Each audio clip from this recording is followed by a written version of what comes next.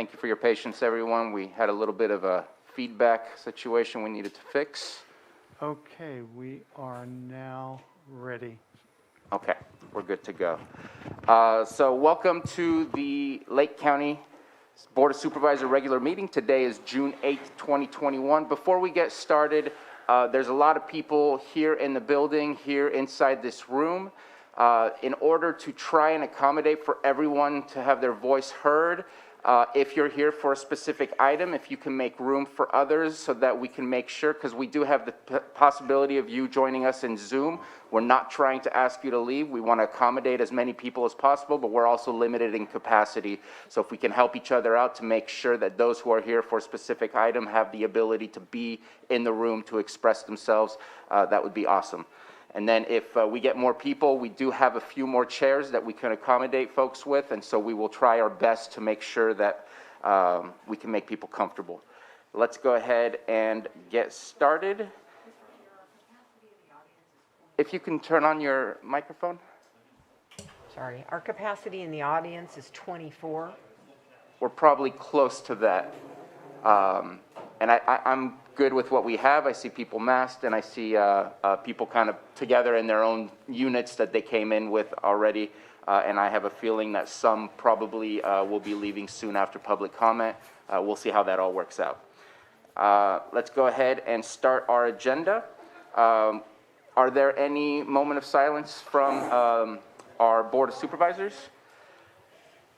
I wanted to, oh, did I miss? I wanted to do a moment of silence. We had an unfortunate tragedy over the weekend, which touches all of us as it occurred in our lake. A boat capsized off the area of Clear Lake Oaks. And unfortunately, a couple who had just been engaged, who came here visiting from Fresno, lost their lives. Their names were Webster Medley III and Novia Walton, and both of them unfortunately succumbed to their to the issues of being in the boat that capsized and drowning. So I want to hold a moment of silence, as this is something that affects all of us.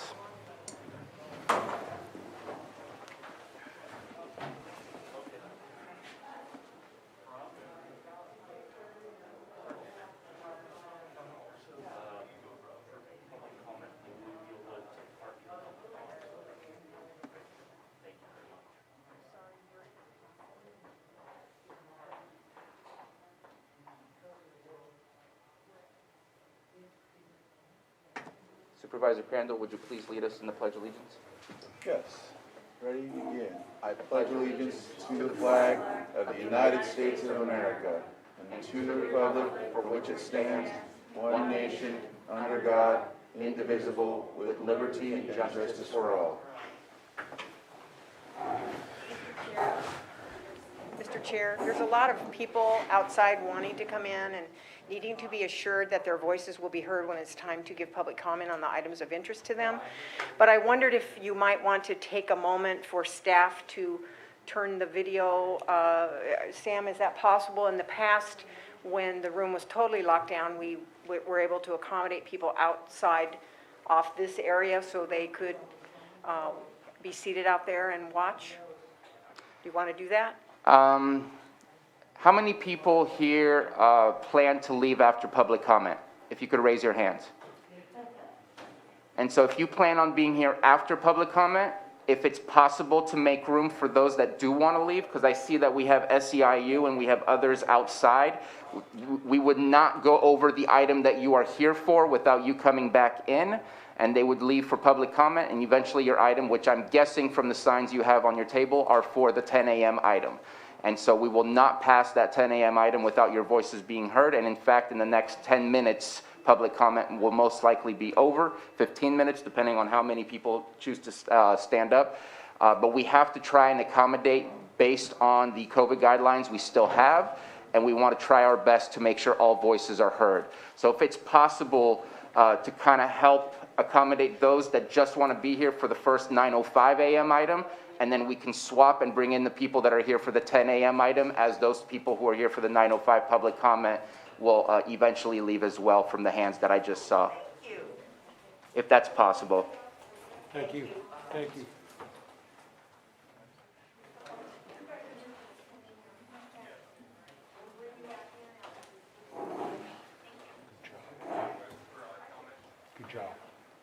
And we're going to, it's not easy when there's limitations. And luckily we have Zoom, but again, we want to make sure if you're here that you can speak here publicly as well. We're going to make an attempt to move forward. Thank you again, Supervisor Crandall, for the Pledge of Allegiance. Any extra items not appearing on the posted agenda from any board members? And I haven't heard of anything from staff, and part of staff is outside. And I am going to move forward, and if we need to come back, we'll come back. Let's go ahead and move on to our approval of the consent agenda. Are there any items that board members wish to pull? So I'm going to pull item 5.2, and I'm going to pull item 5.9.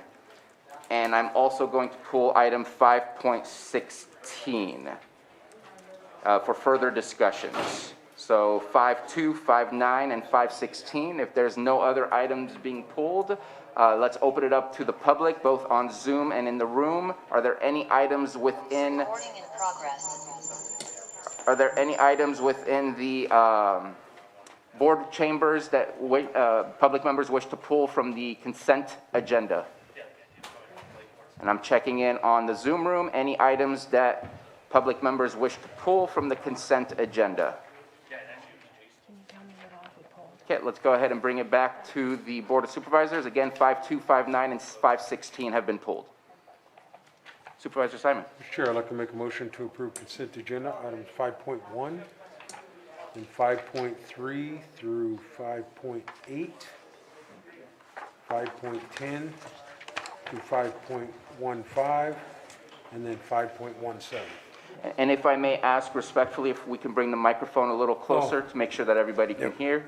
So I'd like to make a motion Thank to approve consent agenda items 5.1, 5.3 through 5.8, 5.10 through 5.16, or 5.15, and then also 5.17, all for approval.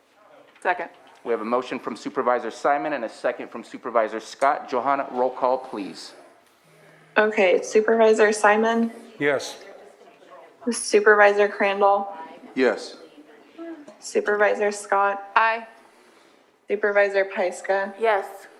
and Supervisor Sabatier. Aye. And obviously, you. with the number of people that we have here, we're going to move on and get to those items later. Let's go ahead and open up our 9:05 a.m. public input item. This is where you get 3 minutes to express yourself on anything that is not on our agenda today. Let's go ahead and start in the boardroom. Again, you have 3 minutes each, not total. And because we have so many people here in the room, CAO Hutchinson, would you be able to keep track of time? I know you have been in the past. I just want to make sure. Perfect. Thank you. My name is Cynthia Field. I was an IHSS caregiver for 10 months. I've been on the contract negotiation team for the past year. Historically, caregiving has been seriously underpaid as a source of labor, if paid at all. 99% of unpaid work in the world is done by women, so please factor that in. Also factor in that among IHSS caregivers across the nation, a large percentage of those are people of color. Right now, we are in a historical vortex where we are examining what defines discrimination and what defines essential work. And I believe the contract negotiations at this time fall under this category of concern. We have been trying to negotiate a contract that includes a supplemental wage of $1 over minimum wage for the past 4 years. The caregivers and the recipients of IHSS are your family, your neighbors, and your friends. We care about you, we care about our recipients, and we want a better life for ourselves and for our recipients. We want every recipient to have a provider. Right now, they don't. It's been proven in Mendocino, when they received a supplemental wage contract above minimum wage, there were more providers to fulfill the need for recipients. Across the state of California, 45 out of 58 counties have supplement wages in their union contracts. Please consider us. Make Lake County a better place to live and a better place to work. Thank you. Thank you. Any other public comment from the boardroom? Please state your name, and again, you have 3 minutes. Hi, my name is Letitia, and of course, I'm here with SEIU to represent the home care workers here in the county. I was a caregiver for 12 years myself, and I currently work with the local. But in most counties that I have gone to, most counties around here value the work that the caregivers do. It's not an easy job.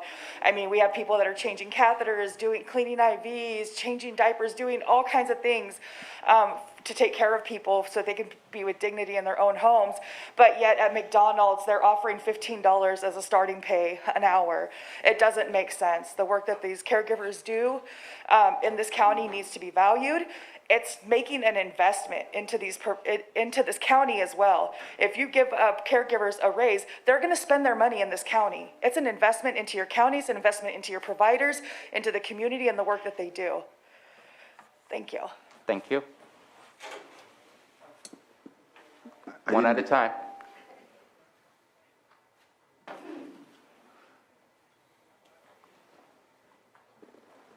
Hi, my name is Suzette Hubin-Miller. I am recently, as of May 19th of 2019, got back into the work field, and I'm grateful, and I believe that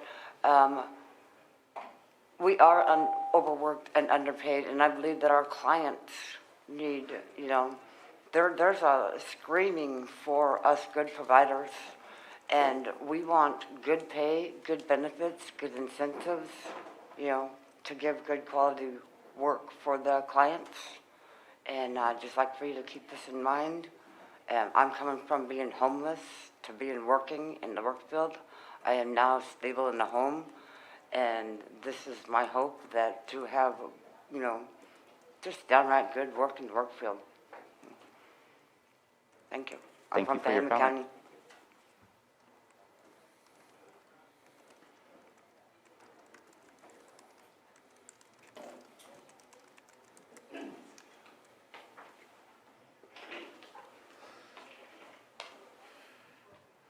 Good morning, my name is Siva Jamali, and I've been at this podium before, but I have something different to say this time.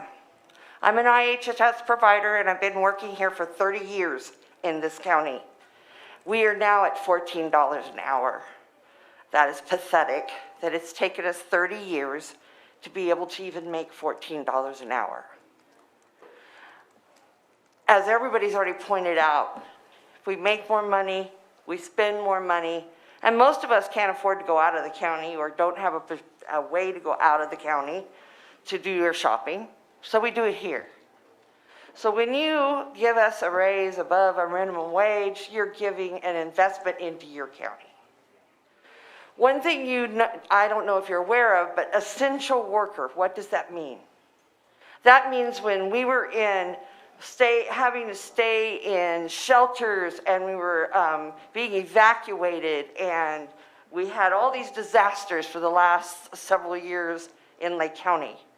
Well, guess what? We left our families, and we went and took care of our providers, and our recipients, and made sure they were there where they were going to be safe.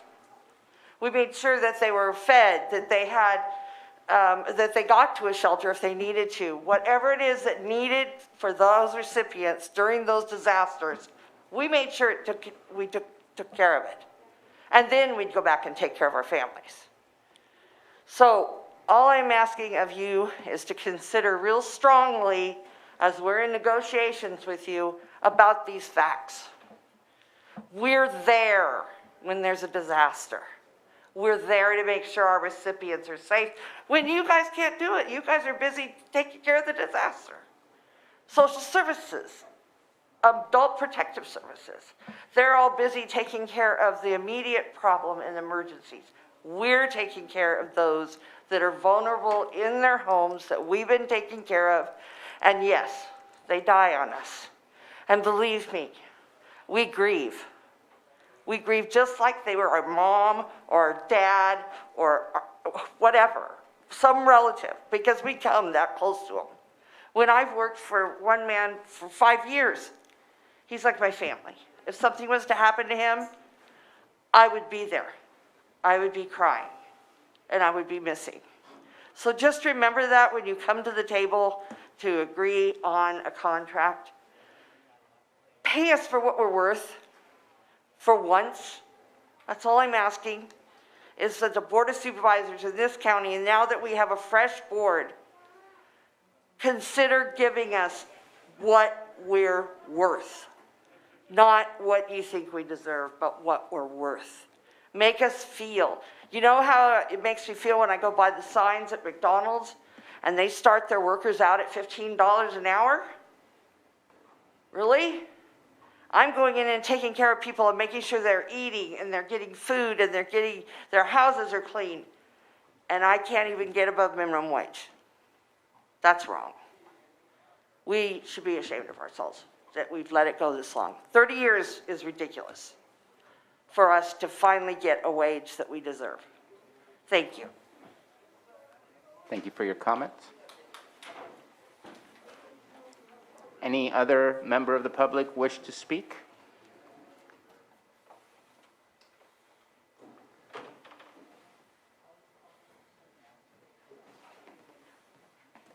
Good morning.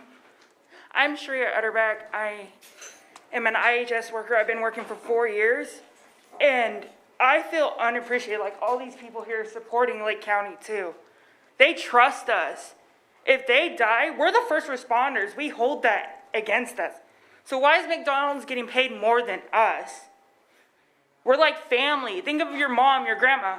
I was 15 when I started caregiving for my grandma, and now I'm 28, fighting to keep a house and everything, fighting for people like her, for your grandma, your mom, your uncle. So please respect us and please help us. Thank you. Thank you for your comments. Any further comments from the public in the board chamber?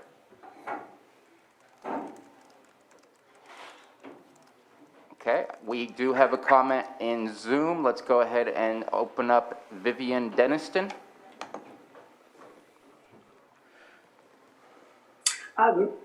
Greetings, supervisors. Hello, my name is Vivian Deniston, and I am the Regional Vice President for SEIU 2015 in Northern California. Investing in home care is a win-win. As you heard Siva say earlier, this money earned in Lake County, it stays in Lake County. It is a win-win. And I would say that the workers at McDonald's that are preparing your lunches, you know, that is important to be a worker at McDonald's. But you know what's more important? That your elderly and disabled members of your community are safe in their homes and being cared for and getting a meal cooked for them every day. That's important. And there is such a shortage of IHSS workers. And statistics show that the group over 60 is growing by thousands every day. But unfortunately, IHSS workers, that number is not growing every day. There is already a shortage that will continue if they are not respected and paid the wages they deserve. This is going to continue. People are going to go to work for McDonald's, even though they don't want to. They want to take care of people because it is a feel-good job, to be honest with you. I've been doing it for 18 years. So I would ask that you respect my brothers and sisters in Lake County and give them the raise that they so deserve. Thank you. Thank you for your comment. I don't see any more hands in the Zoom room. I'm going to ask again here in this room, any further public comments?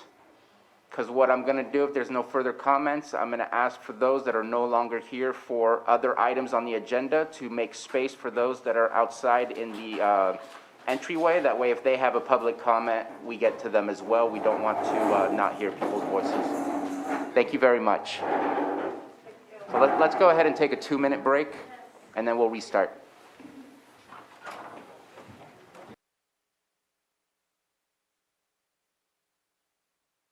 All right.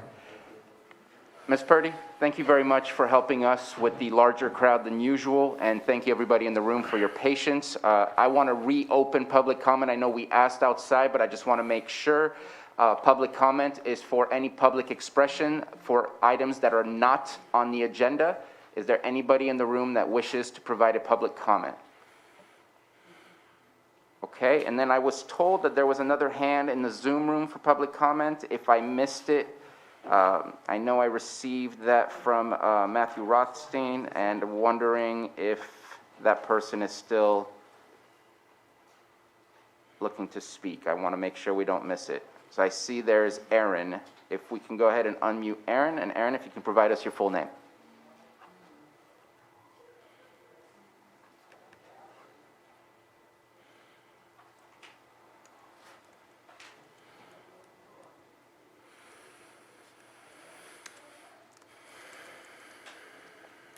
We are not hearing Aaron right now.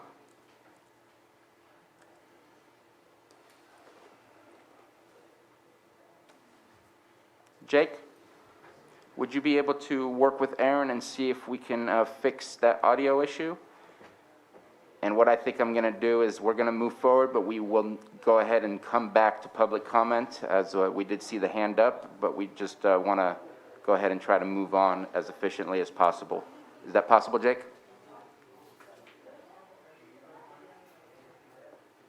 Looks like we've muted the Zoom room. Sam?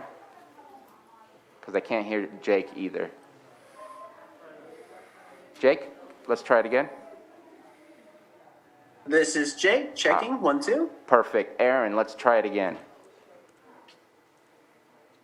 Okay, We can did hear that you. go through? We can hear you. If you can give us your full Okay. name, you have 3 minutes. Okay, it's just a quick comment. This is Erin McCarrick from Clear Lake.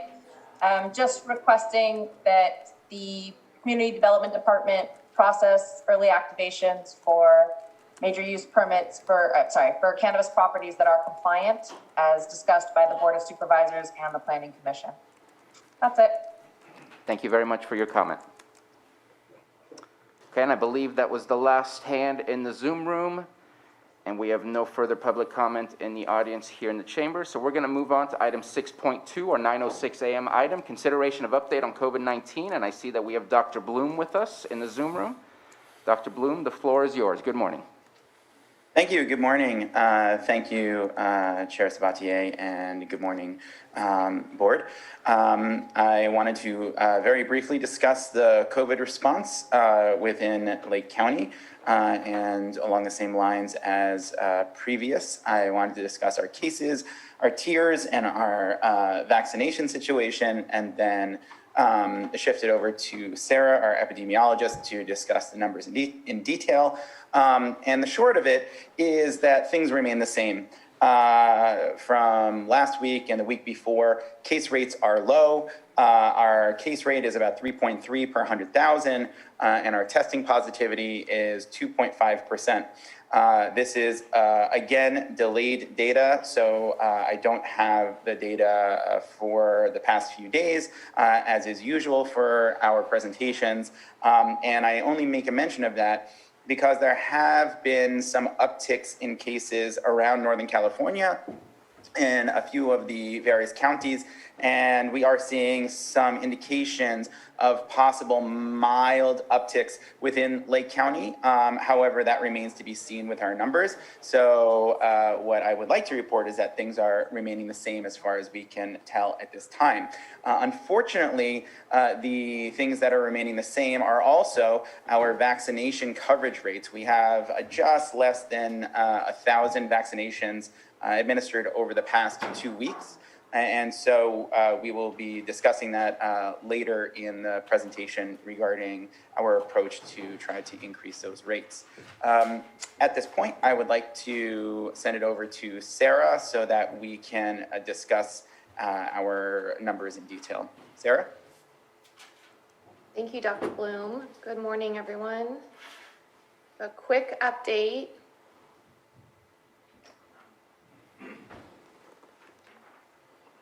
On the status of COVID in Lake County. First, we'll look statewide.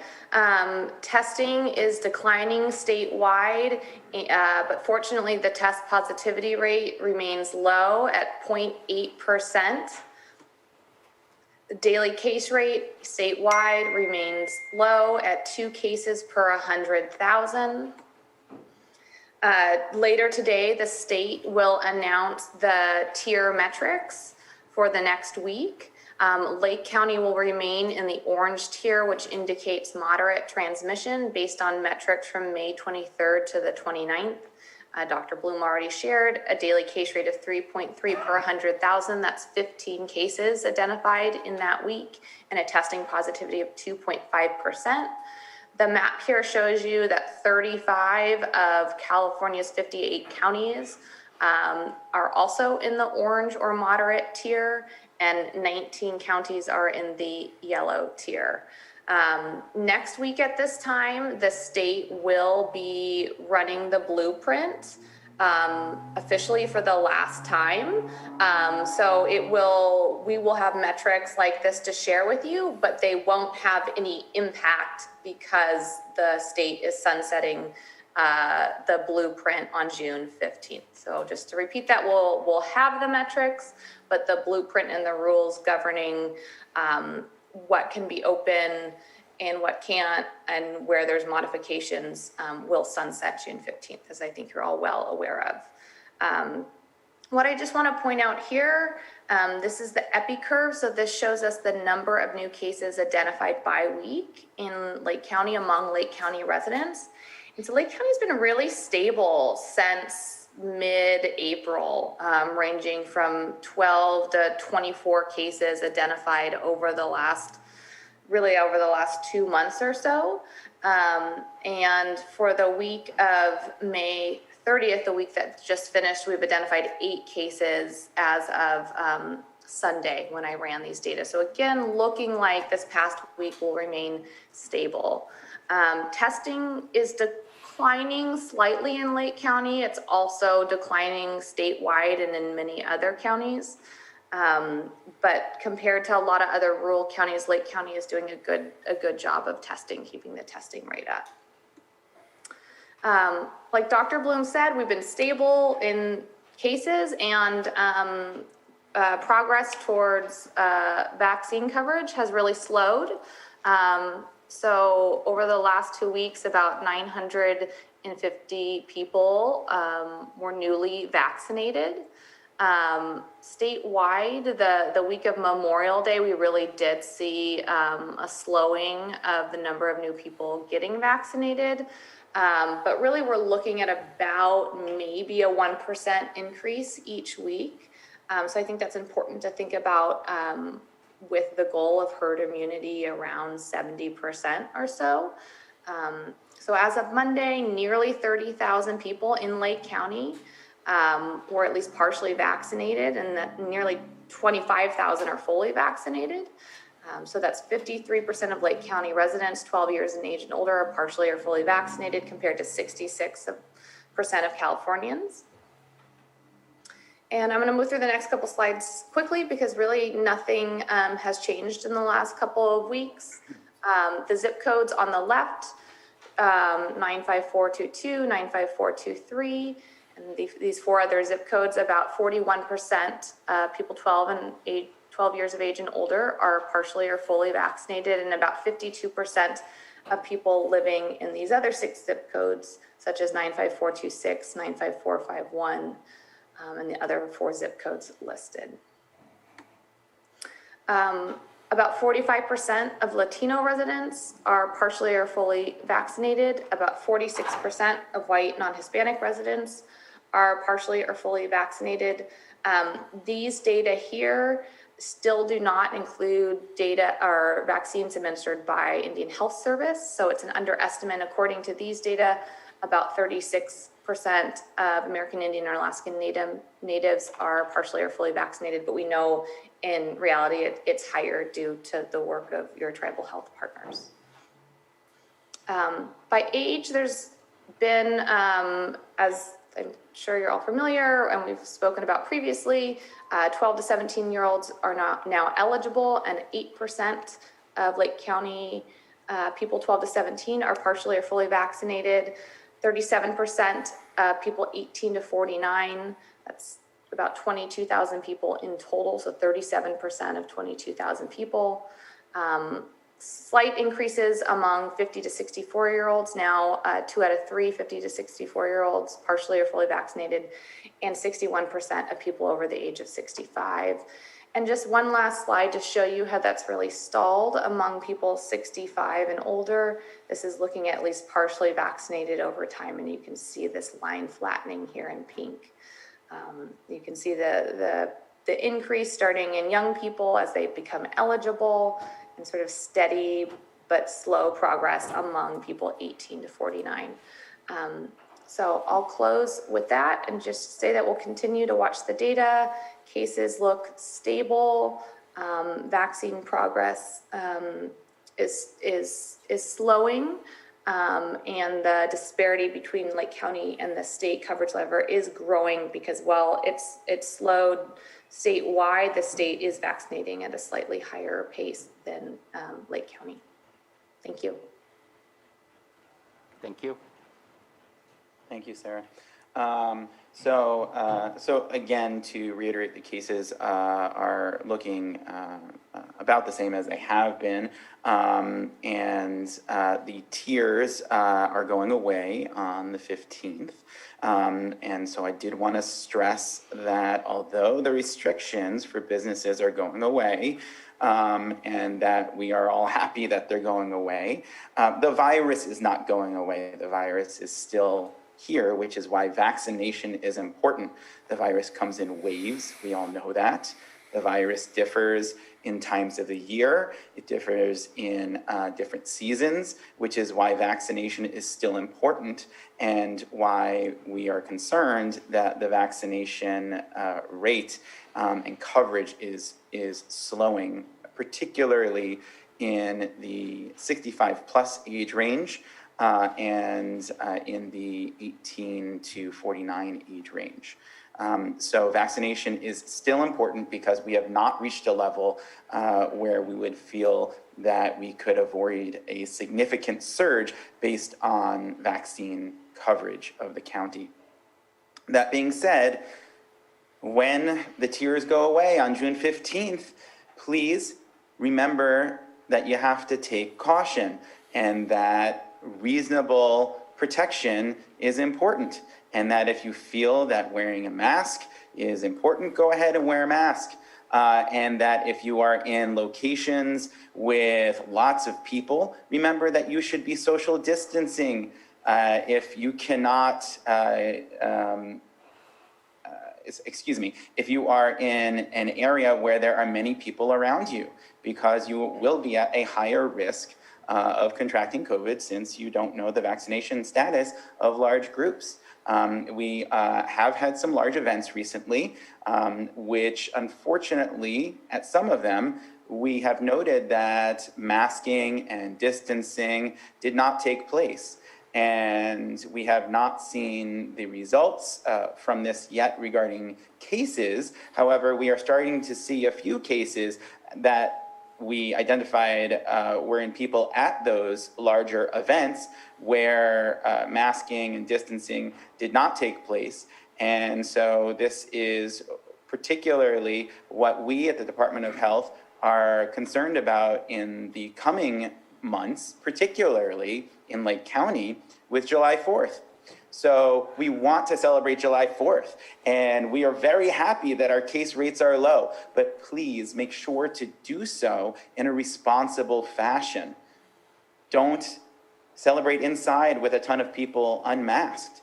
be careful. It's for your own good, it's for your own safety, and it's for the safety of your family. So I'm not going to harp on this anymore, and we're very happy that the restrictions are going away, but again, the virus is still with us, unfortunately. And so use your common sense for you and for those around you. As far as vaccination, we have all of the different types of vaccine within the county. We have Moderna and Pfizer and Johnson & Johnson, and you can still go to My Turn and schedule. You can walk into a number of the different vaccine sites, whether that be in Lower Lake, whether that be in Lakeport, whether that be at Walmart or the pharmacies or Safeway. And then we are going to have a few more sites opening up as well, which will be accepting appointments through My Turn or walk-ins, which I'll get to in a moment. So plenty of places to get vaccinated. And so I highly suggest that if you haven't been vaccinated or if you're partially vaccinated, that you should do that. In addition, I did want to mention the incentives with the state of California. If you become vaccinated before June 15th, you will be entered into a large lottery for a significant sum of money as an incentive and as a thank you for getting vaccinated. And then also, individuals who are not yet vaccinated are actually eligible for a $50 incentive from the state when you become fully vaccinated. So if you have not been vaccinated, that is a little bonus that will say, okay, well, if you're thinking about getting vaccinated, which you should be, that this is a nice little thank you to say thank you for protecting yourself and protecting those in Lake County to get vaccinated. So you will automatically be eligible for that, and then when you receive your vaccinations, you will receive the gift card of $50 to be used in many different outlets across the county. And if you want to find further details about that, you can go to the state website, CDPH website, as well as if you type into Google, California, Vax for the Win, you should be able to find it as well. As far as strategies at this point to increase our vaccine coverage and our vaccination coverage across the county, I did want to mention that the Department of Public Health is working on a number of different fronts to try to increase the vaccination coverage, again, incrementally, within the county. So the Department of Public Health has been working closely with our schools and school boards, and we have received funding from the state, as well as has the school board, to assist with vaccine and vaccination coverage. And we will be starting with clinics at the schools for children and for families of children. Hopefully, in the next week, we will begin this on a rotating basis across schools across the county, but the plan is to start this coming week. As well as this, the Department of Public Health is working with the Department of Behavioral Health of Lake County to provide vaccination services for those who want them, who are clients of behavioral health. And these are anticipated to be offered at behavioral health's different locations and clinics. And so you should talk to your behavioral health provider if you are interested in a vaccination.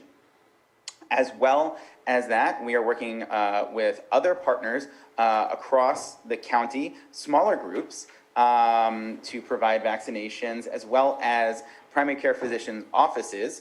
We have been in discussion with our local Center for Medicare and Medicaid Providers to support our primary care physician offices to deliver vaccinations, as well as are currently in discussions with our health systems to further support the primary care physicians' offices and clinics throughout the county to provide vaccinations for all of their clients.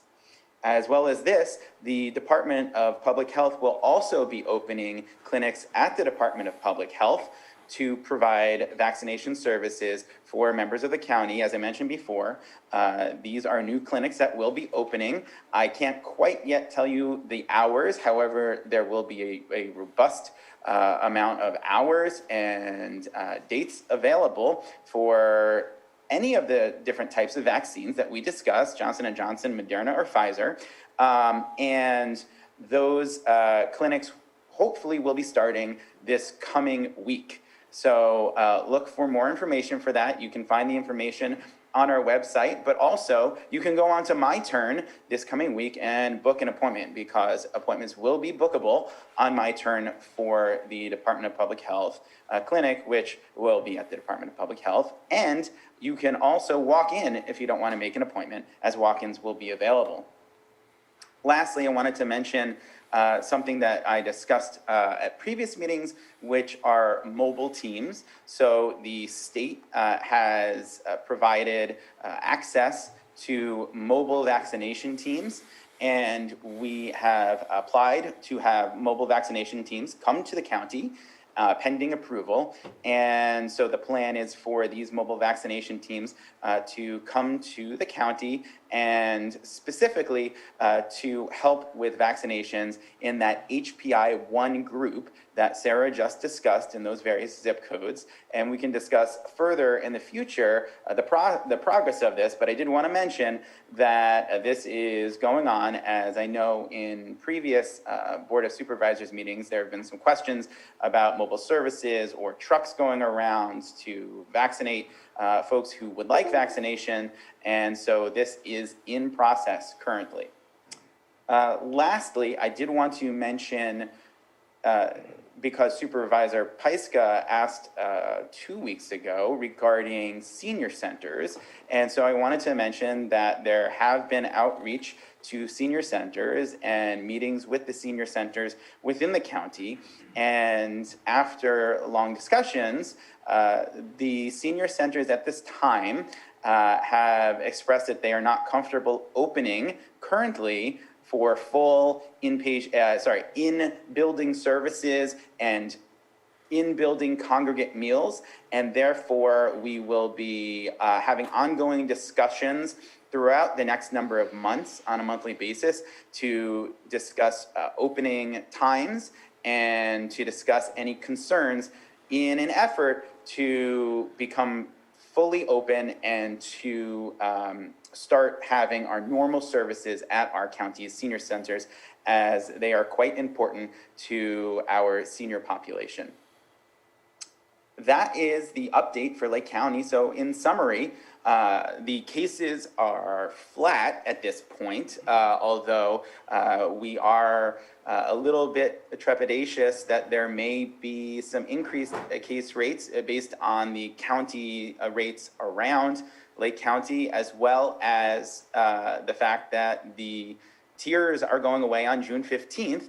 And therefore, again, just to stress it, please use your common sense when you are out celebrating July 4th. Have fun, celebrate July 4th, but do it in a responsible fashion for your protection and your family's protection, please.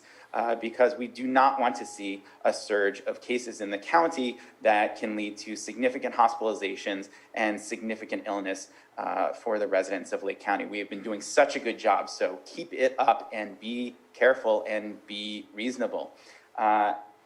Please, if you have not gotten vaccinated, get vaccinated. Consider getting vaccinated. Talk to your primary health care provider.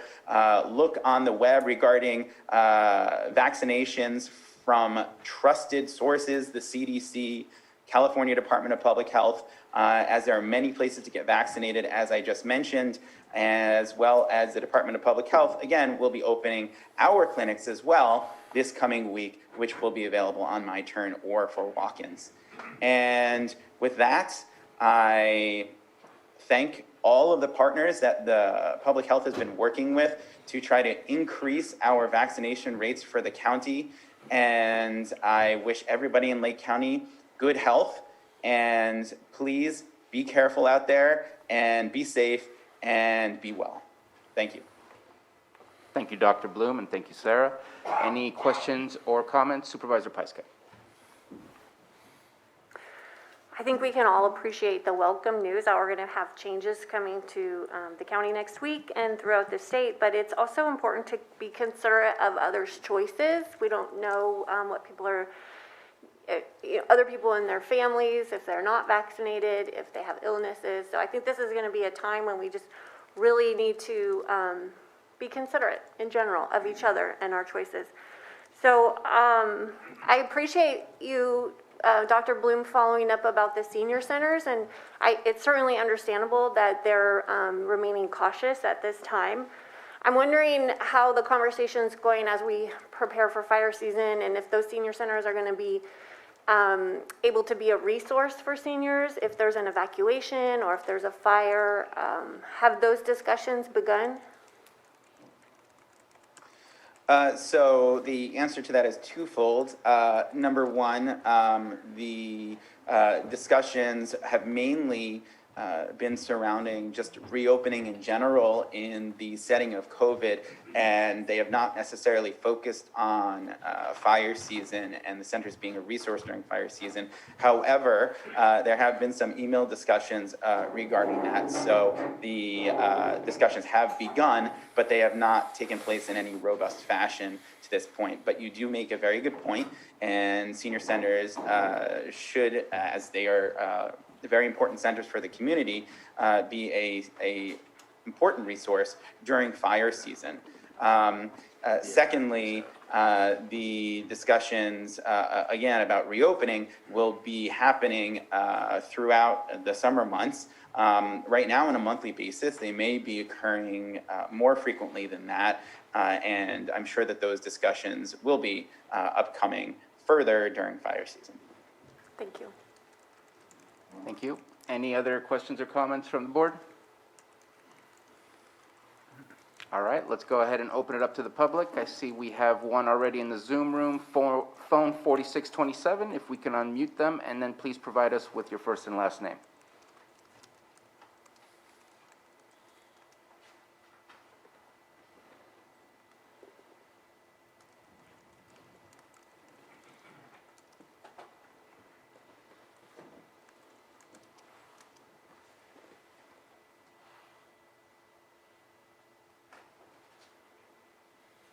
Well, I got a voice say I'm unmuted. Can you hear me there? Because I don't hear anything on the phone We can hear here. you now. If you can please provide your first and last name, you have 3 minutes. Oh, okay. Thank you. And thank you, Dr. Bloom. My name is Tom Slate, and I have a question for Dr. Bloom about adverse reactions. And as far as I know, the manufacturers of these vaccines are not held accountable and apparently can't be held accountable. So my concern is if, Dr. Bloom, if people were to follow your lead, as I understand it, and get vaccinated and then have a adverse reaction, are you agreeable to taking full responsibility?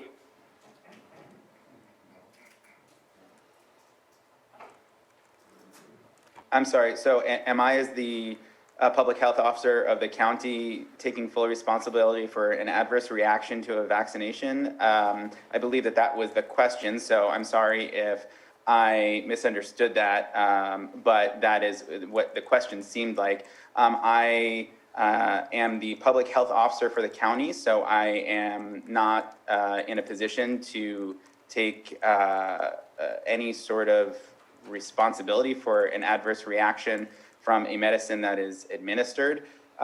So that being said, vaccines are administered throughout life, throughout the world, and as are many other medicines, which all have potential adverse reactions, which are well publicized, as are potential allergic reactions or other adverse reactions to these vaccines, as with any vaccine, as with any medication, such as penicillin, such as Advil, such as Tylenol. And so, as I would not personally be taking responsibility for any adverse or allergic reaction to Tylenol, it is the same with any other medication that would be administered. I hope that answers your question. Thank you very much for the response. Any other public comment? Let's start in the Zoom room first before we move on to the chamber. And we have Will Tuttle. If we can please unmute. And you have 3 minutes.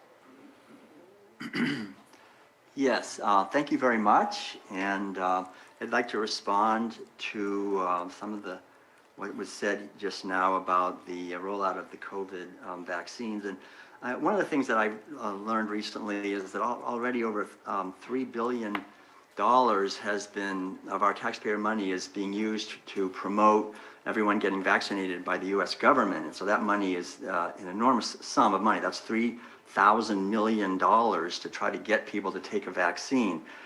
And in many ways, I think it's important, as we see in the graphs that we saw, that people are resisting this.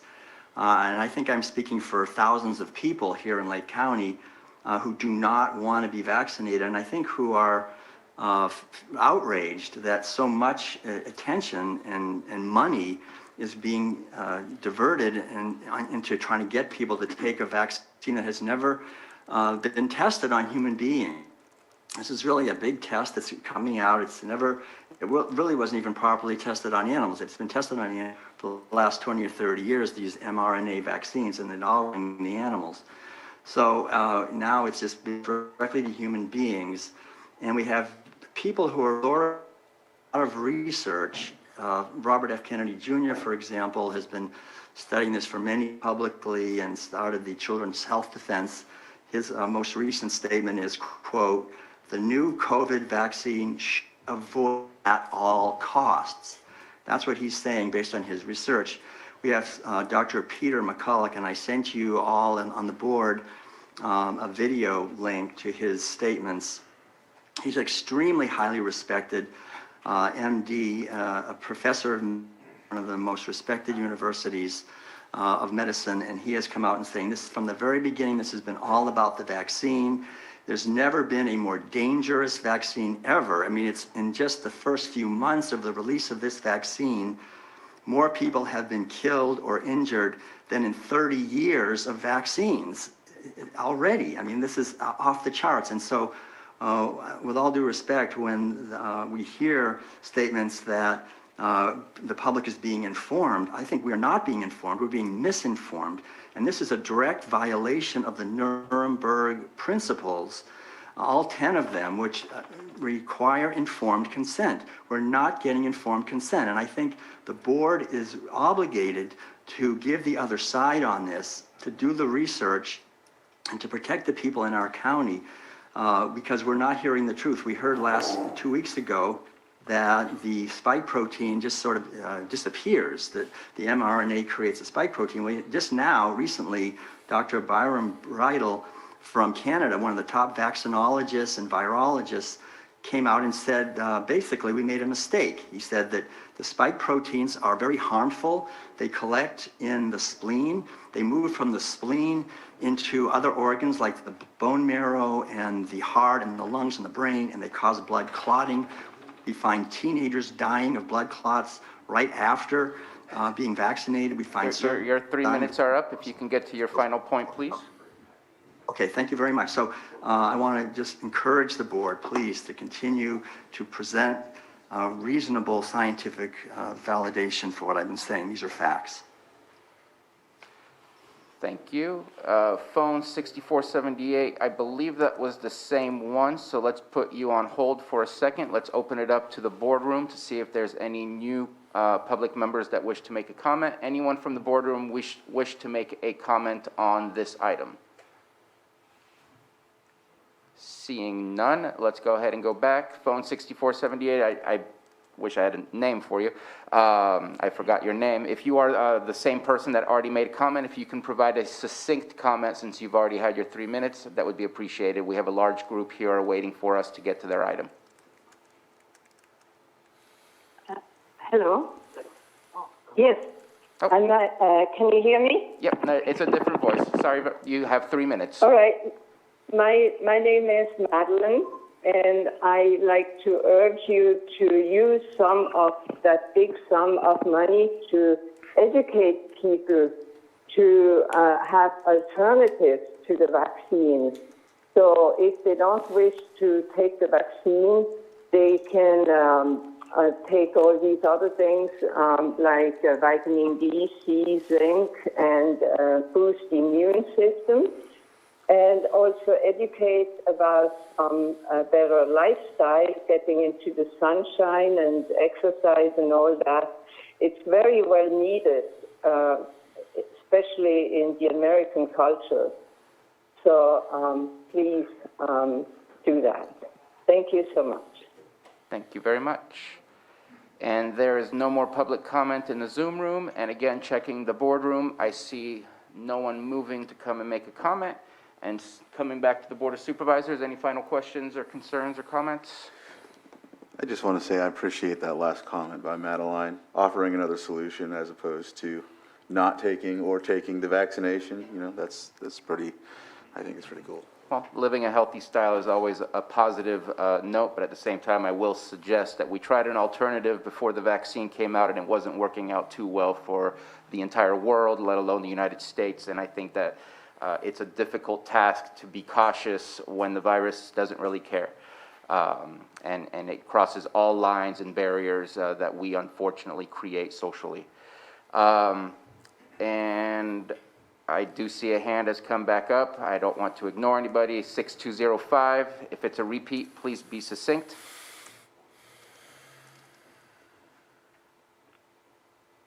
Good morning. Can you hear me? Yes.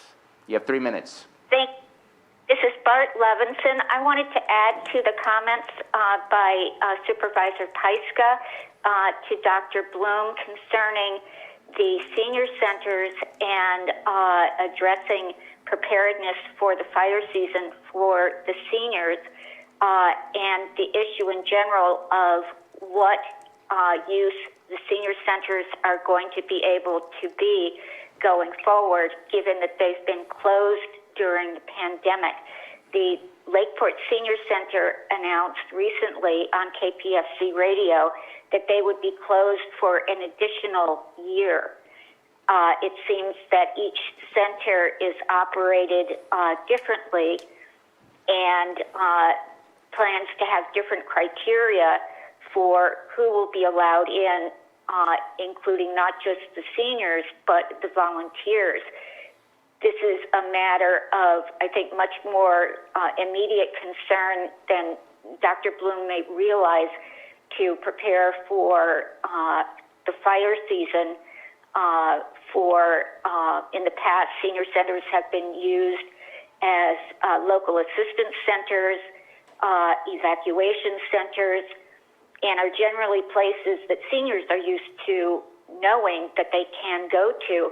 This whole past year, they've been told they cannot. So I would ask Dr. Bloom and the supervisors to more urgently look into what is happening at the senior centers. How are they being utilized? Are they open to the senior public? And I think you'll find that in many ways they are not. Thank you very much for your comment. All right, we're going to go ahead and close this item. Dr. Bloom, Sarah, thank you very much for your time today and your presentation. Supervisor Swati. Oh, I just want to highlight, I'm not discouraging the vaccine. What I was saying is if there's people that are choosing not to take it, at least do something to enhance your system. You know what I mean? That's all. I appreciate another option is what I was trying to insinuate. Thank you for the clarification. Supervisor Simon? Yeah, I just want to make a comment on the senior center. You know, each one of us have a senior center in our district, and what I do want to say is, you know, it is a challenging time, obviously, for everyone as we move into the 15th, as we move forward, but I know that the senior centers in my district and most likely all around the lake have done a great job with the drive-through food, communicating with the seniors, you know, for vaccinations and other things. So I know it's a challenge as we move forward, but they each will make their decisions as they feel safely, and I think we should respect those as much as anything else. I know that as a county and as a board, we have our folks that are working on and being prepared for fire season, where the evacuation shelters are, where the immediate places that for folks need to go. So I just want to make sure that our senior centers in this comment are appreciated, and I know it's challenging for everybody. So they've done some great work, and they continue to do that to support our seniors. So just wanted to say that also. Yep, thank you for the comments. And that looks like that concludes our item today on COVID-19. Again, Dr. Bloom and Sarah, thank you very much for your time today.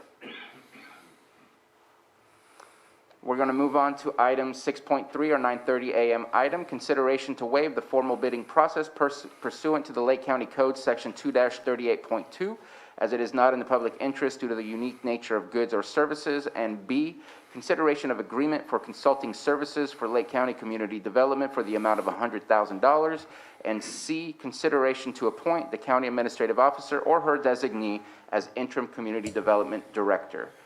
CAO Hutchinson. Thank you, Mr. Chair. Actually, Supervisor Yeah. Simon and Supervisor Pyska are presenting this item today. So first of all, I want to thank the board and Chair Sabatier for appointing myself and Jessica to this committee. We understand how important, the Committee for Community Development is as we move forward. We understand the importance as long and as quickly as possible, following our decision to restore it as a standalone department, that we need to really get to work.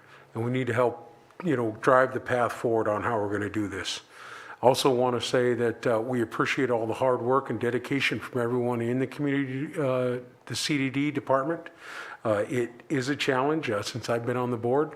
It's one of the busiest departments and one of the most important for economic development. And we understand the challenges they're constantly going through.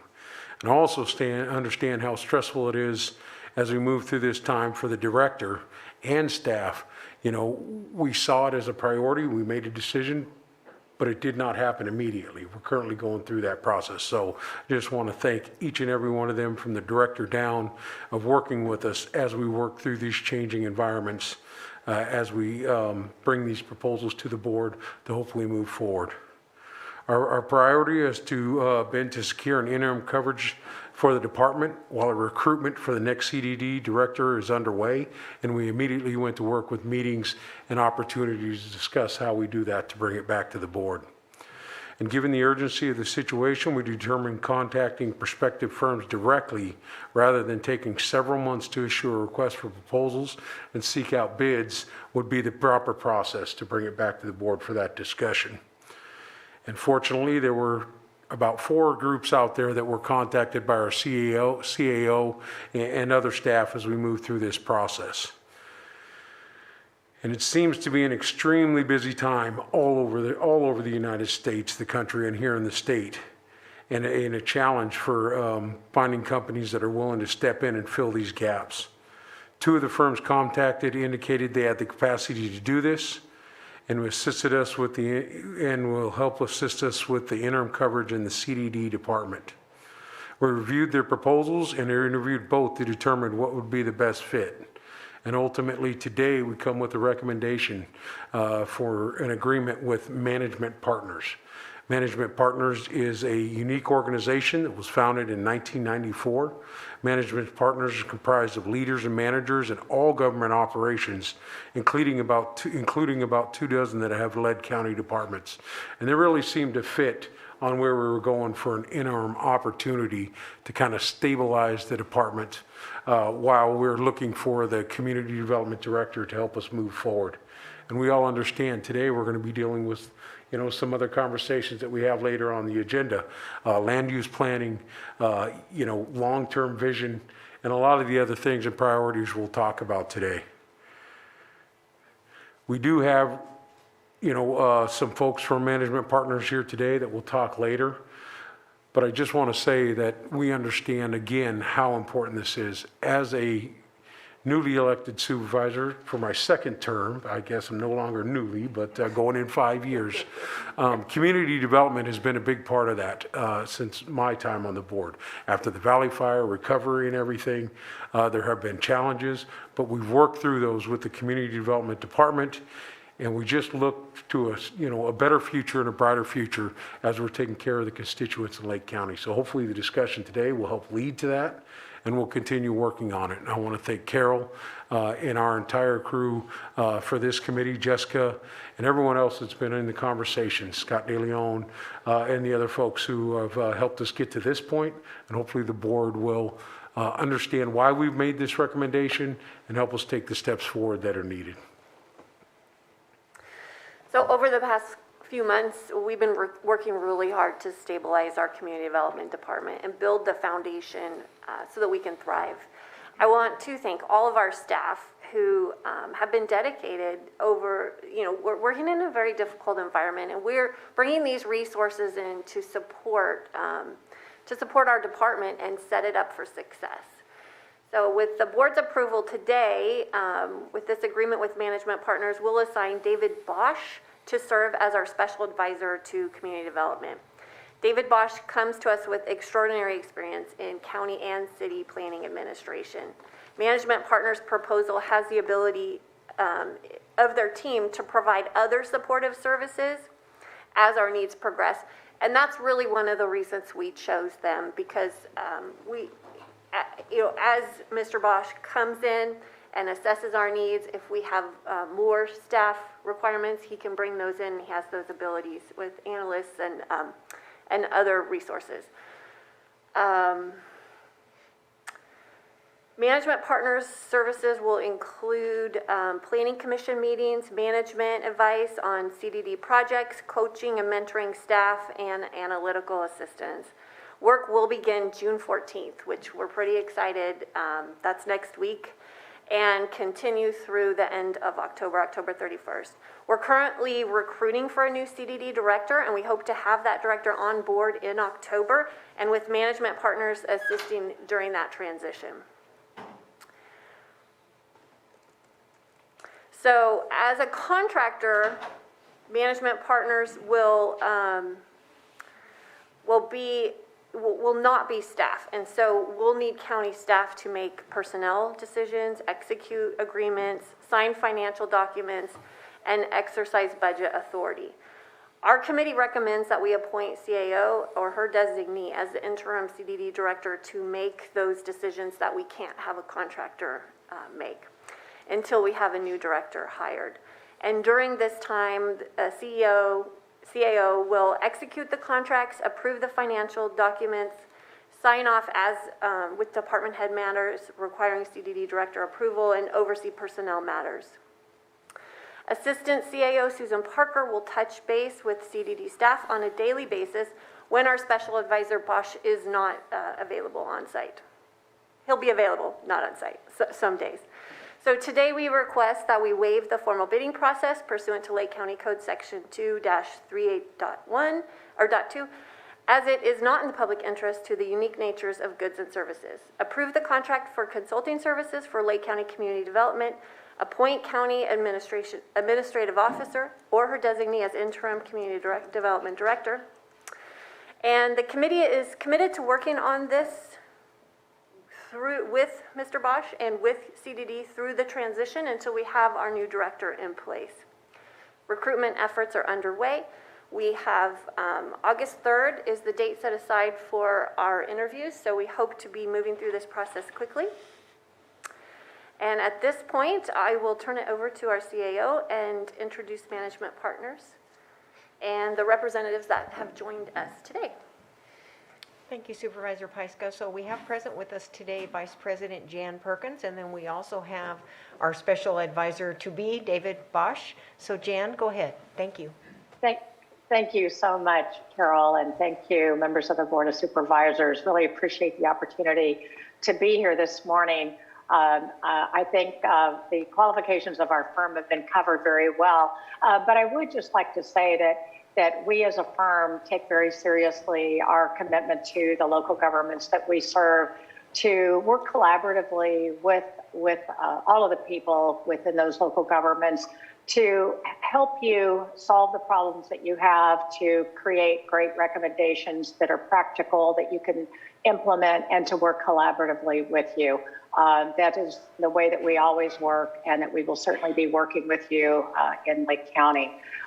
We've served actually the majority of counties within California and a majority of the cities as well. And we are a national firm, and we are comprised of people from all of the disciplines within local government. So we understand what it means to be doing the real work on the ground and the work of the Community Development Department. In a moment, I'll have David introduce himself to the entire board.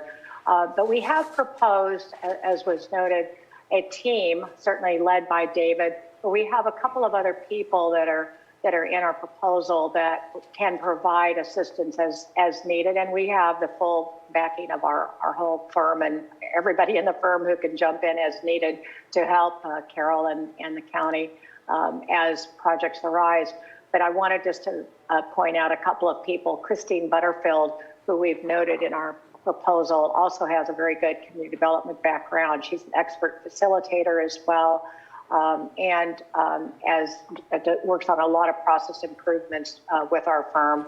And then the other person that we noted in our proposal is Michelle New, who's a senior management analyst who does a tremendous number of various analytical projects and who has a strong HR background as well.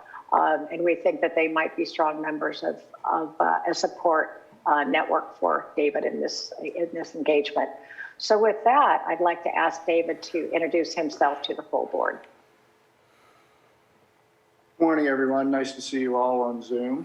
I'm David Bosch. I joined Management Partners approximately 3 years ago as a special advisor.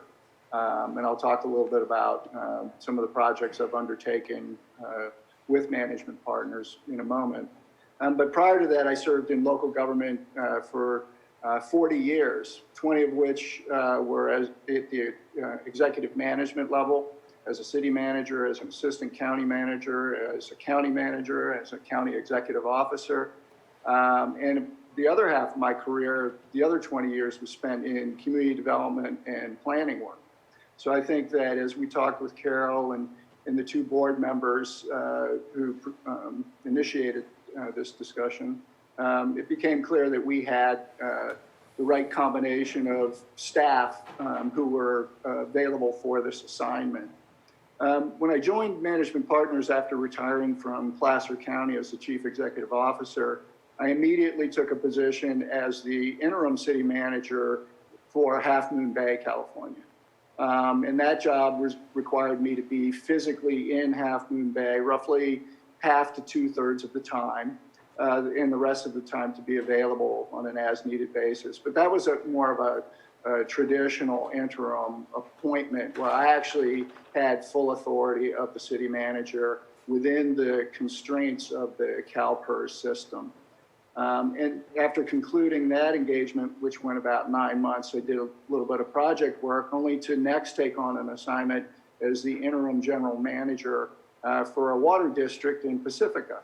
And so I, once again, was a full-time employee of that organization for about 8 months as I assisted them in evaluating various aspects of their operations, but then also positioned them to hire their permanent general manager. Since concluding that, I've primarily been working for the cities of Tracy and Santa Rosa. In the Tracy assignment, I facilitated their budget development process as an outside management services consultant, and then did some follow-on work in terms of their community development, what they call their development services department. We have recently been doing work in Santa Rosa, and that work actually continues a little bit today as we have formulated recommendations in terms of their implementation.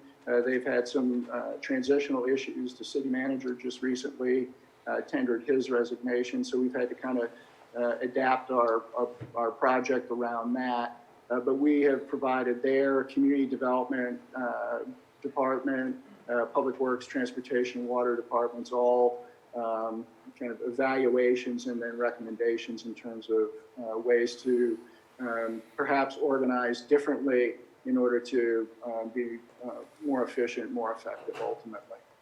So I'll stop there without going on any further and I guess turn it back either to Jan or the County Administrative Officer, Carol.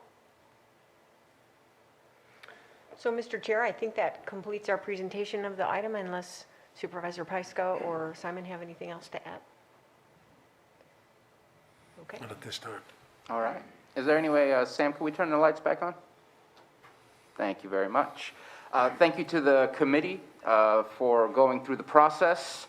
I know that it's not done, and I'm happy to hear that you will continue to take part in the discussions as we work with our new consultants, if approved.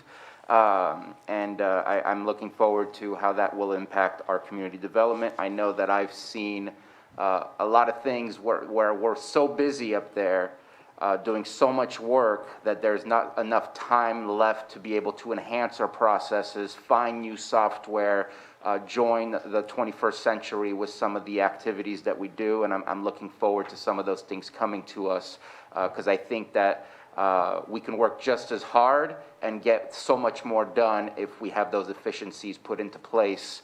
And it's been a difficult task to make those changes. So I look forward to that. I will speak real quick about the fact that there is a waiving of the formal bidding. I have been a stickler in the past few weeks about the formal bidding. The fact that we got 4 bids out of the 5 typical amounts shows an effort to at least identify potential other agencies that can offer the same type of function.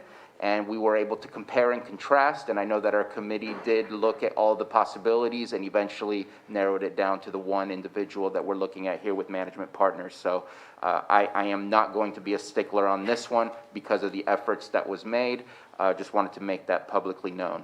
And before I speak on anything else, I'll open it to the rest of the board for any comments. Supervisor Scott. I don't have any questions. Just want to thank the committee for this work. As we know, I think this department's the key to moving us forward. So I'm excited in the direction that we're going and really, really hopeful. Thank you. Yes, thank you. Thank you for doing this work. I know you asked the questions that I'm sure we've discussed long and hardly in the closed session, but also welcome Mr. Bosch, and thank you for considering us to come and help us as well. Anything further? All right, let's go ahead and open it up to the public. Anybody in the boardroom have any comments on this item? Okay, let's go ahead and go to phone 6205 in the Zoom room. You have 3 minutes.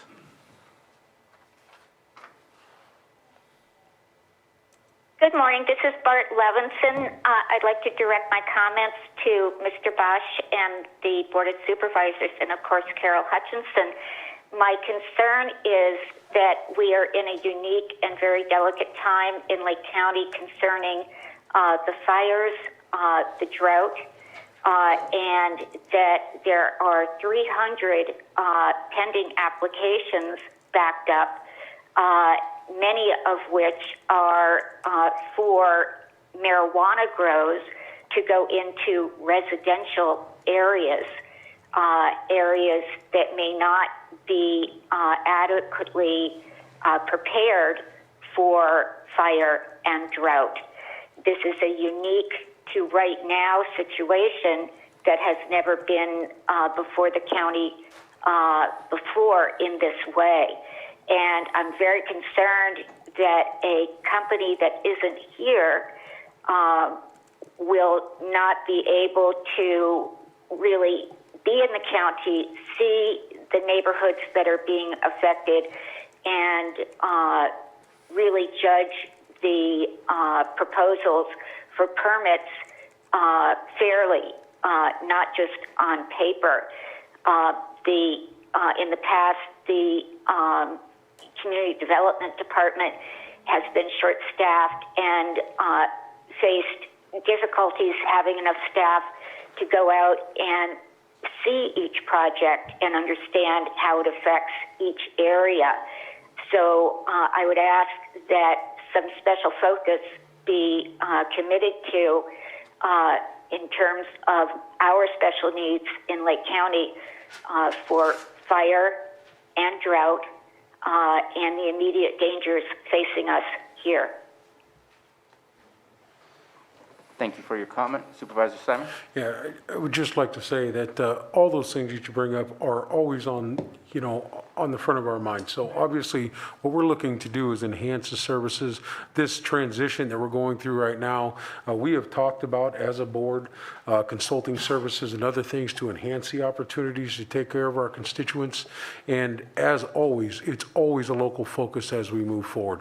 I know this is going to be a bit of a transition, as we said, out until October. We have there are August dates set for our permanent community development director interviews, and this is just going to be that process. So I appreciate those comments from Ms. Levinson, and believe me, we'll be focusing as a committee. This will be something that's continued now until we get the community development director, and then probably till the end of the year, just as we move forward through this transition, providing more support to our great workforce that we have up there. Supervisor Pyska? And yeah, I'd just like to add that we do understand this is unique and delicate. We've been working through this for years, and this is an opportunity for us to make an investment in this period of time and really dig into the work that we need to do to make this department successful, to build the strong foundation, to mentor the staff, to move forward with strength. And so I appreciate the comments, and we have spent months considering this work, and we've spoken with Mr. Bosch and Management Partners about it several times, and with our board in closed session. So we're excited about this opportunity, and I really look forward to the work that we're going to be able to accomplish in the next few months. And I would also suggest that there are laws and ordinances already passed, and the Planning Commission is supposed to function within the parameters of those laws and ordinances, and nothing is going to get changed without coming to the Board of Supervisors and getting finalized. This is not an outside company coming in to make their own changes. They will have suggestions and they will have opportunities, but those changes and opportunities have to be finalized here at the Board of Supervisors, where the public will have the ability to make comments on, and we are always looking out for our local community. It is not going to be decided by others. One more thing. Please. And maybe Mr. Bosch could explain how many days he plans to be in county each week for the public to understand that his presence, he will have a presence here. Mr. Bosch, if you would like to elaborate on that. With Carol's blessing, I'd be happy to. I plan to be there in person starting next Monday, starting off with a meeting with staff and Carol, and then immediately begin scheduling one-on-one interviews with key staff and stakeholders. One of the things Jan Perkins mentioned is that we have another associate of ours, Christine Butterfield, who is available to us, and we thought that it might be useful to involve her in the early stages of the work, so that we have kind of two sets of eyes and ears on the situation there, so we can rapidly get up to speed and begin to assist the county to the best of our abilities. Again, I've taken on these kinds of engagements in the past, and in fact, over the course of my entire career, I've prided myself on my ability to get up to speed quickly and to begin to make meaningful contributions to those organizations. So I have confidence going in that we're going to be able to be supportive of your board and really be able to hear the community and understand what the issues are and where the opportunities lie. We also are very experienced in community engagement work, and we haven't fleshed that out entirely with Carol, but we would be happy to assist in areas like that to make sure that the ideas and the recommendations that we ultimately proffer are really grounded in kind of the local situation. Thank you very much for that response. We have a hand up from Melissa Fulton in the Zoom room.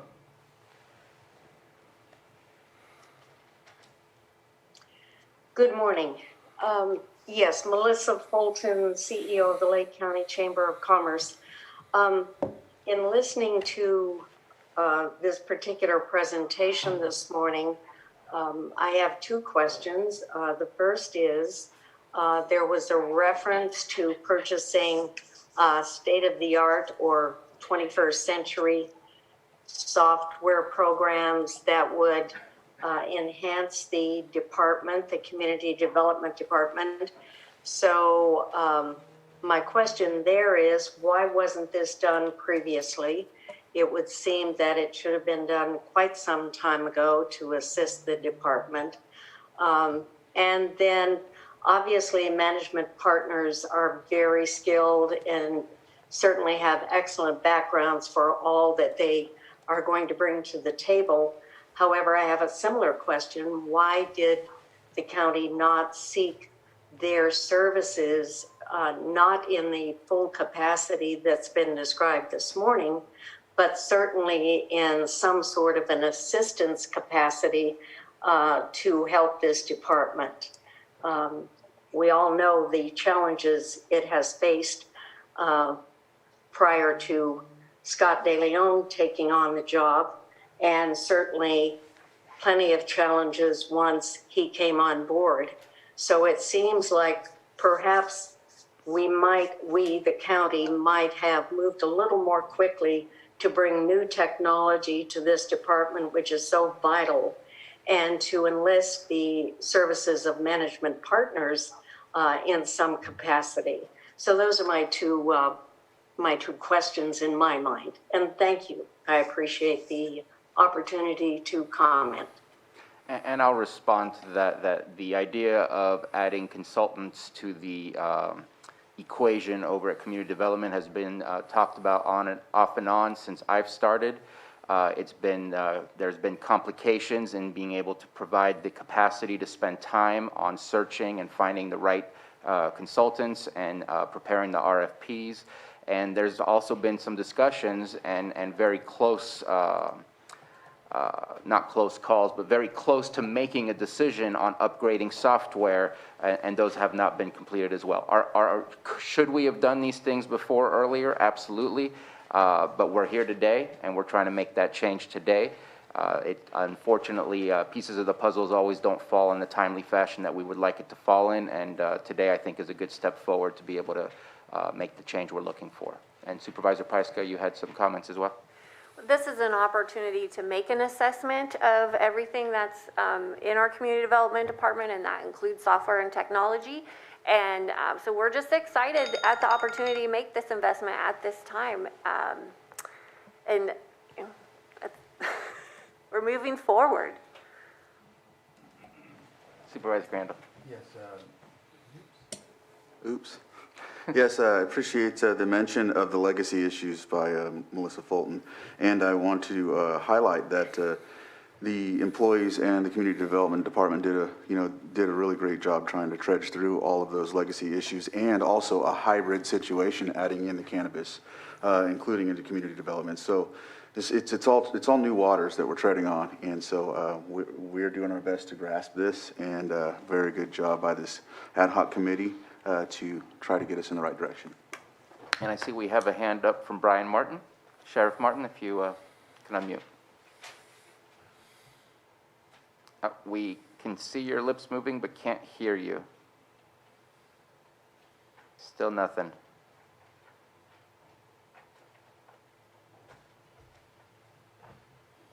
It looks like you're... How about now? Yes, we hear you now. Barely. If we can get some volume. You're quiet. So Yeah, you're very quiet. Talk about technology makes me realize we need technology all over the place. Hey, I think it's great that we're taking proactive... Hold on one second, Sheriff. We could barely hear you. Sam, can we add some volume to that?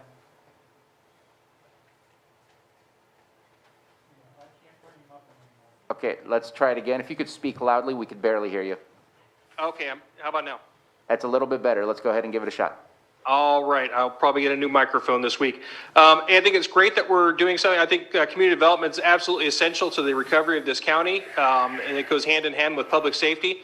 As your board is aware, during last budget, we allocated some money for a position to fund a sergeant supervising a task force with a deputy sheriff and somebody from community development, a code enforcement officer. The last two community development directors have been very cooperative in providing staff when they could in an effort, and we've actually got some projects underway where we're going in with kind of a two-pronged approach. I haven't heard any discussion, and I hope it doesn't slip by the wayside, that I would really like to see that, that program continue and have a commitment from the community development director, the board of supervisors, to continue participating in these projects as we go through this consulting phase and selection of a new community development director. That's my comment for this. I think it's been a very beneficial program. I think particularly in Supervisor Crandall's district, we've seen some positive results, and those positive results are very much dependent on the assistance that the Sheriff's Office gets from the code enforcement person at community development. That's all the comments I have. Thank you, Sheriff. We have Alicia Russell. Let's go ahead and unmute.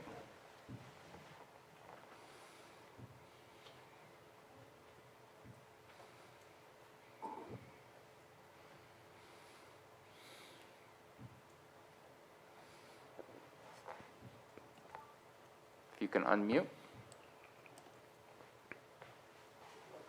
Oh, can you hear me now? Yes, we can. Okay, thank you, Supervisors. I have a question about item C, if I might ask. Please, we've already discussed it, so yes. Okay, thank you. So I do understand the need for financial oversight within the departments, and normally expenses from a department are put into the financial system and they are reviewed by the auditor controller prior to having the Treasury process it. So I'm curious, in having the CAO's office controlling the finances for this department on a temporary basis, they would be being granted the authority to utilize and move monies at their own discretion. Who would be overseeing their decision-making? So I'm going to speak just briefly, and then I'll pass it on to our CAO to discuss. The idea right now is not to control the finances, it's to go over the approval process of the things such as contracts or the finances.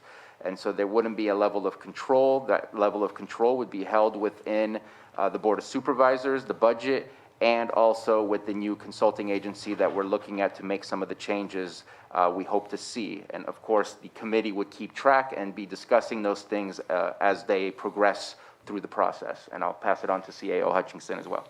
Yeah, you really covered it very well, Mr. Chair. The board ultimately holds budget authority over all departments' budgets, and money is not going to be moved around in any manner that isn't customary for the department. This is just a short time to maintain the department until the next permanent director is here. Thank you very much. Our next hand up is Lita Duncan. Hello. Good afternoon. Oh, good morning. Good morning. So my name is Lita Duncan. I'm the administrative assistant for CDD. I was just made aware of this change when the agenda was posted.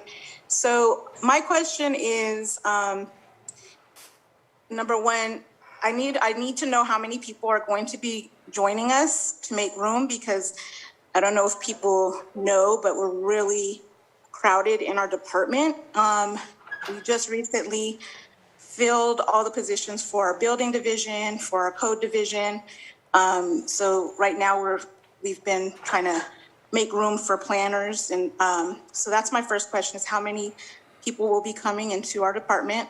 The second one is, like I said, we have a few vacancies for planning, and I would just like to know, moving forward, how are we going to be advertising those positions? I just don't want there to be like a waiting period. I just kind of want to keep moving, keep going, and that's pretty much where I'm at.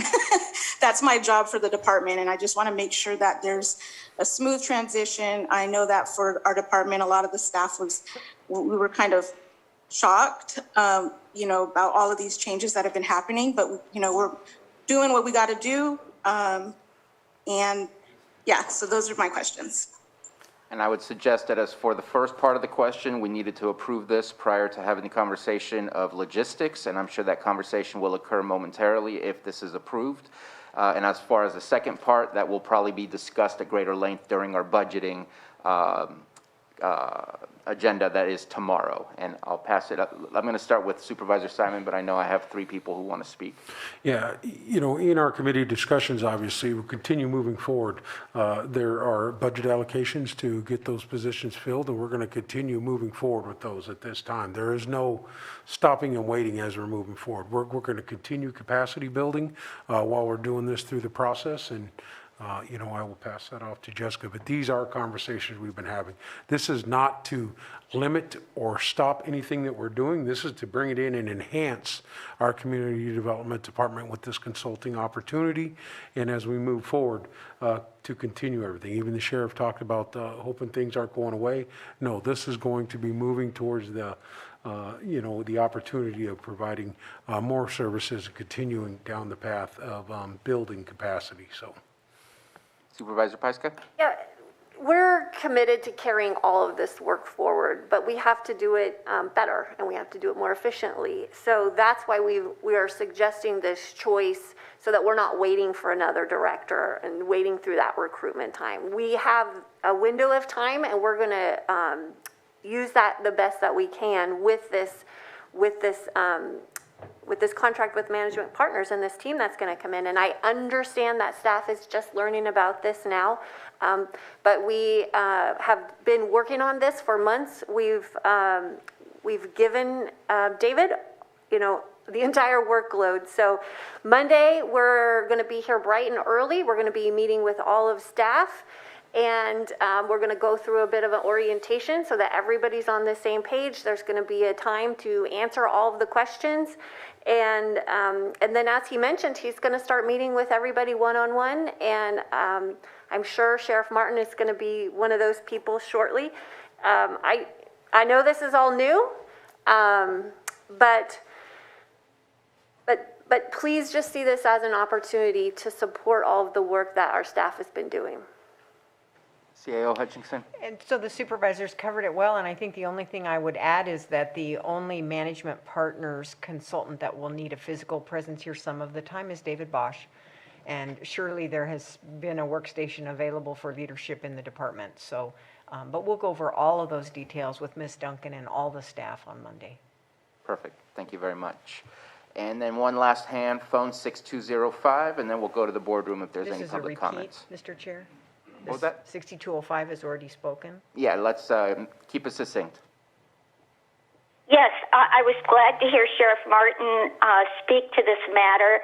I understand that his department is also understaffed, and again, that at this time, in the time of drought and fire bearing down upon us, bringing in more marijuana grows into residential neighborhoods also increases the stress on the staff of the sheriff.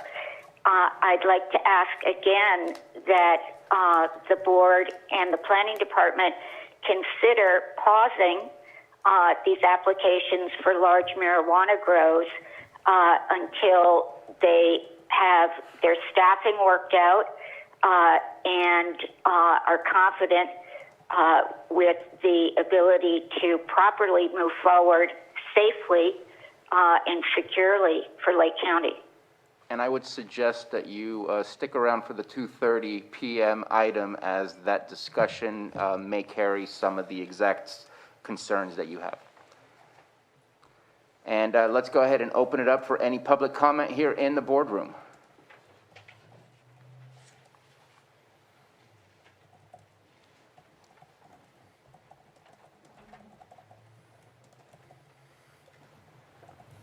Hello, I'm Justin Quayle. I'm so happy that you guys are doing this, because there is no accountability for the workers that are working on cannabis projects.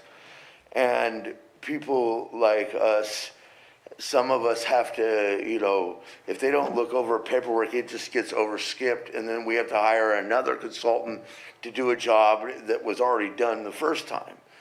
So that is great that you have people, and hopefully we can get inspections going out on the field, going out there. We've been applied for 3 years and haven't had an inspection. Well, of course, we haven't been able to open either for business. We've been cultivating up there for over 30 years. So we're not on a watershed that's going to bother anybody. We're in a snowpack area where we can't grow in the wintertime. So the light depths and all the other things that causes all these people down in the city's problems wouldn't be an issue up there. So I'm so happy that you guys are getting hopefully people that are going to be accountable for their work and not just attack in emails that they're overworked. You know, we're all overworked. Some of us can't work at all until those projects are done. So thank you, and I'm glad that you guys are trying to do something. That's great to see. Thank you. And just for inspections, they started last week. Last year, we did inspections of all use permits as well. They started last week for inspections, and we also have a new satellite high-definition imagery that helps us to understand what exactly is happening on people's lands. And so inspections are occurring. Yes, we probably need to be more robust, but at the same time, the efforts are being made. I'm just hoping you guys are not going to start busting all the people that are inapplicant just waiting for an inspection. Well, that would be horrible. I will say this. There are rules, and if you're not following the rules, then there's a risk. Well, there's also a risk when you guys are not following your own rules that you guys make. And that is a different situation. Yeah, exactly. It is a different situation. Any further comments in the boardroom on this item? All right, I do have one more hand that raised in the Zoom room. Jennifer Smith.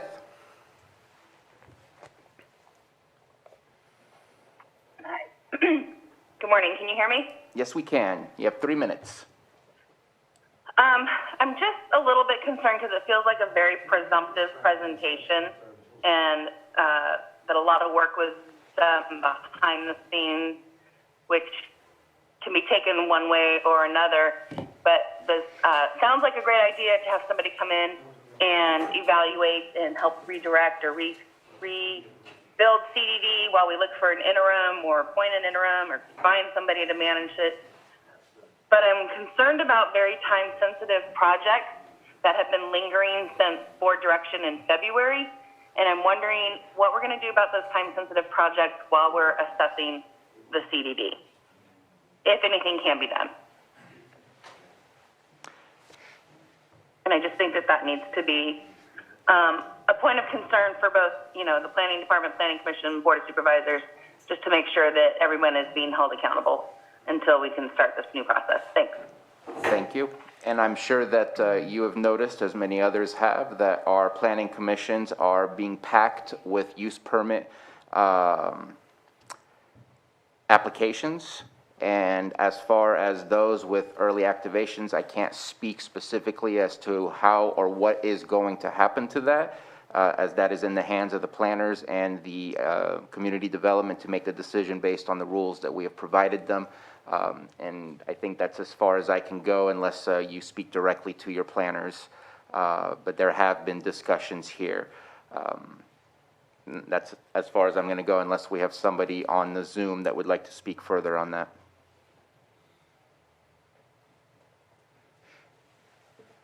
Okay, seeing none. So it looks like we're done with public comment at this point. I will say that I see this as a positive. I know that it's somewhat light on the details, but at the same time, we're talking about reviewing an entire department, and the details are many. The details are somewhat still unknown until a review has been made, and then decisions and suggestions will come up. As far as the experience that I've seen from Mr. Bosch, it appears to me that he has the experience that we require. Not only does he have the experience of planning, but the experience of being a CEO of a county as well, to understand the absolute involvement of administration, as well as the finite details of looking through a zoning ordinance and things like that. I appreciate the fact that we have management partners in front of us, because we need to figure out how to allow our staff on the third floor to be able to not go home stressed, not go home feeling overworked, and not go home feeling like they just, it is hard up there. We have to find a better way to treat our staff upstairs. And I think this will provide the opportunities, and I sure hope that we allow to go the full the full amount so that we can make those changes. Some of them may be difficult, some of them may be large changes, but I think that our aim is to enhance efficiencies both for staff and for the applicants so that both have a better experience when going through these processes. So I am looking forward to what will happen. I think that Mr. Bosch will come in and see the things that are working, such as the new program that our sheriff discussed between his department and code enforcement. And nothing will disappear without the approval of the planning of the Board of Supervisors.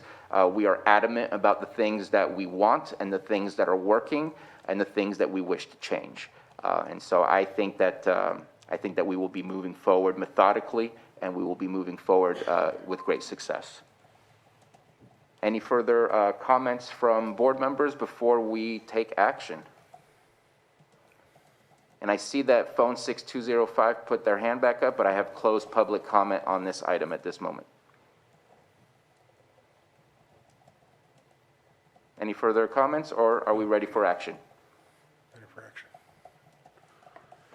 Mr. Chair, I'd like to move to waive the formal bidding process pursuant to Lake County Code Section 2-338.2 as it is not in the public interest due to the unique nature of services, goods and services.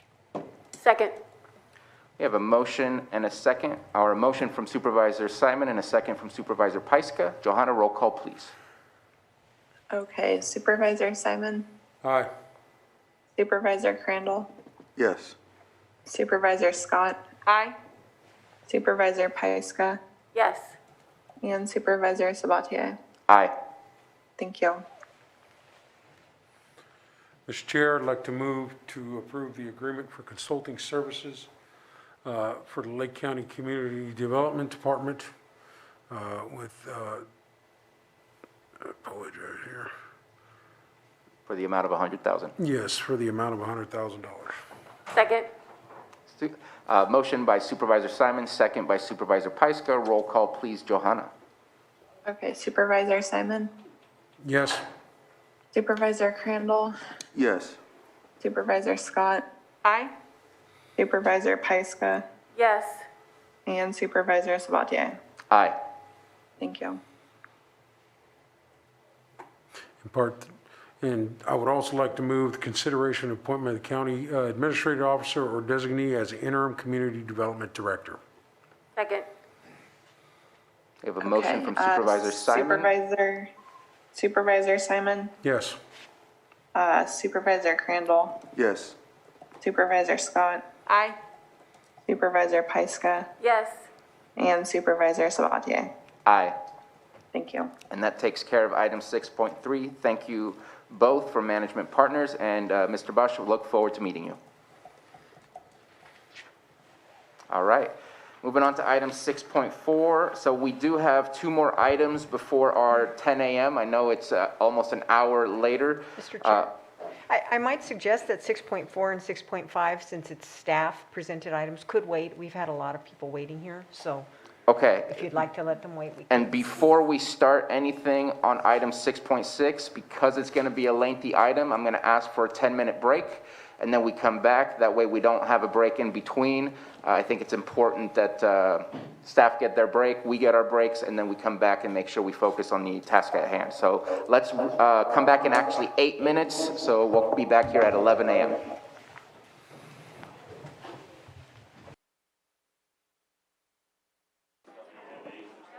Hello. Hey, there I am. If we can get back into our seats, sorry that I came back a little late. It was very important that I get my cup of coffee. I apologize for being selfish. Thank you so much. All right, welcome back. We are going to postpone our 9:45 a.m. 6.4 item and our 9:50 a.m. 6.5 item. So that we can go ahead and make sure that the people that are here for item 6.6, we're already an hour late, so let's not make it any later for you guys. So we're going to get this one started. 10 a.m., public hearing, discussion and consideration of appeal to Board of Supervisors, AB 21-01 for major use permit, UP 20-22, and IS/MND We good? Okay. /MND 20-25, We Grow LLC. And I'm sorry, Ms. Grant, I did not ask you, do we need to ask people to swear in before we start testimonies?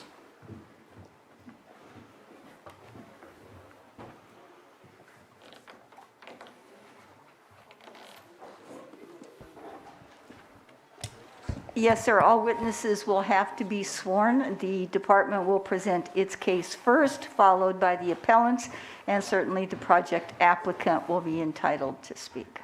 Okay, so all of those who are going to speak today, we're going to need to swear you in, and Johanna will do so virtually through Zoom, but if you could all stand, including our staff, and raise your right hand.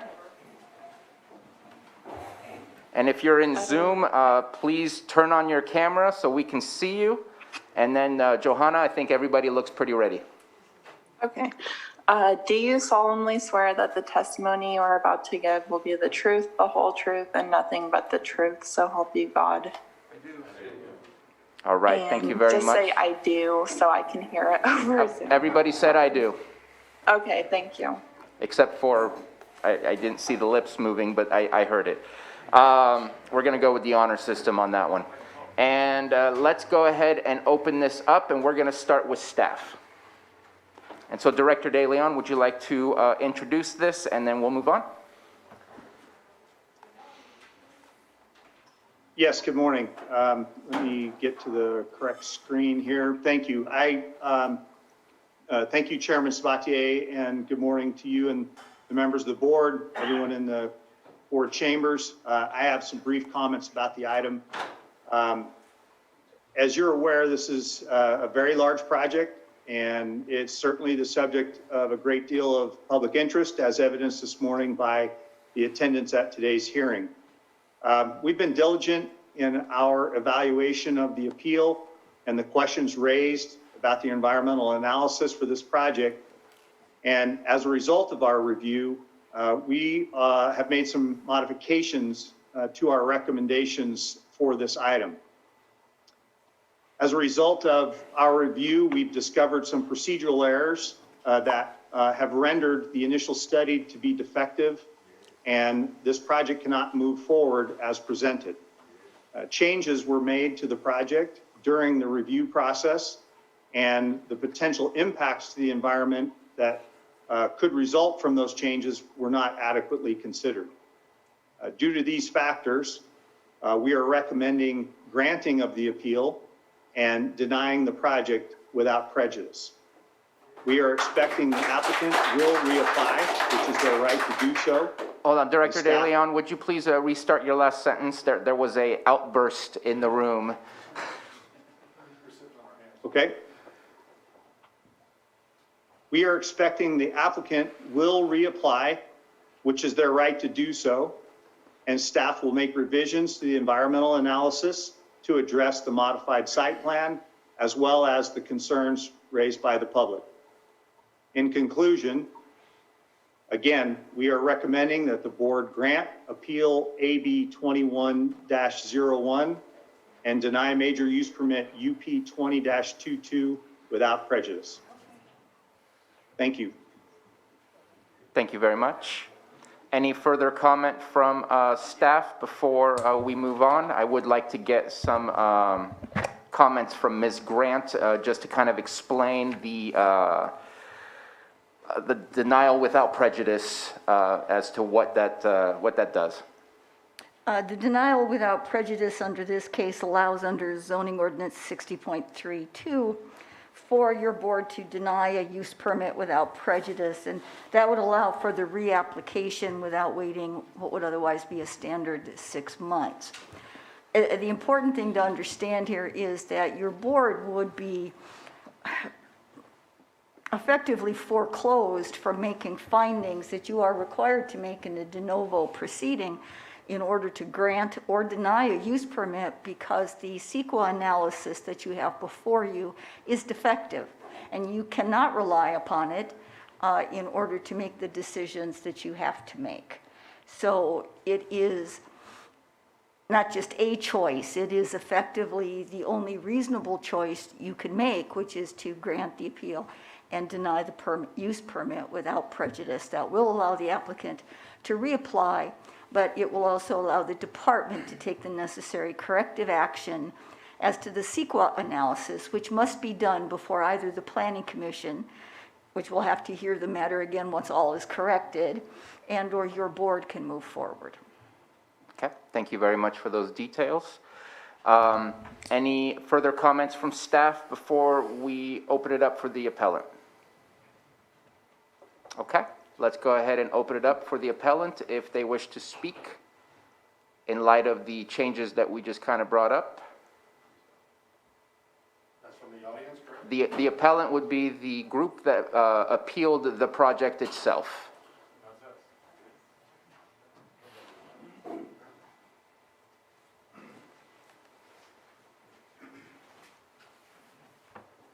Good morning. My name is Jim Ryan. I live in Hidden Valley, Green Ridge Road area, directly below the proposed project. I appreciate the recommendation that just moved forward. We would applaud that motion.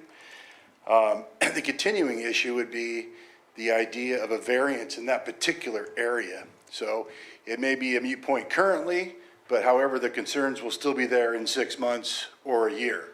So the idea to reconsider the close proximity to major residential areas, number one, concerning water. May I pause you for 1 second? You have a microphone right in front of you, so whether or not you're masked, we're going to hear you. Please. Okay, very good, thank you. So in any case, we don't want it to be a continuing issue, however it may be.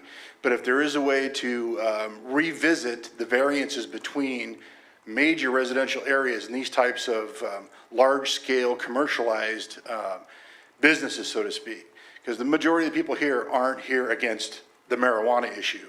Number one, it'd be the water. So we've heard that argument by a lady earlier on another issue. That kind of hit the nail on the head for the majority of us in that regard. Area impacts, the study itself, the roads in those areas are far insufficient for the amount of push for commercial usage. It just a matter of living in the area. Those roads up there are so deteriorated, they painted the fog line over dirt and rocks that are already gone.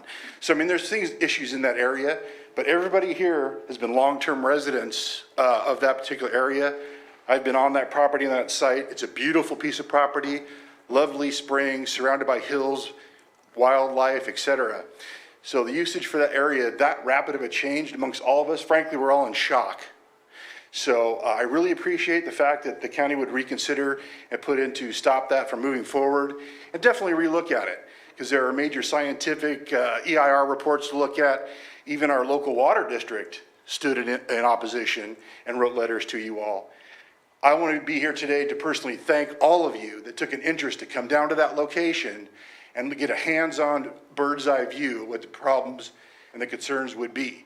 I personally say thank you for that. And if you didn't or didn't have the opportunity to review that information, I think you'd be remiss in not reviewing that. So thank you very much for your time. We certainly are here to oppose that project moving forward, and thank you for moving the appeal forward. Thank you. Thank you. Any further comments from the appellants?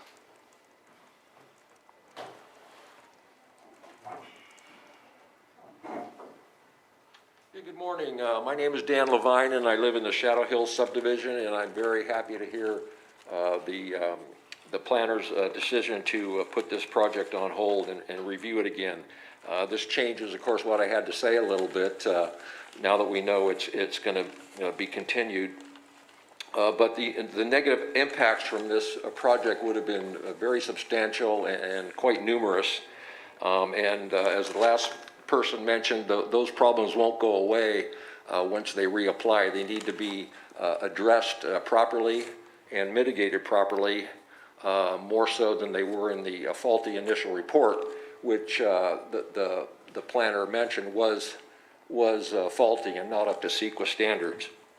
So, you know, I heard a lot about from the assistant planner who wrote the initial study about how overworked he was and overwhelmed, and I can appreciate that because of the shortage of staff. But at the same time, I think this project should have never made it past project review, considering such a heavily residential area. And it kind of reminds me of the teenager that murdered his parents and then went to court came before the judge and asked for leniency because he was an orphan. I mean, if they would have seen this project was ill-suited to the area initially, we wouldn't have had to gone through so much angst and work to try to resolve this issue. So please don't trade our environment and our quality of life for a few extra tax dollars. Thank you. Thank you. Any other from the appellant group wish to speak?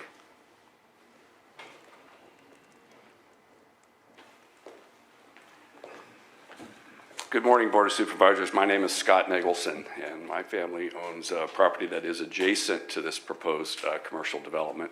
I came here prepared to pound my fist on the lectern and stomp my feet and ask you to uphold this appeal. I'm grateful for what has transpired. But I want you to know, and I want to thank my neighbors for coming out, that we're not going to go away. We will be back if they reapply. And we are all adamant that this is inappropriate for our neighborhood. So I just want to make that statement that we're determined. We're grateful that you're going to discuss the drought, that you're going to discuss large-scale ag approvals in this meeting later on, and we hope that you make some informed and reasonable decisions there. Thank you. Thank you. Next.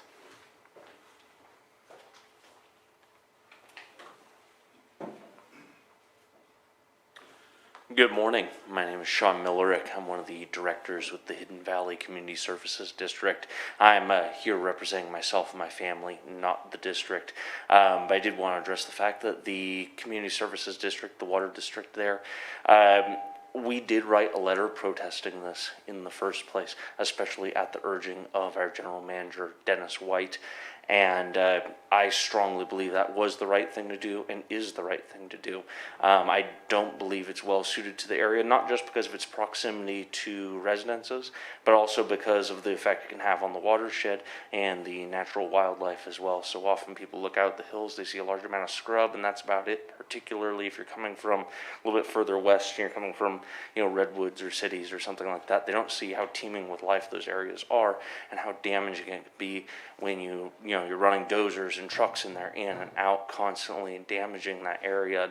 The effect it has on the wildlife and the harm it can do to the earth, and never mind the effect it has on the neighbors in general, or on limited water resources as well. The lack of, in my opinion, a sufficient EIR or hydrology studies, I think both of those things need to be addressed to a much greater degree for any sort of project in this size going forward. There are a number of land acquisitions that have been made in that area, both on that side of 29 as well as out towards Harbin and Liberty Lane, that could be potential issues as well. So I would hope that you guys would take the time to consider that a little bit more deeply, and also that the Planning Commission itself would consider that a little bit better in the future. Thank you very much. Thank you. And I want to make sure that there's a difference between public comment on this item and the appellants. If you are part of the group that appealed this project, you get to speak now. I want to make sure to give the project applicants time to say something as well before we truly open it up for public comment. If you're part of the appealing group, then please come on in. Sorry, I can't hear anything out there. Thank you for being patient, and sorry that we're at capacity, but we're making sure that we don't miss anyone. Thank you. So as everyone else has said, my speech I will not deliver because of the great news this morning. I just wanted to introduce myself. My name is Carly Sherman, and I've had the pleasure of serving with many of you on meetings in the community.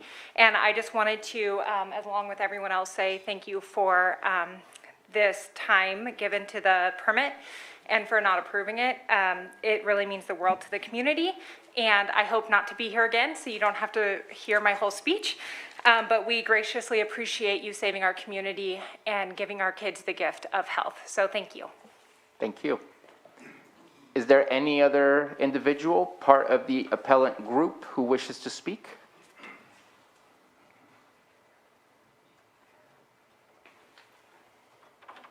Good morning. My name is Jesse Cood. I'm also a resident of the Shadow Hills subdivision.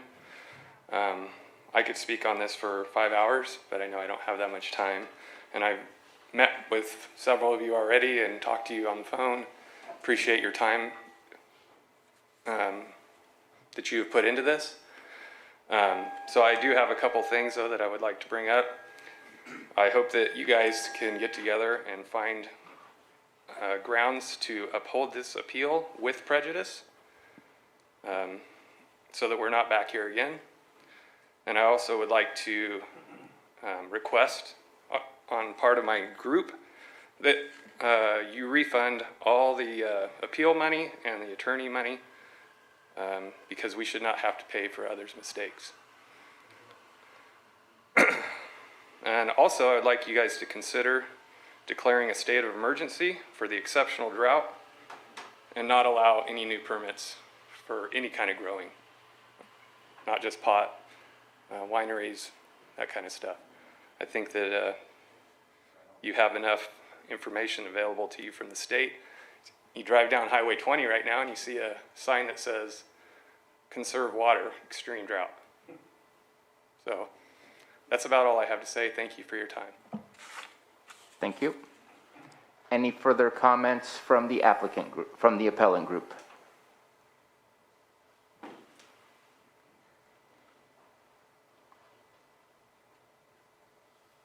I'm Deborah Bainbridge, and I want to thank you for the ruling that you've given us today, and especially I want to thank those of you that came on site to look at it. That's really important. Also, I just want to say, you know, it's not severe drought, it's not extreme drought. The New York Times called it exceptional drought. I think that that should be grounds to say, no, we can't have this going on right now. And I wish you would consider that. I'm also concerned about, you know, if the We Grow people, if they come back with a second application and you can't find any reason to deny it, my concern is who's going to enforce the regulations about air quality and water quality, and who's going to pay when we run out of water? These things need to be addressed, because I can't see. It's just like corporate America. It's easier to pay a fine than it is to remedy a problem. I have a deep concern about that. Thank you. Thank you. Any more comments from the appellant group?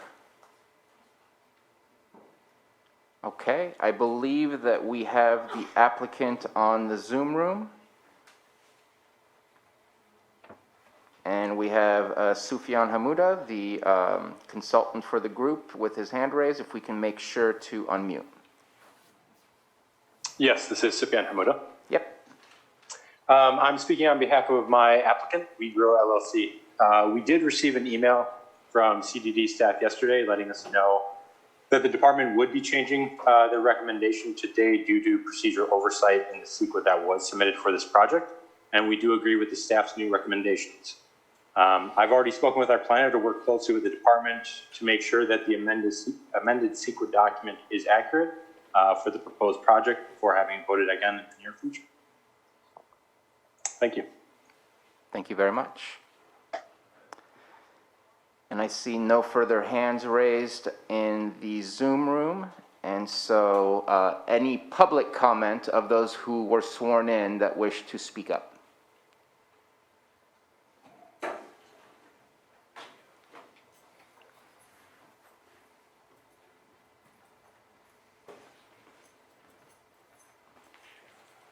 Hello, my name's Eric Arberg. I'm not at Hidden Valley, but I'm just up the road at Hoffacker. I'm the president of the Pomo Lakes Ranch subdivision up there. My concern is water. We've heard it over and over. I can tell you right now that half of our wells, or our residents, are barely getting water out of wells right now. We got a lot of months to go to finish this year. I'd like to see us not be such money-grabbing people for taxes, and think about the fact that you're going to put households without water. We don't have any means. We don't have any city water available, and trucking water is expensive. A lot of people don't have the means. So I have 4 wells, and 3 of them are empty right now, and this is just early June. So I applaud them stopping that, and I hope you stop the one on the other side of us with Hawk and Horse coming up in 2 days. And there's many more in this county, and they need to be slowed down. Okay? Thank you very much. Thank you. Any other public comment in the board chambers?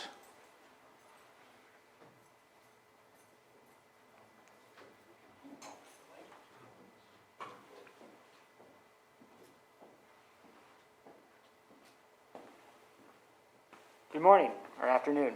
My name is Kenny Sherman, and I live on Dallas Court. And I too came here somewhat angry today, and that's kind of gone away, and that's kind of changed. And it changed somewhat before we heard the news from them. Once I got to hear you guys speak, and I kind of got to know a few of you, and I see that you guys do care about your community. I didn't feel that way after watching a few of these and seeing what happened with some of the meetings with the Planning Commission. I don't think that they care as much about the community. A community is a lot different than a town. The community is the people. The community is the people that get together and help each other when a fire rips through. They look out for each other. Outsiders that come here to turn a profit, that have no connection to our community, don't care about our community. They're not here to coach kids' sports teams. They're not here to look after each other when we're out of town or when we're stuck away because of a fire evacuation. And if it's just money that we're going after, then where does it end? If we're going to put money above everything, money above our children's futures, money above our community, money above water, salmon and steelhead are going to be trucked to the ocean from the Central Valley because there will not be enough water for them to swim back to the ocean.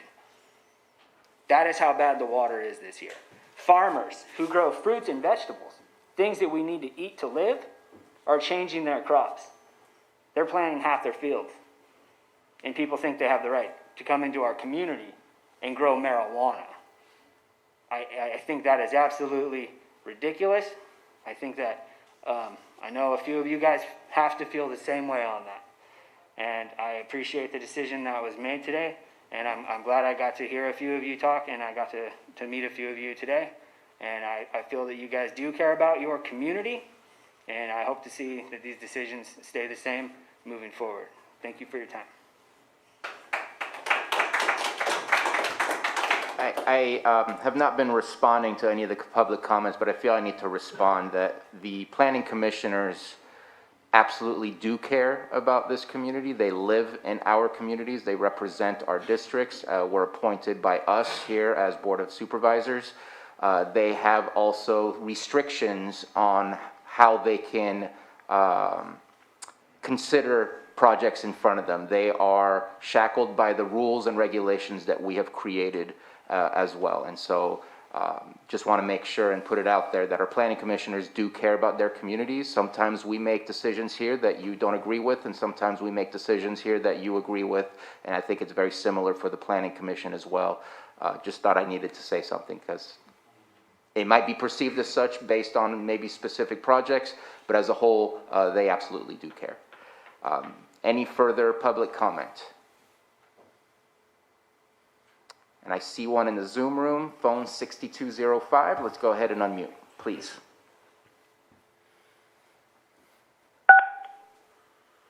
Yes, thank you for what you just said, Supervisor Sabatier. You said earlier that your board relies on the recommendations of the Planning Commission, and I'd like to suggest that this case is a canary in the coal mine. If you go back and listen to the meeting in which this plan was reviewed by the Planning Commission, they listened to more than an hour and a half of solid reasons to object. And then at the end, they said, we care, but we have no basis to deny this. And so I think that, as I said earlier, with fire danger and with drought, we are in a new situation that the old rules do not apply to currently and do not work for the situation and the dangers that we face. And it isn't adequate. However, the Planning Commission might care if they are shackled, as you say, by their rules. It is urgent that those rules be re-examined. It's not okay to just say the rules are the rules. Not anymore.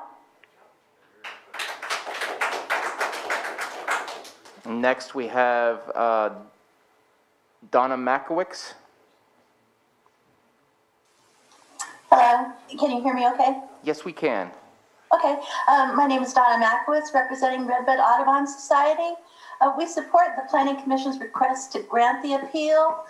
We noted only parcel ending in 40 was surveyed and no biological data on the other two parcels had been done to date. And it also mentioned seeing an unknown species of bird, which leads us to believe the report must have been done in haste.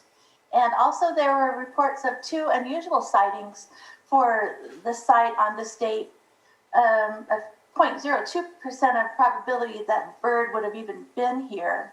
The biological report stated only 10 species of birds, and I walked the property perimeter just a couple hours and I saw 40 species on Sunday. So thank you for considering and accepting the request to appeal and look at it more closely. Thank you very much. Thank you very much. I see no further comments in the Zoom room. I'm just going to come back to the board chambers, make sure we got everyone. Any further comment?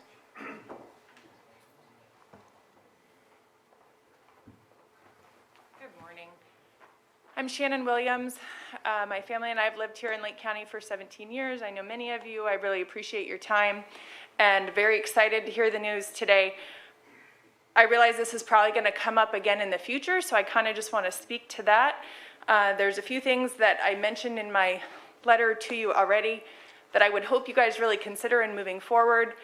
One was the amount of unpermitted activity that the We Grow people started the minute they bought the project. Construction, moving of dirt, illegal grow was started immediately.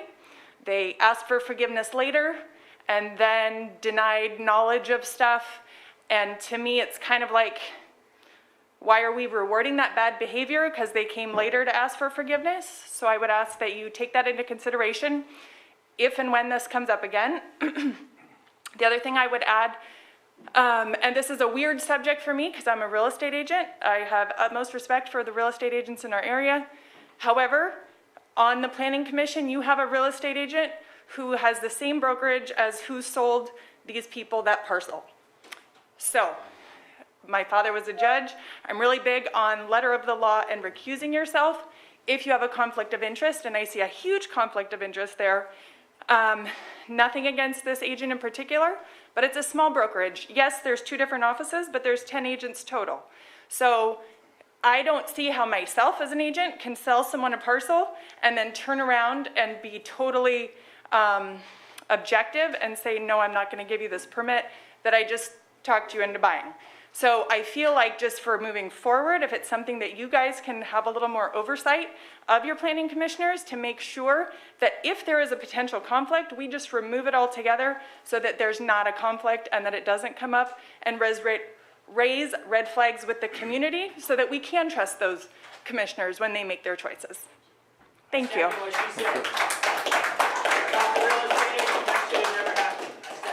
If I can ask everybody to make sure to keep your masks on. I know that in a week it's all gone, but the rules are the rules at this moment in time, and we'd like to follow those rules. Any further public comment in the room before we bring it back to the board?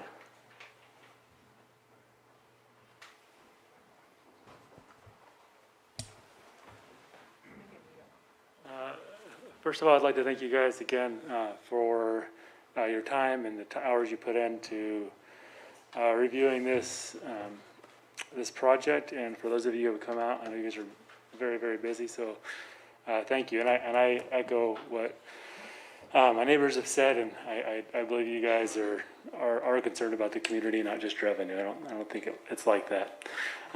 There's many grows, cannabis grows in Lake County and surrounding counties, and they're here to stay. I believe they're not going anywhere. And my issue's not with that. It seems like a lot of these larger grows tend to be in areas that are kind of on the outskirts and away from other neighbors. And there's probably exceptions to that, but it seems that's the case generally speaking, and they're not surrounded by people whose only water source is a well. And I've actually spoken with WeGrow, and I've told them my concerns directly. I'm just asking for some. I don't think it's unreasonable to ask for some assurance that my wells, who's about it's about 1,000 feet away from their well, isn't going to be impacted, and there's relatively simple. Not simple for me, but for a hydrologist to do a study and to look at the impact. I've spoken to two hydrologists, and they said there's relatively inexpensive studies, $10,000 to $20,000, which is a lot for a lot of people, but not for a large grow. Just to give the community, the county, the Board of Supervisors, and frankly themselves, some assurance that there's enough water to do what they're proposing to do. And I just ask I ask WeGrow to consider, and ask you guys to encourage WeGrow or to require WeGrow to offer some substantial evidence that their operation is not going to affect our wells. That's our only option. We don't have a city water if our well fails. My other concern, which I've also communicated in the planning meeting and to WeGrow, is the traffic through our residential neighborhood. My wife goes on runs regularly. My kids ride their bikes. Neighboring kids walk their dogs every single day. And the number I've heard is an extra 40 to 80 trips through the neighborhood. And if there's a way to mitigate that and to have a different option for an access, I think that would be appropriate also. I don't think putting a yield sign in or some speed bumps or anything is really going to be a fair mitigation. So again, thank you again for your time. Thank you. Any further comments? Last call. Please. I can testify. I hadn't decided to. You weren't sworn in? No, I wasn't sworn in. Okay, let's go ahead and swear you in. Johanna, can you please do a swearing in? Yeah, with your right hand raised, do you solemnly swear that the testimony you are about to give will be the truth, the whole truth, and nothing but the truth? So help you God. Yes, I do. Thank you. Thank you. My name is Randy Fletcher. I'm not as eloquent as these people in back of me. I am not going to tell you how bad things are. I'm going to tell you what happened to me personally. This. 3 years ago, the grow next to me put in a brand new well, a domestic well. And during this time, the water just, I lost all my water. I've been without a water for 2 years over this. I have to have hot water hauled in. I'm a disabled vet. I'm on Social Security. I don't make a lot of money. And it costs me an extra $250 every month for this. So he can grow his marijuana. And he does it, and he's been doing it for 3 years.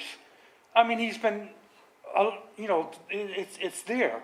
And you guys have cited him for, okay, you did do the abatement of his product about 18 months ago? Nothing changed. As soon as it was gone, there was new plants in there. I had to say something, I'm sorry. Thank you for your time. No, thank you for speaking. Again, any final public comments before we close it up? Okay, and I believe Ms. Grant has something to say. Just as a point of information, Mr. Chair, thank you. Just so that everyone is aware, this is going to be a reapplication process. This isn't just kicking it back to the Planning Commission. This will have to be a reapplication process, and staff will have the opportunity to have an accurate and sufficiently comprehensive CEQA analysis. And again, keep in mind that for a use permit, there are certain findings that have to be made, and those include adequate services, including water supply. They include streets and highways and pedestrian facilities, and the comfort and general welfare of the neighborhood. So the department will have a number of things to consider once they have an accurate and comprehensive CEQA review of this particular project. Thank you very much.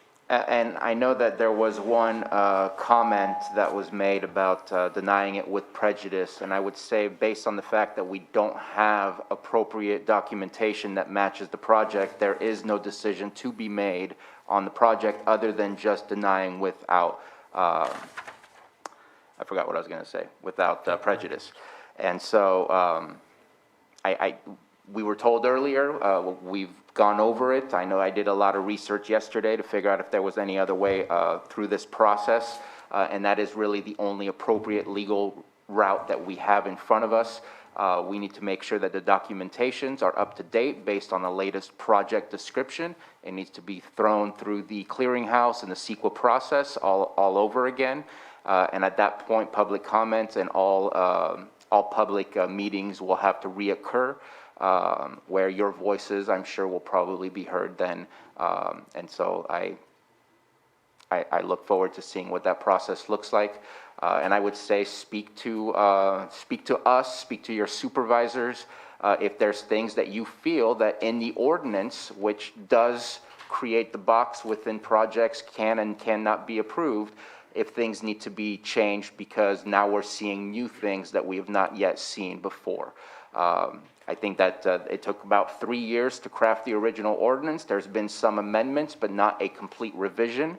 And hearing your concerns and your voices, I think, will lead us to looking at this ordinance and saying, okay, well, maybe before they were all the way out in the middle of nowhere, and that was perfectly appropriate. And maybe right now it's getting a little closer to areas that are sensitive. But I think that you need to work with the Board of Supervisors, who will then be able to look at this ordinance and make revisions based on new information that we're receiving. The goal, I know I've heard a lot about grows in residential areas. Community growth boundaries are out. That is our residential areas.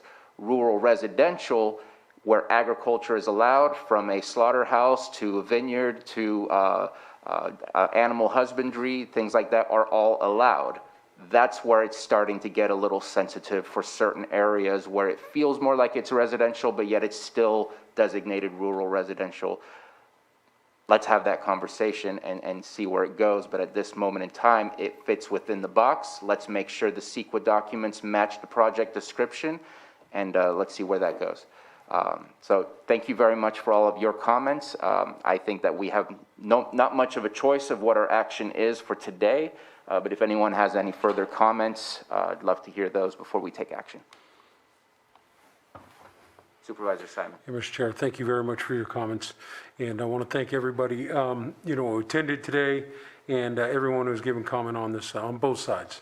As we move forward, establishing this new industry in Lake County comes with its challenges. There is no doubt about it. I've heard it, the comments today, that this is something that is here. We need to work through this to make sure that we can fit it into the community. It is one portion of the economic development opportunities, but it's also another as we integrate it into the lives and the communities that we all serve. We're not always going to make everybody happy on every decision, but I'll tell you, I know this board is committed to go out, have those conversations with folks, and really let everybody know that we are trying to work through this process as we go. No one saw the drought. No one saw the pandemic. I mean, we have been in a drought position, but it's getting worse. So these are things that we'll take on each time. And as we move through this process, each one of these things, applications and use permits, will be taken on a case-by-case basis. I think we said that when we wrote the ordinance, and we'll continue to do that as we move through this process. So once again, we're never going to make everybody happy, but we take this very serious as we are establishing this industry here in Lake County. I think at some point it'll be something for those folks in the industry we'll be able to be proud of, and if it can be integrated, we'll attempt to do that in the best way that we can. So that's all that I have today. Thank you for your comments. Any further comments before we take action?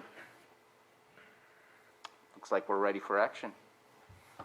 I want to make sure I get it correctly here, Anita. So the motion will be to approve the appeal without prejudice?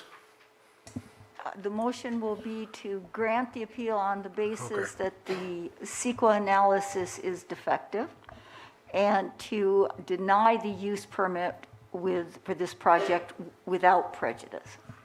So moved. Second. It's always easier that way. Yes. Motion by Supervisor Simon and second by Supervisor Pyska. Johanna, roll call, please. Okay, Supervisor Simon, Yes. Supervisor Crandall, Aye. Supervisor Scott, Aye. Supervisor Pyska, Yes. and Supervisor Sabatier. Aye. Thank you. Motion carries.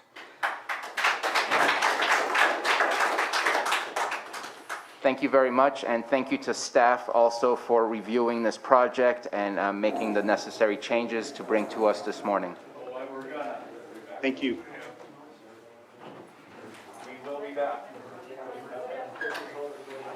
Okay, let's go ahead and take 2 minutes to clear the room, and then we'll come back. So we are back.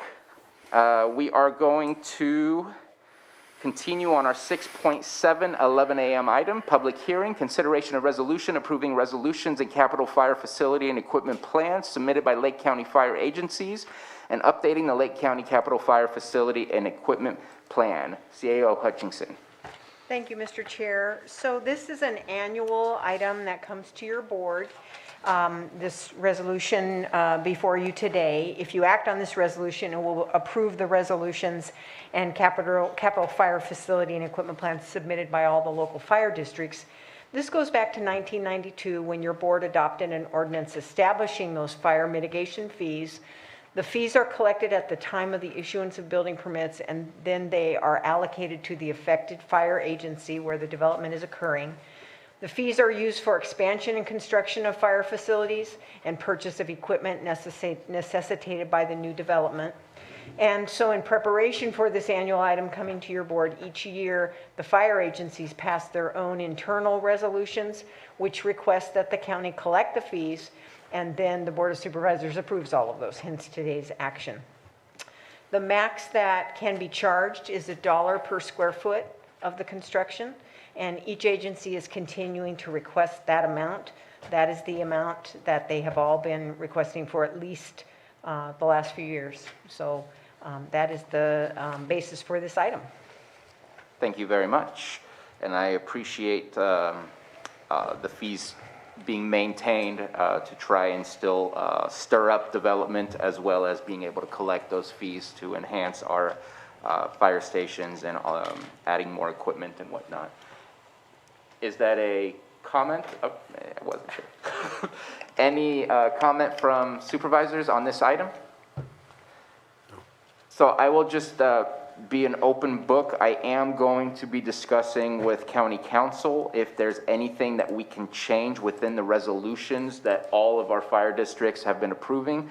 The language kind of I'm not comfortable with, and I'm just going to read out loud what I'm not comfortable with. The lack of fire protection, and it's the reason for the fire fees. It lists 3 reasons.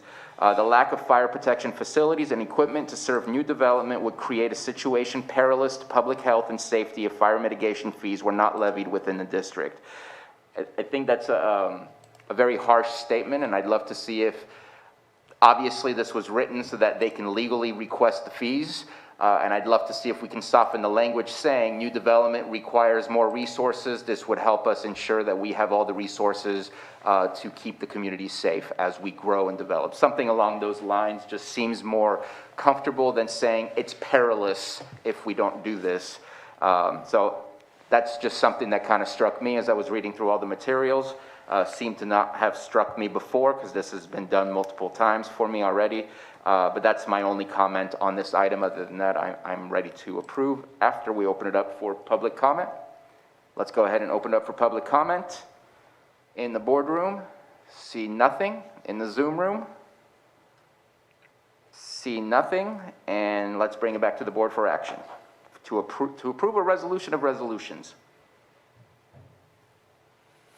Mr. Chair, I'll offer the resolution. The resolution has been offered by Supervisor Simon. Johanna, roll call, please. What's that? Okay, Supervisor Simon, Yes. Supervisor Crandall, Yes. Supervisor Scott, Aye. Aye. It's on. Supervisor Pyska, Yes. and Supervisor Sabatier. Aye. Thank you. Thank you. So that finishes our 11 a.m. item. CAO Hutchinson, do we have staff for our 9:45 or 9:50 a.m. item available? Yes, Stephen Carter is going to present those, and if you would like to start with the first one, which would be 6.4, we'll also contact Lars Ewing and see if he can join for 6.5. Perfect. Thank you very much. Stephen, I believe you're in the Zoom? Yes, he is. I am. So we'll start with item 6.4, a 9:45 a.m. item. A, consideration of budget transfer in the amount of $120,000 from Budget Unit 1781, Special Projects Account 717.55-07 to Budget Unit 1122, Treasurer Tax Collector Account 711.23-80 for services related to a second tax sale for fiscal year 2021 and authorize the chair to sign.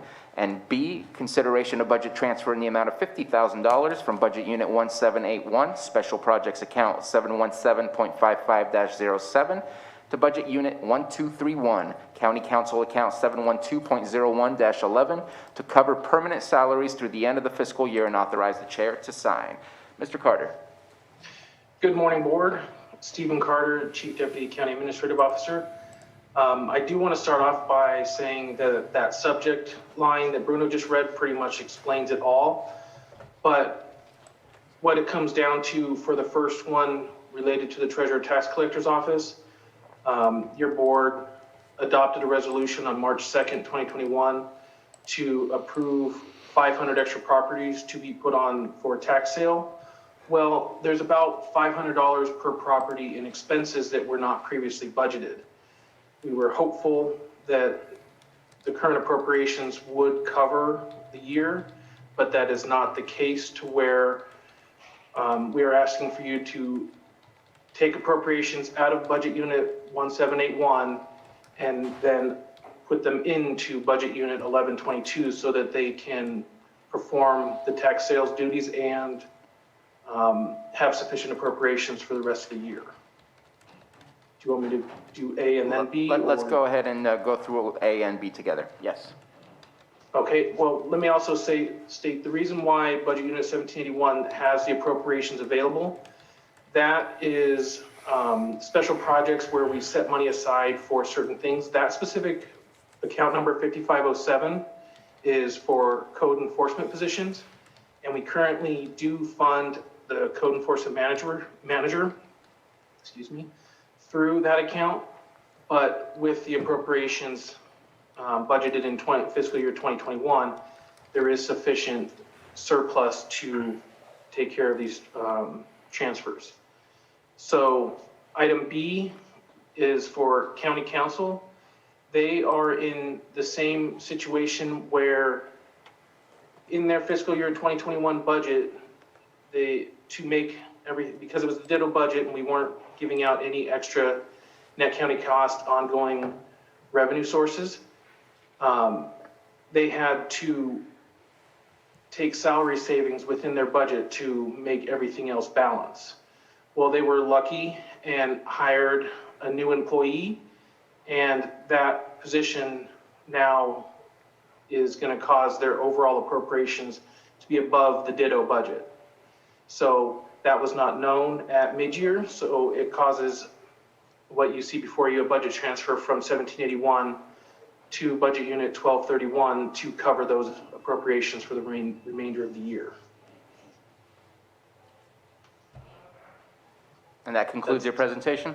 That does conclude. Any questions to Mr. Carter?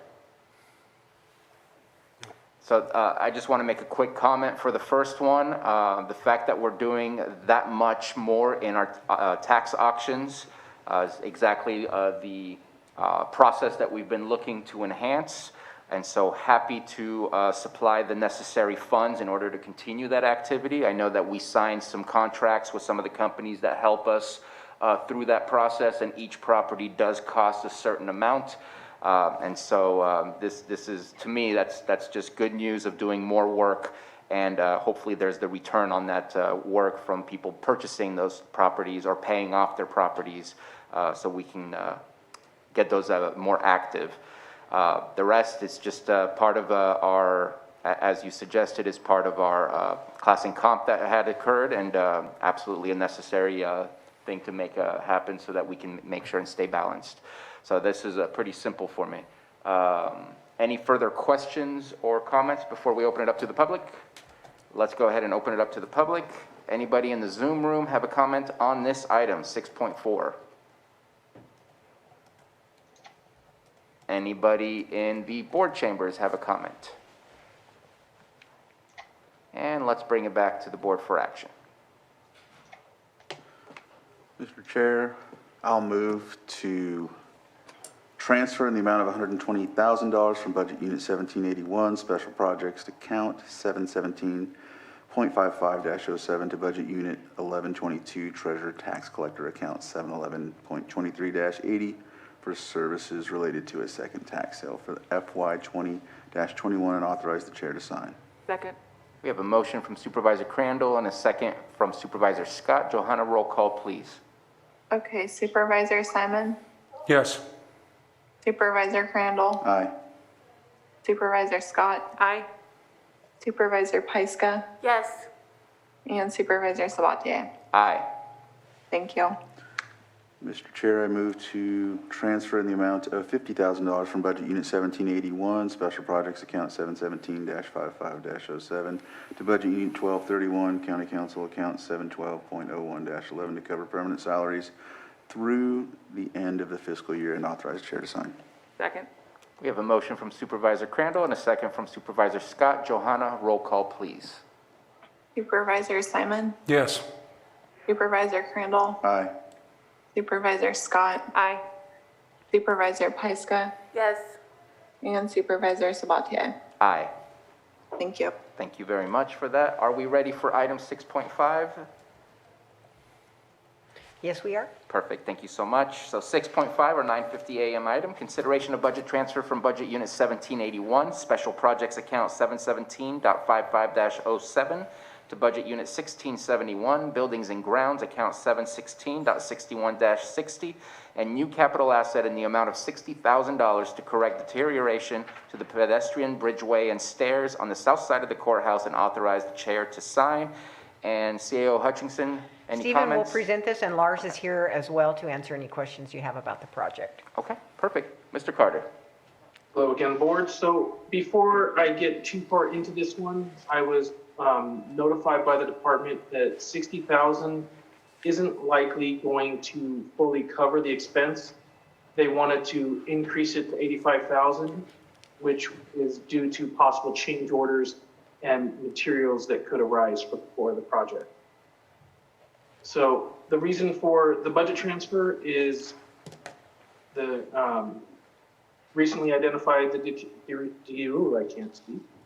deterioration of the pedestrian bridgeway, and it is not currently budgeted as a capital asset or in their current appropriations for fiscal year 2021.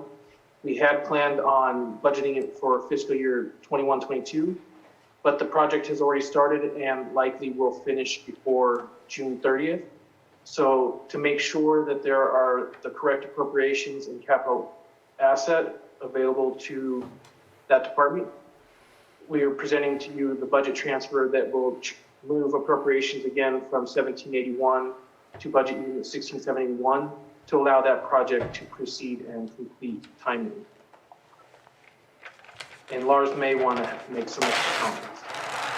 All right, good afternoon, Lars Ewing, Public Services Director. I will, just add some clarity to it. We were planning on, and had included it in our budget submission for fiscal year 21-22 for this project.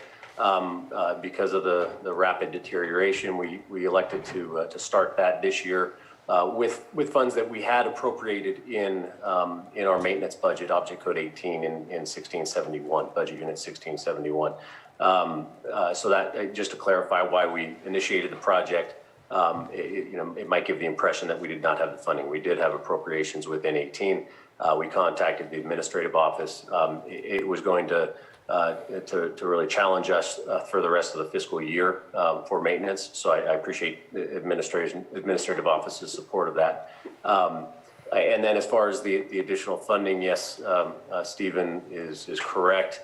60,000 is very close to the contract amount. However, the overall project has other costs associated with it.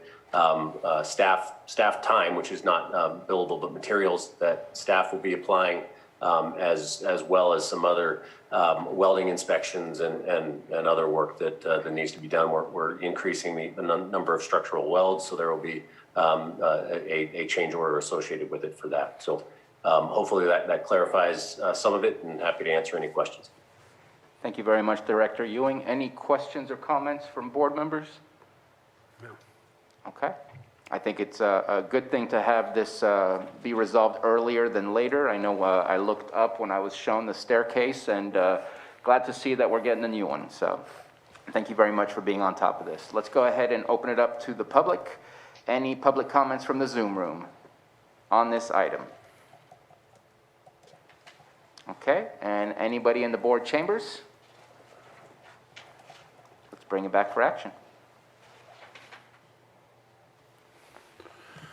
Mr. Chair, I move to approve the budget transfer from Budget Unit 1781, Special Projects Account 717.55-07 to Budget Unit 1671 for Building and Grounds Account 716.61-60 and new capital asset in the amount of $85,000?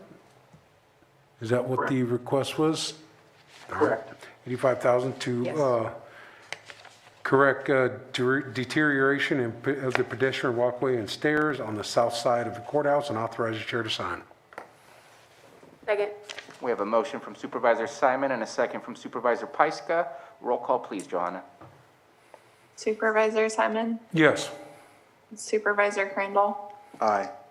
Supervisor Scott, Aye. Supervisor Pyska, Yes. and Supervisor Sabatier. Aye. Thank you. Thank you very much for that. And let's go ahead and pull some of these items that were pulled from the consent agenda. We'll start with 5.2, approve revised letter of support to Yolo County Flood Control and Water Conservation District, revising the date of water diversion to June and July 2021, and authorize the chair to sign. I did not want to pull this item to argue over the what is happening and what is being requested of us. As you remember, I voted against this. I just want to not automatically put my yes vote on this. I still vote no, but I understand where we all sit, and you understand where I sit, and I feel no need to argue this. But I did want to pull that. So any comments before I open it up to the public? Okay. Did CIO Hutchinson, did you want to speak on this at all? Okay. No further comment? And basically, it just moves the dates. That's the only thing that's really changing. Yes. Any public comment from the Zoom room on 5.2?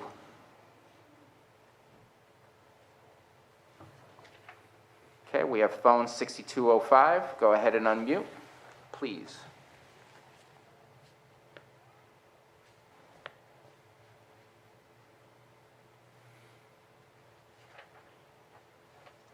Good morning. I don't know if this is the proper time or place for this comment, but I wonder if you could review, please, to the public what the diversion is by Yolo County, because, again, since today there's new emphasis being spoken about the urgency of the drought conditions, I think it's imperative that everyone understand what water is going to be pulled from the lake.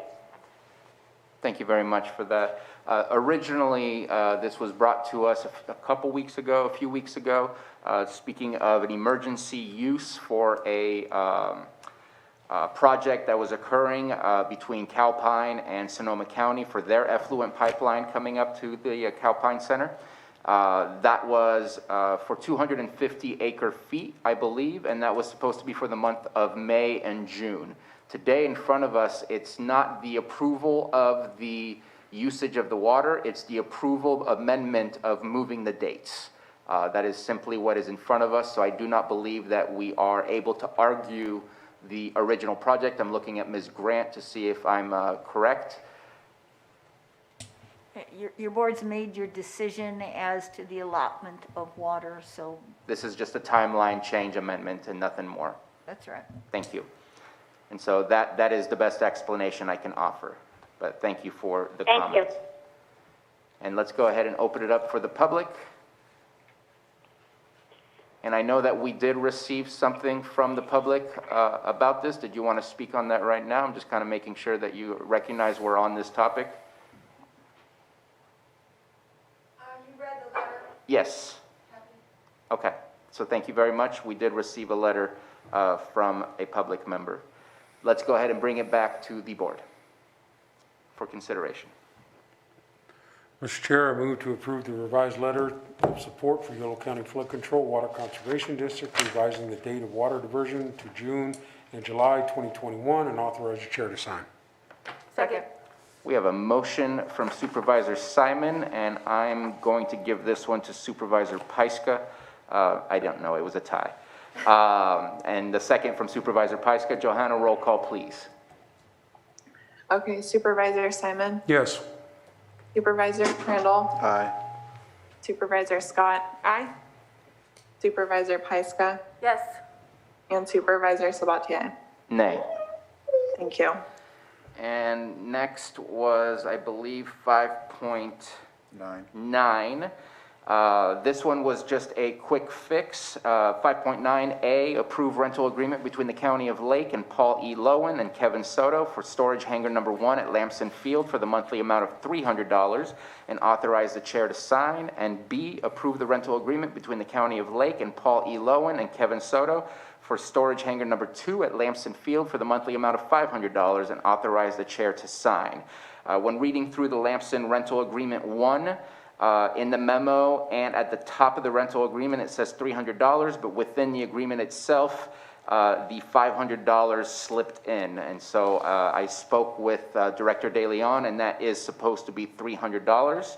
And that is the only reason that I pulled this item, making sure that Scott De Leon, if he is still on, has the ability to speak on this. Mr. Chair, he's not on, but he did tell me he agrees with the change. Okay. And so, other than that, any further comments from the board? All right, let's open it up for the public. Any comments from the Zoom room? All right, and any comments from the board chambers?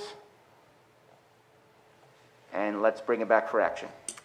Mr. Chair, I move that the Board of Supervisors consent to the rental agreement with Paul E. Lowen and Kevin Soto and authorize the chair to sign the attached agreements with the change of $300 inside the agreement. Second. We have a motion from Supervisor Scott and a second from Supervisor, I'm drawing a blank, I'm so Simon. sorry. Simon, goodness gracious. Please, roll call, Johanna. Wow. We got to get to lunch. You need food. Oh, Supervisor Simon, yes. Supervisor Crandall, Aye. Supervisor Scott. Aye. Supervisor Pyska, Yes. and Supervisor Sabatier. Aye. That was slightly embarrassing there, I apologize. And then let's open up 5.16, approve the distribution of excess proceeds in the amount of $331,723,02. 720, no, I said that wrong. $331,723.02 from tax defaulted land sale number 156 held on June 9th, 2018 per R&T code 4675. And I don't know if we have Ms. Ringen with us. We do, Mr. Chair. She is present, as is the Assistant Treasurer Tax Collector, Liz Martinez. They're both here. Perfect. So I pulled this and I spoke with Barbara Ringen, our tax collector. There is one that says unclaimed under $150. It is item number 21, but the unclaimed amount is $163.98. From what she has told me, this did not go through the appropriate process to allow claims on this amount.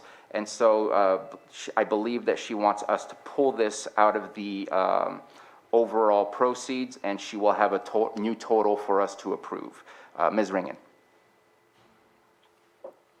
Hi, good morning. Can you hear me okay? We can hear you just fine. Okay, thank you. Yes, so the new total, we will put that item number 21 in a pending status, pending the proper notification. So the adjustment to the spreadsheet, then the unclaimed will now be $184,644.86.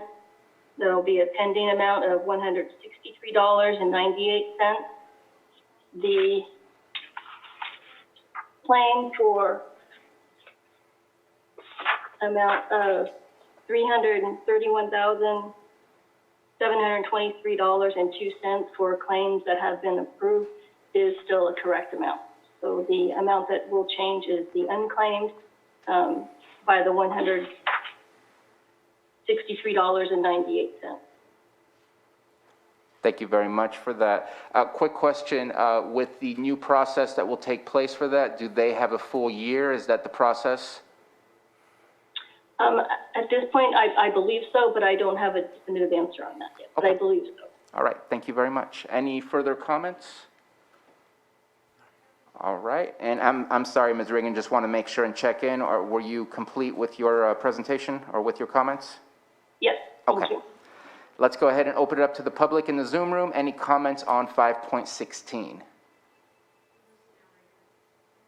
Okay, let's go ahead and see if there's any public comments in the board chambers.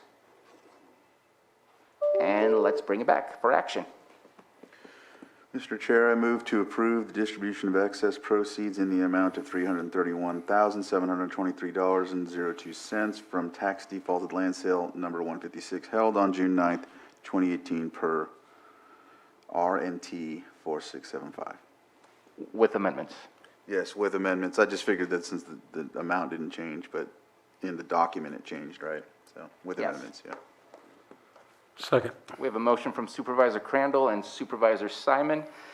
If we could please get a roll call, please. Okay, Supervisor Simon, Yes. Supervisor Crandall, Aye.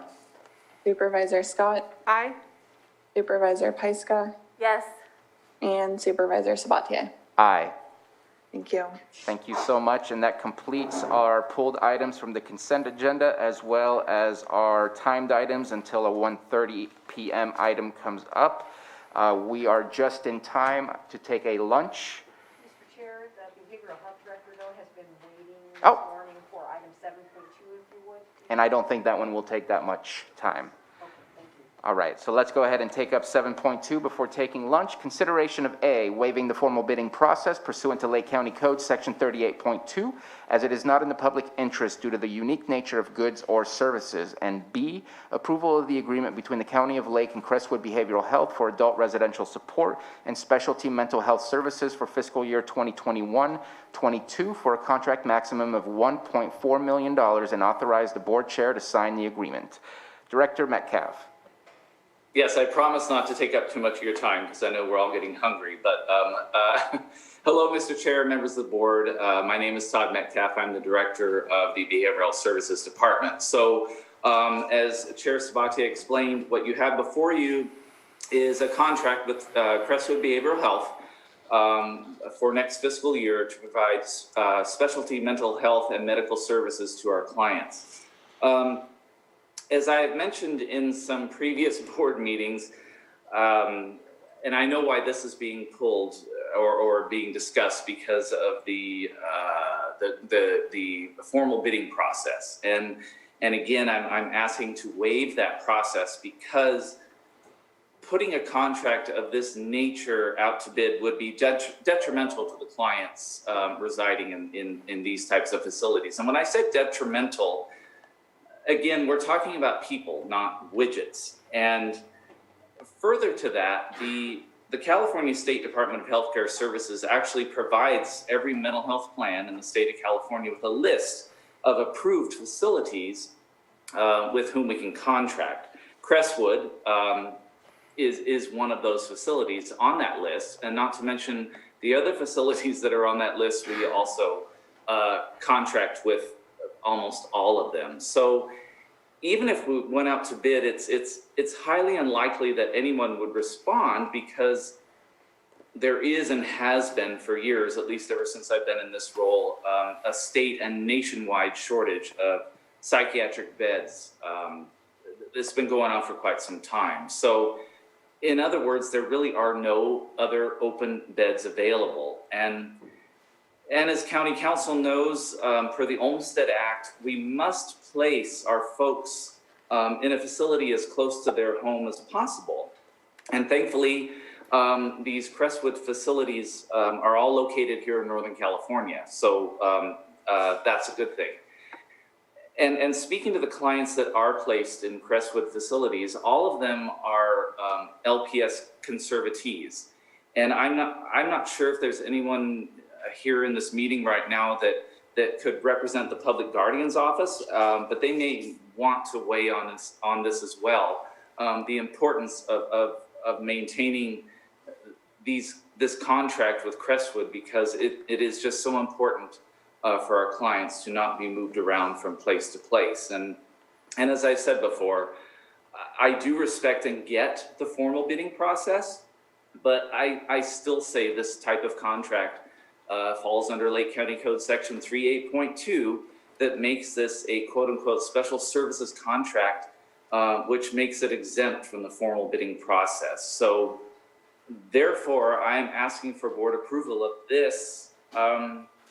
And Anita's going to probably scold me for this. I'm asking for board approval of this contract and all future contracts of this nature moving forward. And with that, I will stop, because we're all hungry for. Thank you, Director Metcalf. Any comments from supervisors? And so while I appreciate the arguments made, I think the fact that there is a list, I think at one point we need to at least identify what does that list, what is the reaction from the list if we ask them versus just continuing. But I'm going to ask a favor of board members, if we can split A and B into two separate motions, because I support the agreement, I just don't support the waiving of the bid. And so I don't want to show that I'm not in support of what is happening at behavioral health. I absolutely support the services that are rendered over there, and it is absolutely critical that those services be rendered to our community members who need the service. So if it's possible to split that so that I can share my support of the agreement, I would appreciate it. If not, it is what it is. And I need to open it to the public before we take action. I want to make a comment. Please. I just want to make a comment that I definitely agree with Director Metcalf that we are talking about people, and opening this up to bid would be detrimental to move these people into another facility. So I definitely agree of waiving of the formal bidding process and to approve this contract. Thank you for your comments. Any further comments? And was there a comment from Ms. Grant? I heard a button. Just very briefly, there can't be a blanket waiver because both the board and the public have to consider each circumstance. It may be the same every time, but all your board needs is the explanation which you received today so that you can move forward and make your decision and approve a waiver. Thank you very much. Any further comments before we open it up for the public? All right, let's go ahead and see if anybody in the Zoom room wishes to speak on this item. Seeing none, anybody from the public in the chambers wish to speak on this item?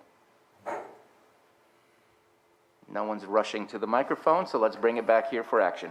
Mr. Chair, I move to waive the formal bidding process pursuant to Lake County Code Section 38.2 as it is not in the public interest due to unique nature of goods and services. Second. We have a motion from Supervisor Scott and a second from Supervisor Simon. Johanna, roll call, please. Supervisor Simon, Aye. Supervisor Crandall, Aye. Supervisor Scott, Aye. Supervisor Pyska, Yes. and Supervisor Sabatier. Nay. Thank you. Mr. Chair, I move to approve the agreement between County of Lake and Crestwood Behavioral Health for adult residential support and specialty mental health services for fiscal year 2021-2022 for contract maximum of $1.4 million, and authorize the board chair to sign the agreement. Second. We have a motion from Supervisor Scott and a second from Supervisor Pyska. Johanna, roll call, please. Supervisor Simon, Aye. Supervisor Crandall, Aye. Supervisor Scott, Aye. Supervisor Pyska, Yes. and Supervisor Sabatier. Aye. Thank you. Thank you very much, and thank you, Director Metcalf, for your patience for us to get to your item. So we are done with all of our items except for the last two timed items, which we will come back at 1:30 to start. We are going to take a lunch break, and we will be taking our closed session after our afternoon items as well. So see everybody back here at 1:30 p.m.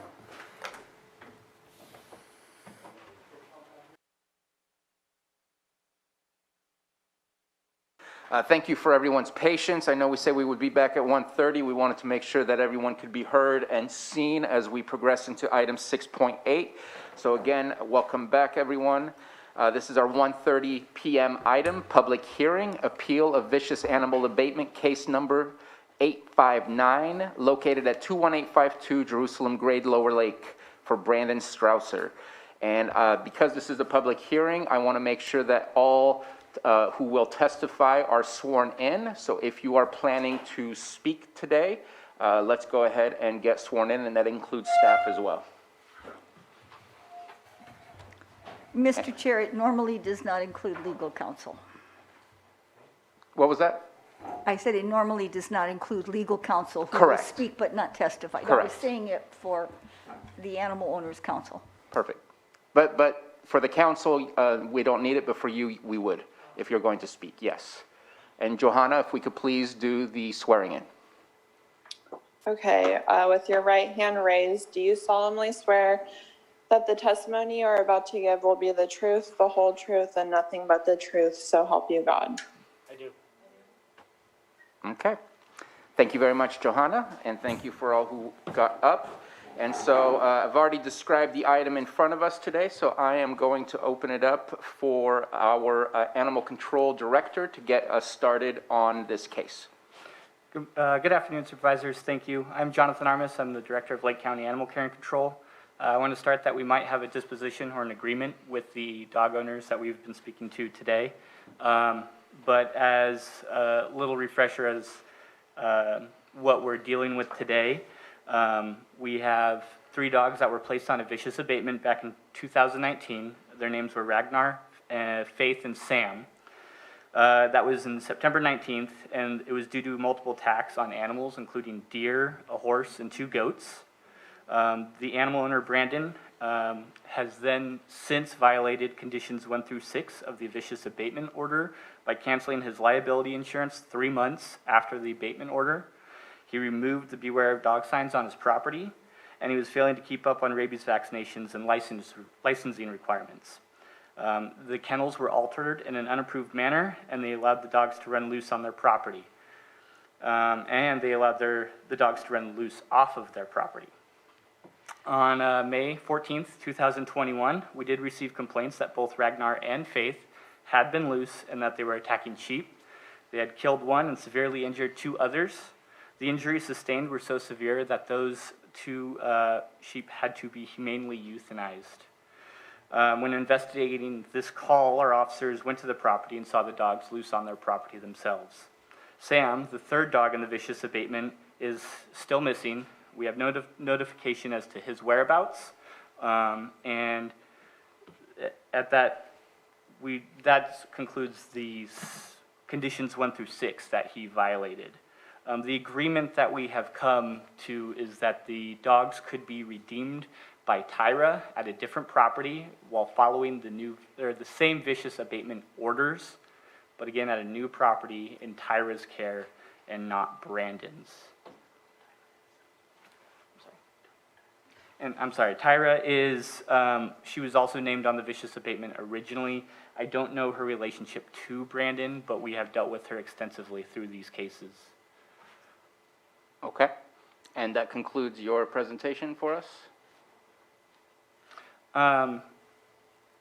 As I said, that would be an agreement that we would come to if the board so chose. We can go through a full hearing and really go through all the details and have, like I said, everything heard out. I don't know if that is acceptable to the board. So I know, I appreciate that you've been working with both the owner and those who know the dogs and the owner as well, trying to find some way to rectify this. Would you be able to be more specific as to what the rules and conditions would be for the new home for these animals?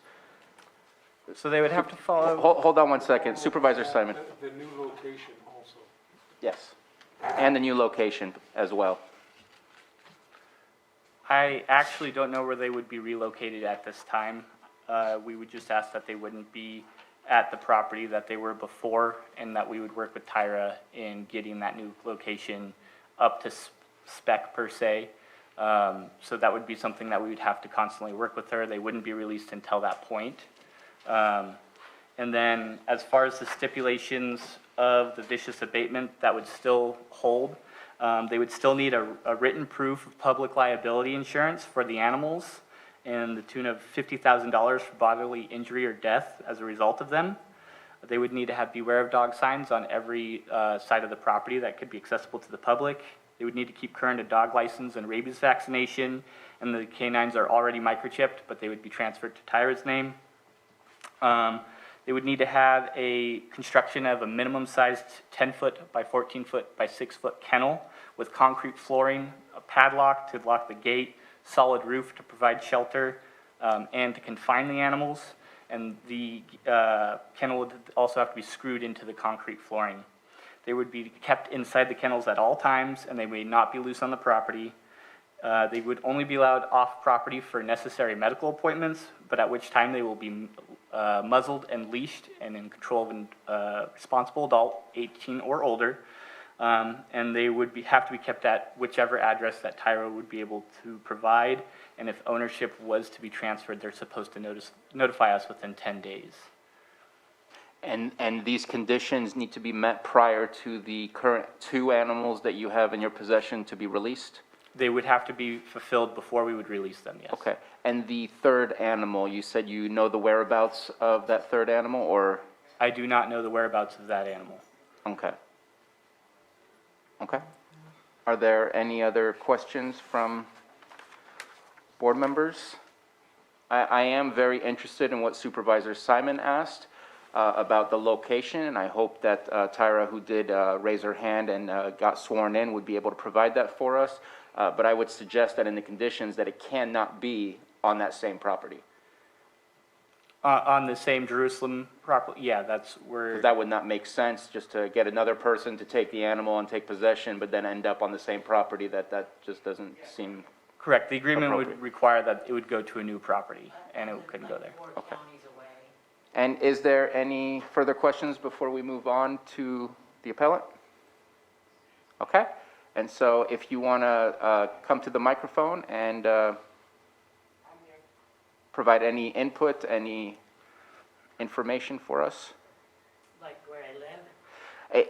If that's possible, I just want to make sure. I can make these provisions for these dogs, and because I do love them and I want to save their life. So whatever it takes that I need to do, I will do. Okay. And you said that this property is out of county? Yeah, I have my house is out of county. I'm in Laytonville. Okay. And I don't think there's a need for a specific address for us. I think that's a little too much detail, but out of county I think is good enough for me, if that's okay with the rest of the board. And that is where the dogs will be going? Yes. Okay. And you agree with this potential agreement as well? Yes, okay. I do. Okay.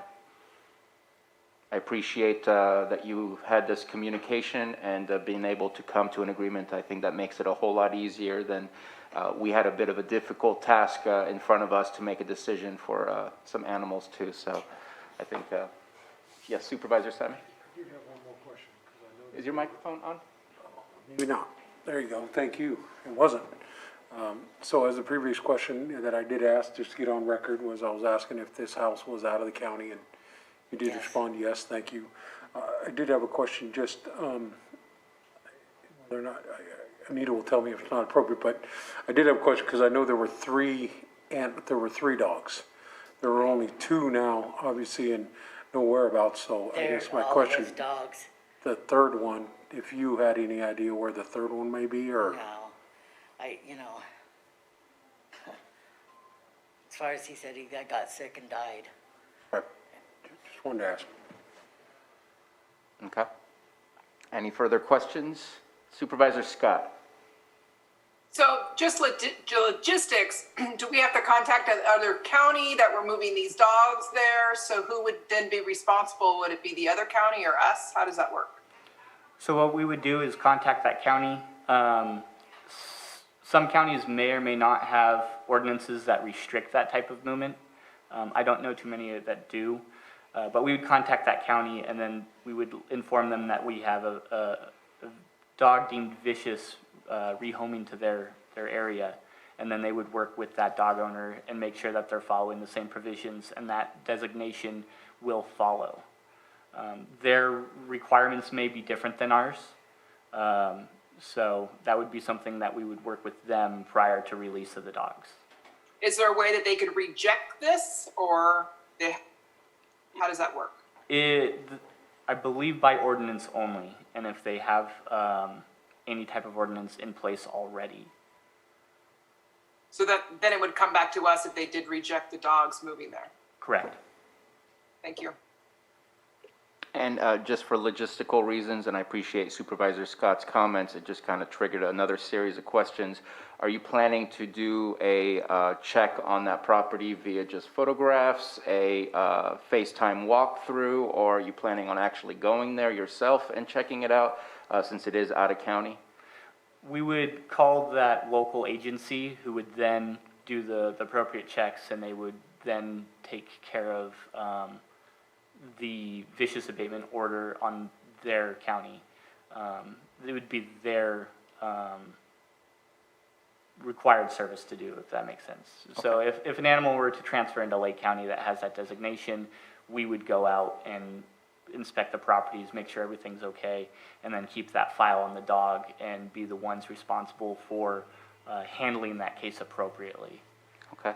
So is it possible that we need to maybe not close down this case until we get the full approval from another county so that we don't have to start this over, and maybe put a continuance on it until that has been signed off by the other county?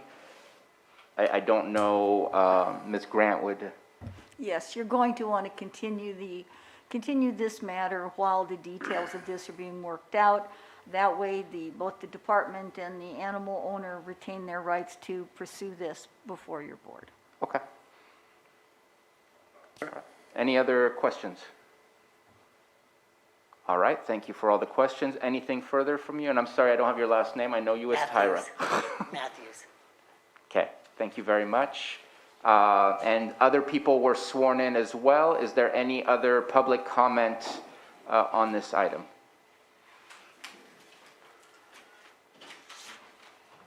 I will take a moment if I may. If you can go to the microphone, please. Thank you.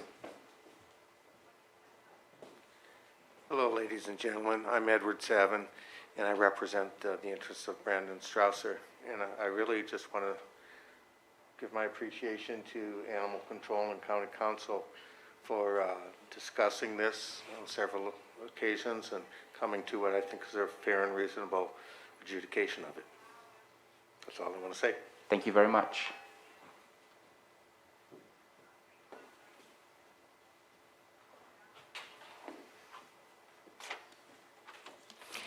I am Joan Moss. I'm a journalist advocate, and in this case, I am speaking for the animal. I called all morning to the Fish and Game. I learned that there is a test to find out the degree of wolf that these animals might have. If they only have 25% dog, they are considered wolves. I happened to be reading a book. This is one of the foremost authorities on wolves, both negative and positive. This animal has been called a husky dog, a wolf dog, a hybrid. And this man on 19, he said, the wolf's tail was longer and had no tendency to curl over its back, as the Malamute's did. The Malamute is a dog from Alaska. He's bigger than the Siberian Husky.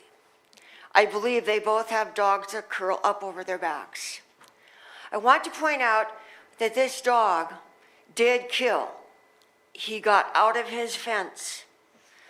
And I want to say that he acted like a wild predator. The wolf is a predator. I am urging that the wolf's rights be upheld and he be tested to find out if he is in fact legally a wolf. I can't think of anything worse than being in an enclosure with a concrete floor and a wire fence for these animals, if they are in fact predators. And if you look at the picture of the animal in your materials, you will see that his tail does go down. His tail does not curl up. I also want to say quite fairly that his face is like a dog's face. It's not as long as a wolf's face. I just want to speak to make sure that you are doing the right thing by this animal who has escaped and killed twice. Thank you. Thank you. So I see no further public comment in the room. We do have a hand up from Glo Anderson in the Zoom room. If we can make sure to unmute Glo.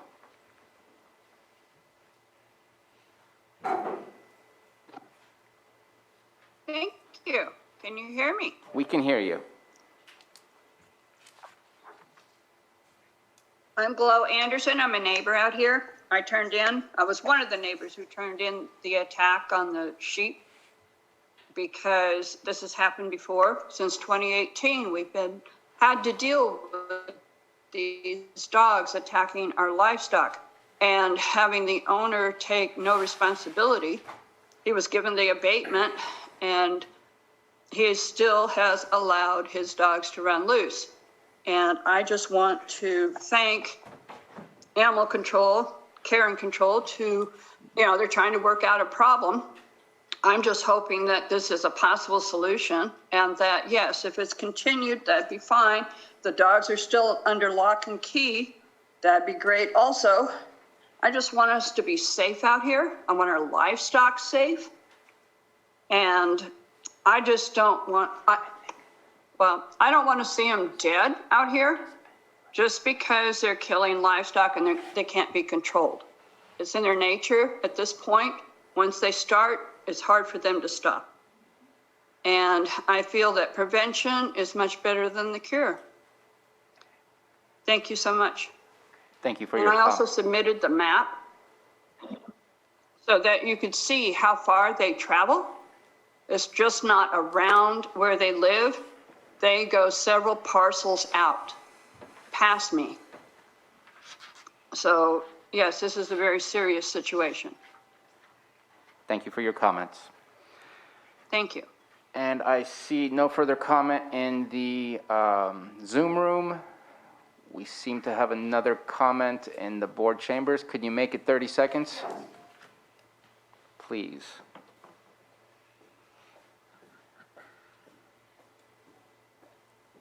I want to put in a good word for Jonathan, who gave me a tour of his facilities.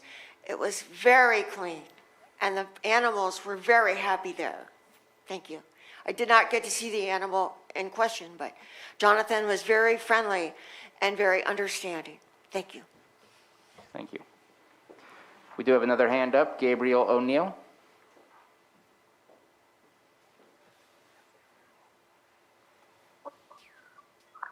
you hear me?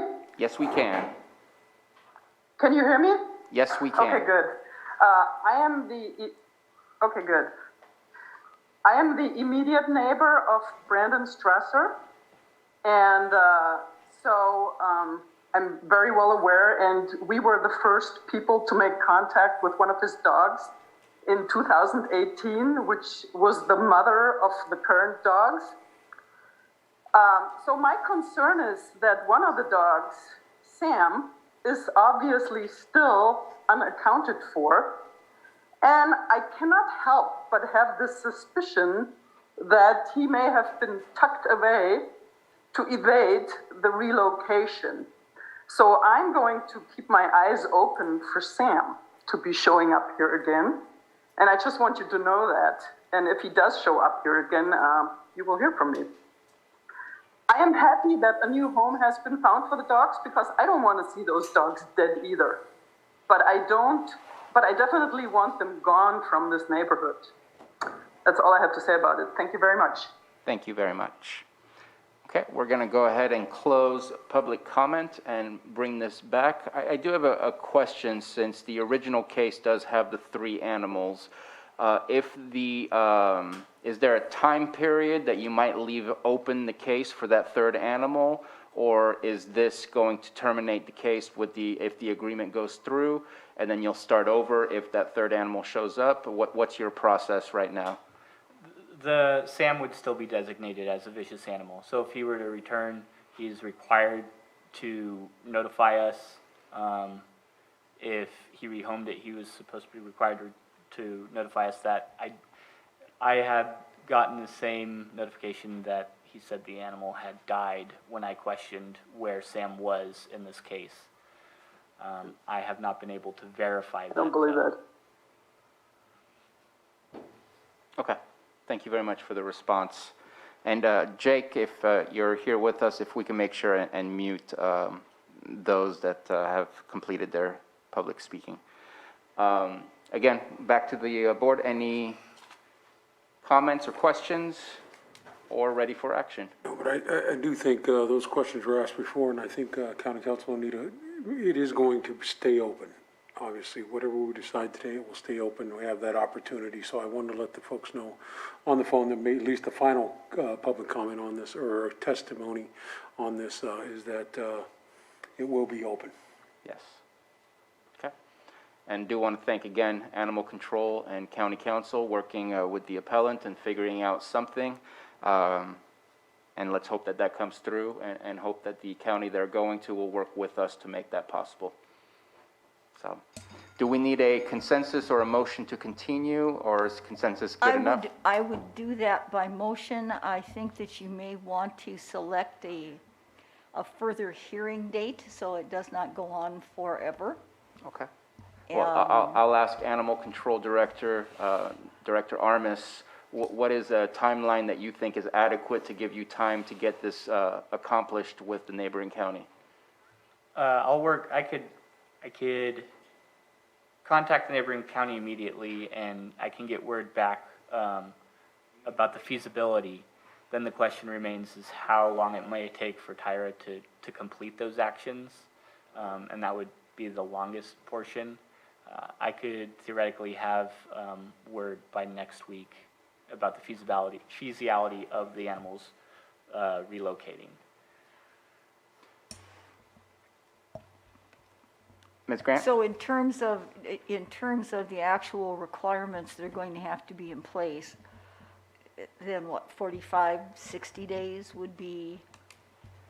And obviously the hearing could occur earlier if there was time on the calendar, if something needed to come back to your board. But if you have a hearing date where it will be heard no later than this date, at least then there's going to be a timeline that the parties can work against. Okay, and it makes another question come up in my mind. Typically, there is a fee for holding an animal in our shelter. Who is paying for that fee in order to accomplish this potential timeline? Brandon would. Okay, and has there been any payments received from Mr. Strausser? Not at this time. It would be due on redemption. Okay. Okay. what do you guys think about offering 30 days so that we can get at least an update, and if we need to continue from there, we do that? Or would you rather, I don't want to put them on the, on next week, just in case that you don't get a response right away, but I also don't want to give you too little time, and too much time either.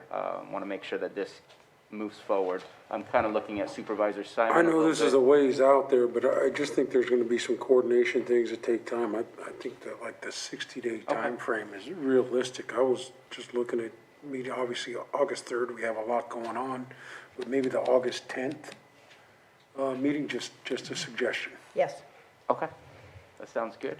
And so if somebody wants to make a motion to continue this and same time, 1:30 PM as this? Johanna, you don't see any conflict on the calendar for August 10th? Just want to be sure. No, you're fine. Thank you. Okay, so Mr. Chair, the parties could always ask for an item on the agenda to approve any final stipulation if all the conditions are met before that date. Okay, good. Thank you for that. I want to make sure we had adequate time. Okay, so I will move to continue this hearing to a date certain, August 10th at 1:30 PM. Second. We have a motion from Supervisor Simon and a second from Supervisor Pyska. Johanna, roll call, please. Okay, Supervisor Simon? Yes. I'm sorry, I didn't hear that. Yes. Okay, thank you. Supervisor Crandall? Yes. Supervisor Scott? Aye. Supervisor Pyska? Yes. And Supervisor Sabatier? Aye. Thank you. Thank you very much. So we still have a little bit of time before 2:30. Let's go ahead and start our calendars, and we'll start with Supervisor Simon. Thank you both.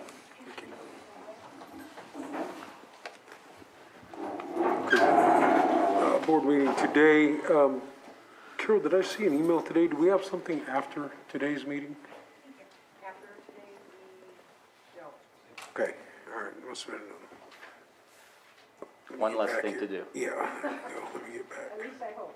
It's not on my I calendar. thought I saw an email or something, but, Friday we do. oh man, We that do? was where I got What do we have confused. Friday?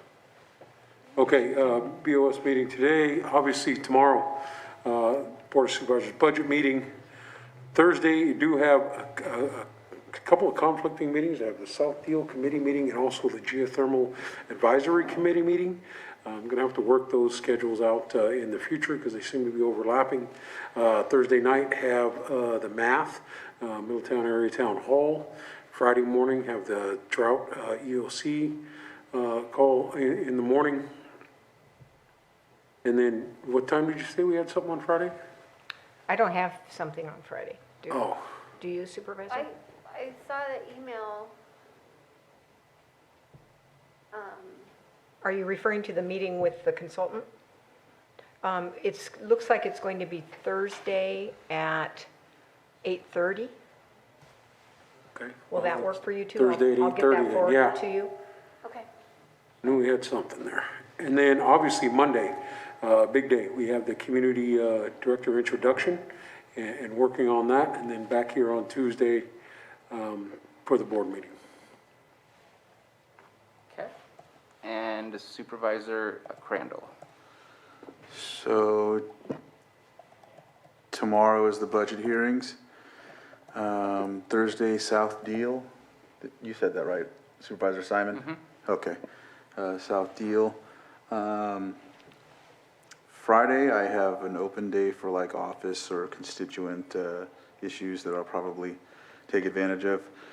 And then Monday, I have something with one of my North Shore neighborhood meetings about an initiative that they want to bring forward for their area. And then back here Tuesday for Board of Supervisors. Thank you very much. Supervisor Scott?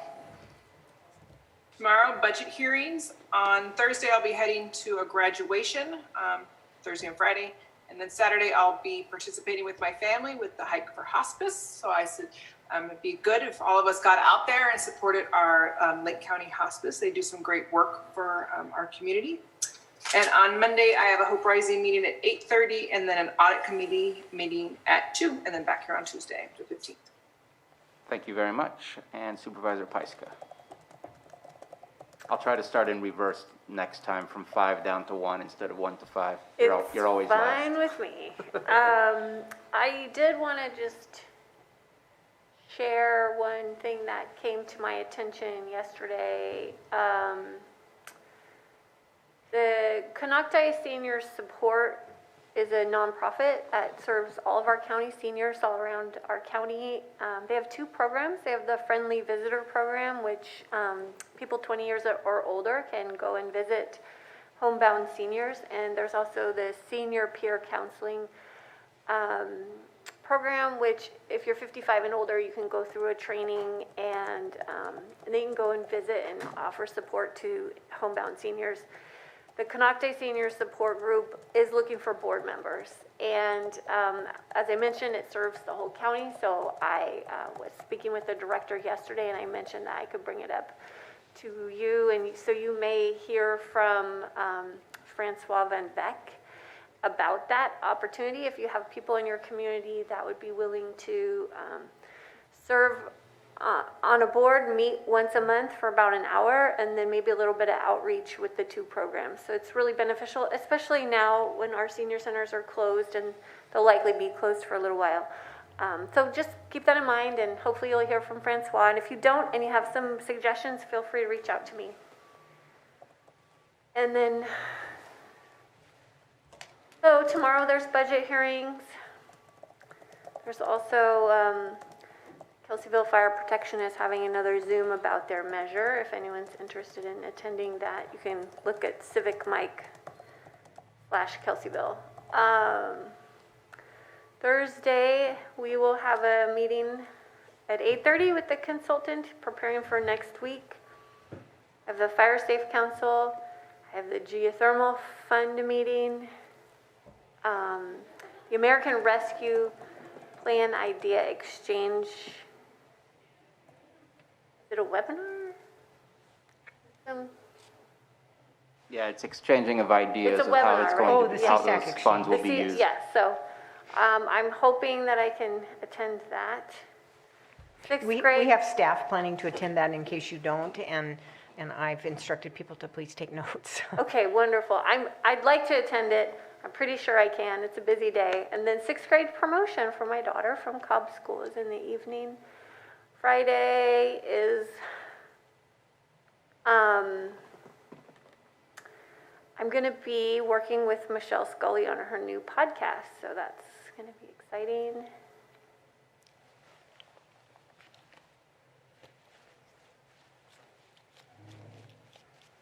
And then on the 14th, 8 a.m., starting our community development transition with management partners. And then my meeting with Carol later on that morning. That's all I've got. All right, thank you very much.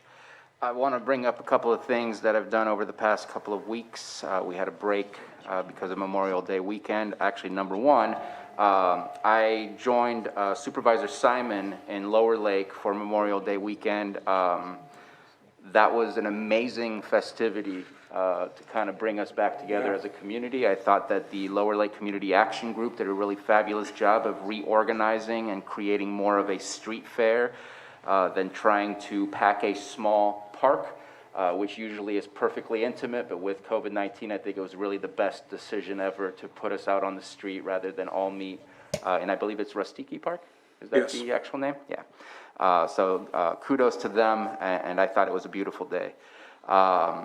Then we met with LTA and APC last week, and just wanted to let you know, Lake Transit Authority has definitely struggled throughout the pandemic. I think that they've done a fantastic job. They were offering free bus fares, continuing their free college fares for those that are students of our community colleges. And they've had to, unfortunately, over the course of the pandemic, shut down certain routes.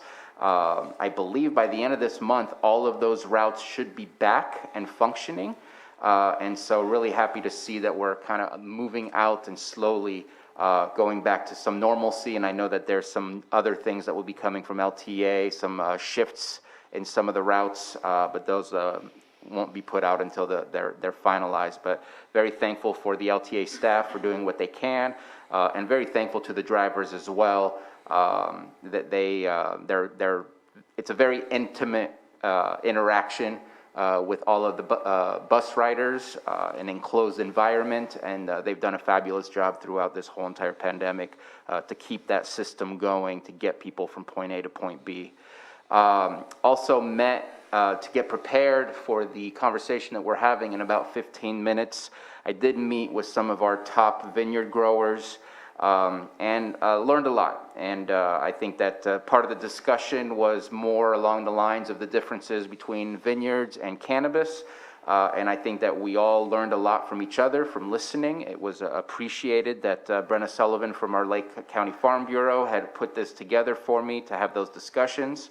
And they kind of helped steer me in where it is that we may need to be as we deal with this drought and as we deal with we are an agricultural county, and we need to figure out how to make sure that it can remain that way for the future to come, and not just today. And so very appreciative of the insights and feedback that I received. There was another meeting that I wanted to quickly, yesterday. Middle Creek, yeah. Yesterday. I forgot to mention it. Yesterday, as you all know, we brought to you an update on the Middle Creek Restoration Project. We were very concerned about our deadline of March 31st, 2022.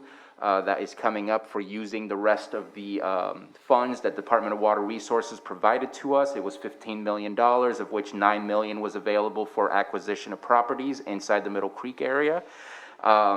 There's been work going on since the very beginning of when we received those funds, but unfortunately work has been slow and steady. We're gaining momentum, but COVID-19 also definitely has been a hurdle for us. For example, you remember back in October, we fronted some money to help purchase a piece of property because the market was going so fast and we were really focused on getting the residential properties done first.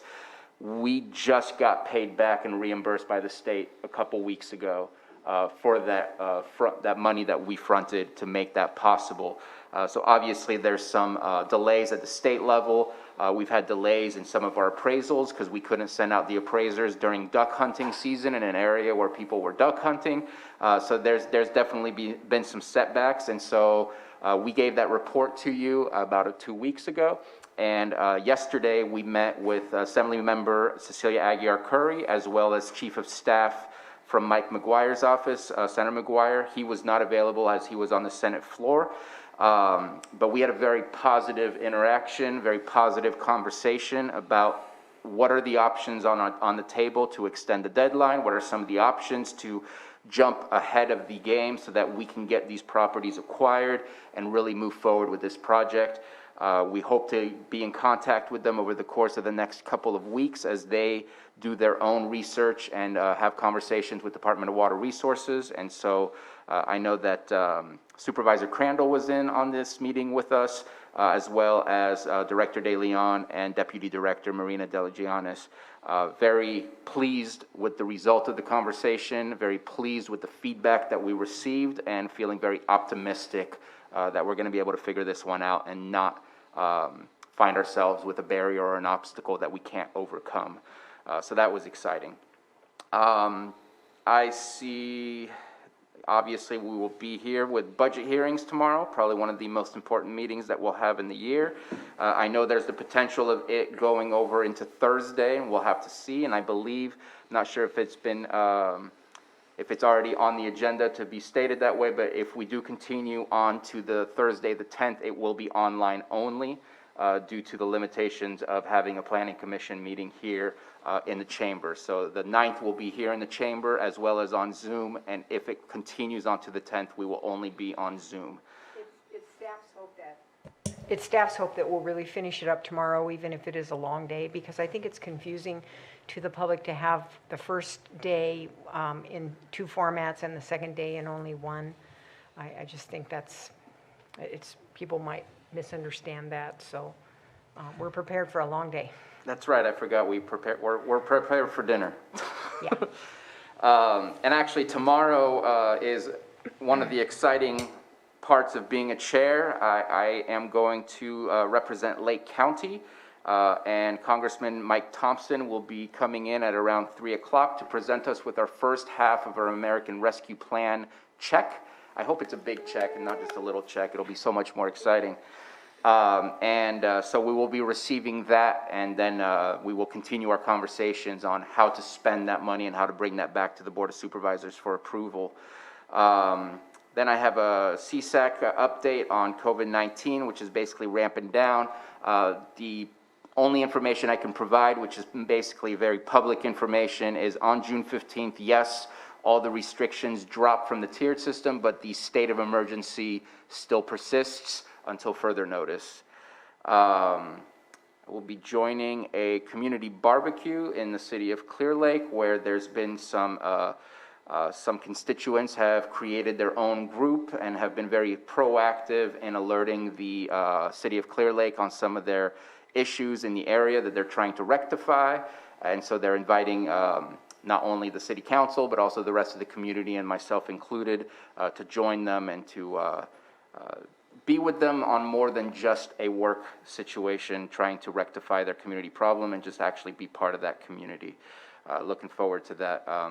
Again, on Monday, we have a CSAC call update, meeting with our CAO to prepare for our 15th meeting, a PEG board meeting at the end of the day, and then back here on Tuesday. I don't have an agenda review yet on my calendar, but I'm sure that that will come up sometime later this week, probably post-budget, is what I'm guessing. Yes. And that is my report. It is 2:19 right now. We're going to take a 10-minute break, as I don't think any of our items in closed session can be finalized in less than 10 minutes. And I'm looking at our CAO. Yeah, I didn't think so. So we'll take a 10-minute break, and at 2:30, we will have our final open session discussion.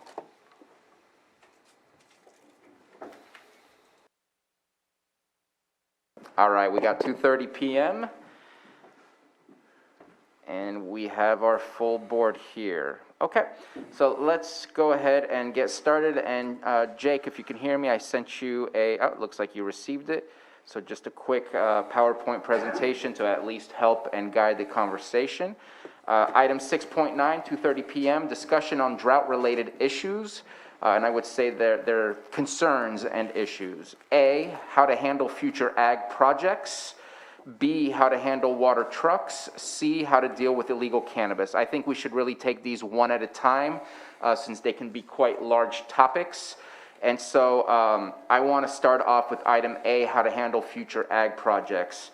And when I say future, I just mean temporarily during the drought, on how to ensure that we have water. We have a lot of people, approximately, I'm not going to say the right number, but we have a large number of people that rely on wells throughout our county. And whether they rely on those wells for agricultural reasons, commercial reasons, or residential reasons, we need to ensure that everyone continues to have efficient access to water. It is important that they do so.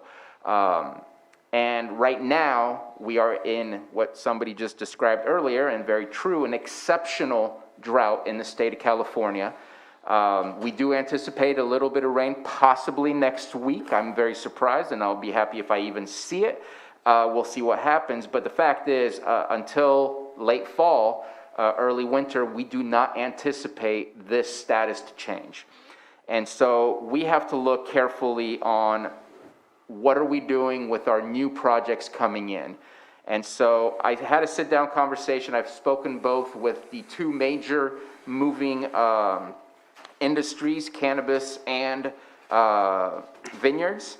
And I wanted to come here today with a more specific ask. And I think that we need to have a discussion and really hammer out what do we want to do with our new ag projects. So if somebody comes in today and submits an application, do they get told, no, we don't take new applications? Do they get told, here, please sign this so that it allows us to slow down the process? Or do we just stay the course? My suggestion is that we look at doing a waiver from the Streamlined Permitting Act. If you submit an application, you would sign the waiver. This allows us to bypass where right now, 30 days, if we don't tell you that there's any deficiencies in your application, you would automatically have your application completed. And then we have to continue following the Streamlined Permitting Act when it comes to all the CEQA aspect as well. This would allow us to not bypass it entirely. There's still limitations and restrictions, but it would allow us to extend those timelines further. And it would slow down our projects. It would slow down the process. And I think that we need to take the time, and while it slows down, to do two things. One, we've already discussed it before. We want to revise the cannabis ordinance. There's some things that need to be changed from there. We need to realign with what the state did, because we came out with our ordinance before the state came out with their latest revision. We need to make sure to realign that, and maybe there's other things that we need to change on there, which I don't really want to discuss that at length, because this is not the subject matter, but there's things to revise. At the same time, I think that this is the most important part. I would like to request that the Ag Advisory Committee that was created by Supervisor Scott and Supervisor Pyska, that they work on a water sustainability ordinance. I feel that we do not have the precautionary ordinances in place to ensure that all projects in the future are going to also ensure that all current projects continue to be successful, or not projects, but residences, everyone else who has access to water continues to have that level of access. If you're doing something on Big Valley, for instance, we keep track of that data really well. We have been for the past decades and decades, but we're starting to plant things in places that we've never planted before, and we need to better understand what's happening under the soil. And the well reports are only a well report for that specific property and that specific well. It doesn't provide us a cumulative impact of water on the area when we're getting these new projects. I think it's very possible for these new projects to come here and not have a negative impact, but we also don't have the level of reporting that assures us that there's not going to be that negative impact. And I'm not looking for cannabis here. I'm looking for all projects. Residentials are going to use more water. Commercial is going to use more water, and any ag is going to use more water, and we need to be mindful about the fact that there's a limitation on what's underneath our ground. And so those are the things that I think we should look at in order to handle the new ag projects. I say new ag projects because I feel that it's not possible at this moment in time to just say, stop, no more. You've spent 3 years working on an application. You spent 1 year on your application, and today we're just going to cancel you. I fear that that would have a negative impact on us having to deal with stumbling those applications, no matter what the type of ag that they are trying to do. I do have a plan on how to help with that. I'm going to bring that to the board hopefully next week for the current applications. But this is the subject matter of this about ag projects and future ag projects, and it's all in the idea of how long is this drought? Is this going to be a 5-year drought, a 10-year drought, or is it just going to be 6 months, and by next winter we're going to have more than enough water and we'll be flooding again? It's hard to tell. It's a crystal ball situation, but I do believe in climate change. Whether or not it's man-made, who cares? The fact is the trends are showing it's getting warmer. Our firefighters are telling us fire season is extended by 65 to 75 days. The fact of the matter is we are getting more and more droughts, and we are going to get longer droughts. And we need to be better prepared with ordinances that protect everybody here in Lake County. And so that is the discussion that I would like to offer to see where we want to go with it. I know it is a tough subject matter for the fact that it is such an important part of our community when it comes to ag, but at the same time, water, nothing can happen without water. And so I think that we need to really focus on this is about the drought and this is about water conservation, and how do we move forward rather than just staying the course, which I feel is detrimental to our future. And so opening it up for discussion to the board. Supervisor Pyska? Yeah, I forgot to mention, it wasn't on my calendar because I'm not able to attend, but Monday is the Ag Advisory Committee, and I know you've been working with some of the members on that committee on this, and if they're in attendance this afternoon, I'd like to hear from them. And I believe that some are here. I just need to...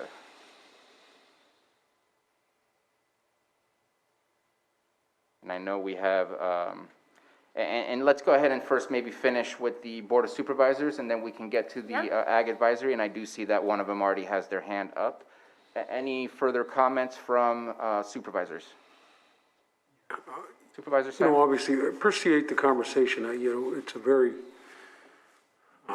very touching one, obviously. When we talk about, you know, obviously we're ag supported county. I mean, you get that on your tax bill. That's what we're pushing for. So when we talk about monitoring or slowing down, you know, I guess the first word you use is monitoring.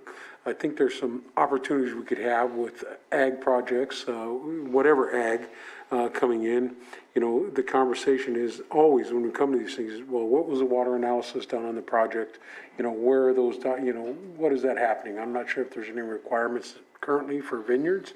Maybe there is. You know, I don't work with them, you know, as much as possible. And not a lot of big projects have come to this board since I've sat here. So I think those are some of the conversations. But on the other side of that is, you know, we went through it a whole year of it with the pandemic, being told what to do and other things like that from government is a real challenge, especially if you go out and you purchase property and you're looking to do projects that meet those zoning requirements. You know, that, you know, we have to look at it both ways. And ultimately, here in Lake County, you know, we are challenged all over the place. There's some places just, you know, that have plenty of water, groundwater. You know, some of us ain't around the lake, but then there's plenty of homes that are built in places that have forever been going dry during the year where they got to ship water just to do these. And there are ag, you know, obviously ag areas in there, most of them ag areas outside of the community growth boundary, especially down in South County. You know, it's all ag. You know, it's on ag under the Williamson Act and other things. So protecting those is going to be a challenge. So I think each year or every time, depending what the circumstance is, the conversation comes up. But it's going to be a real challenge. So appreciate the conversation. Don't have any real easy answers besides I'd like to see where the rest of the discussion goes with the board because ultimately we live in an ag community and we've got to figure out how we move forward with that. And you obviously understand then my pain of bringing a specific solution rather than offering the conversation, because I was very nervous about some of the specific solutions that I had in mind and eventually was steered to more of a middle ground solution to see if that would be something worthy of looking into. Supervisor Pyska? No? Okay. I was going to say that, yeah, thanks. This is a template we're going to try to craft and make our own with what you put on here, this ordinance that was from Siskiyou County? No, that one is for the truck, which would be Part B. Oh, that'd be Part B, okay. No, the discussion as a whole, I just was looking at it because there's a lot of different things that in general, when it comes to water, you know, there's different situations where there's illegal grows and people are taking water from many different areas, not just, you know, from the wells and whatnot, but also the situation with taking out, like I'll speak specifically about like Spring Valley, where they're taking from rivers and creeks and things like that. And so we're especially being on the situation with Lake Pillsbury, where we're talking about water and how it's a recharge system and all of that, how important that situation is, even pre-drought discussion, knowing that that's a big water source is very important. And I'm glad that we're coming together and putting something on our agenda to put water as a main focus and the resource to ensure we're frugal with it and we're doing the right things. So. Thank you. And I can't see if Supervisor Scott has anything. I got too many windows open trying to look at all participants. I don't have any questions, but this is definitely a discussion that we need to have. It's a very touchy one because, as Supervisor Simon pointed out, we are an ag community. I'm glad that you brought this discussion to the board. And I will respectfully offer a rebuttal to that specific comment, both from Supervisor Simon and Supervisor Scott. If we allowed ag to just continue as is without really looking at the cumulative impact, I think that eventually we're offering a potential failure to some of the ag that we have here. And that's my personal opinion based on the fact that it's a limited resource of what we can give to industries in order for them to be successful. Because it is taking water from underneath us in order to make that be successful, and there's only a certain amount. So I think we can do both. I think we can both be cautious about water use and supportive of ag. I don't think it's a binary choice. I think that it can come together, and it might be difficult to figure out exactly where that balance is, but I think it's a requirement for continued success in the future.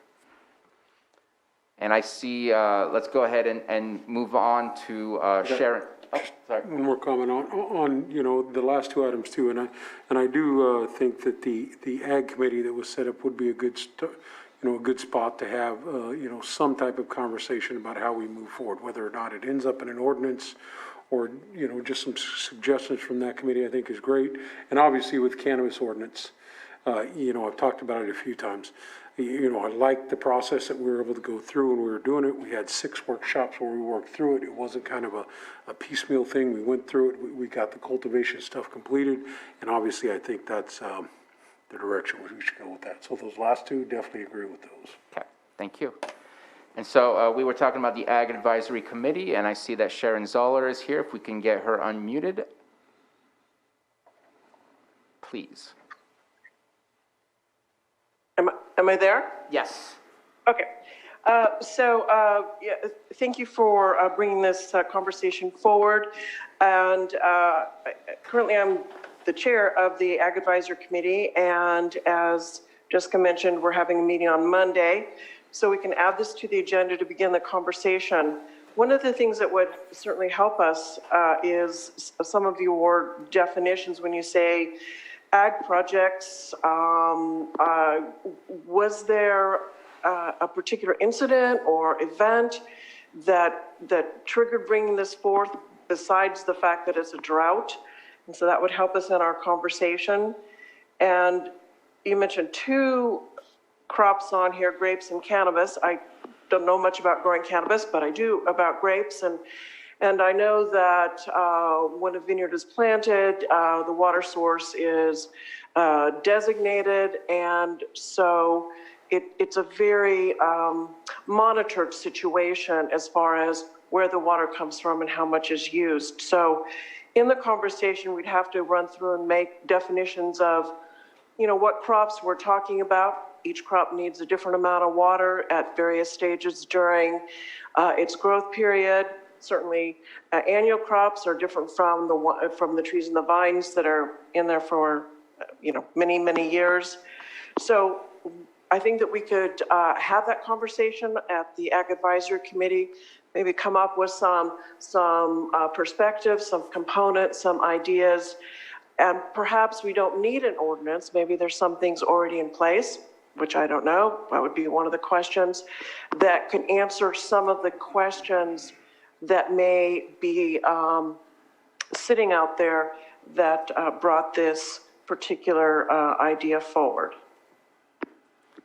And just to respond as to where the idea comes from, Part B is also a part of my reason for having this conversation. Number 1, obviously, it's the drought. And number 2, there is a lot of trucking going on to both cannabis and other types of agricultural crops, and we're finding out that is not being done in a very legal way, and we'll discuss that a little bit further as we get to item B. But that was 2 of my primary reasons for bringing this. I think that we just need to be wary. This is not going to be the first time, and this is definitely not going to be the last time that we deal with a drought.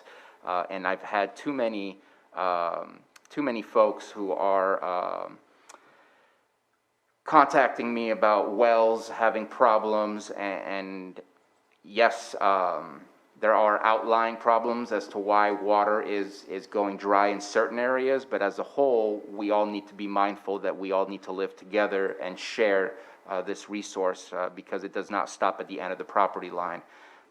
And so that was Right, no, absolutely. And, you know, the old saying, whiskey's for drinking, water's for fighting, we want to try to avoid that.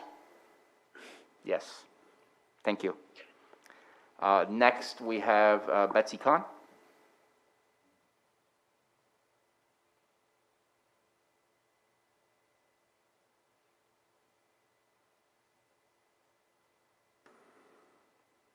Hello, can you hear me? We can hear you. Hello? We can hear you. Thank you. Yes, thank you. Thank you for bringing this up. Supervisor Sabatier, I would like to mention a couple of things that you may already be aware of, but I want to raise those to the attention of everyone. First of all, you know, we have a Lake County water inventory that was done a number of years ago. We do have a groundwater management ordinance, but I think you will find that if you review that ordinance, it is deeply enforceable. Part of that ordinance prevents the extraction of local groundwater for export outside of the county. There is no monitoring of groundwater extraction for agricultural practices other than those used by the agricultural operator for their own purposes. In other words, there's no state requirement and there's no county requirement.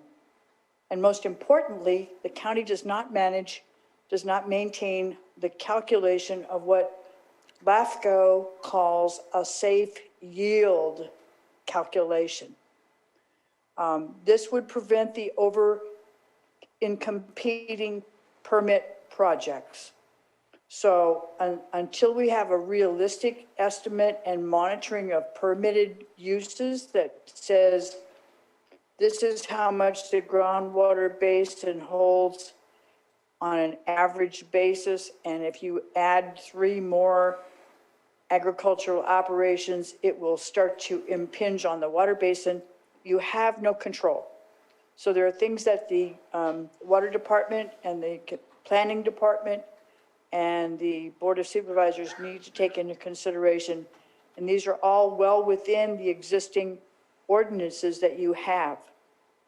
In addition, the state has introduced the new Sustainable Groundwater Management Program, which you know has designated Big Valley as a moderately impaired groundwater basin. And there is a program for collecting more data in that area for agricultural purposes.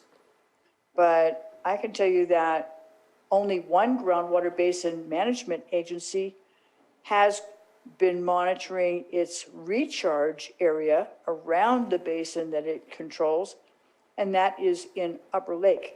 In Scotts Valley, we have a nearly defunct Scotts Valley Water Conservation District that needs to be supported by the Board of Supervisors and is not functional at this point, but that is very important for the protection of that groundwater basin.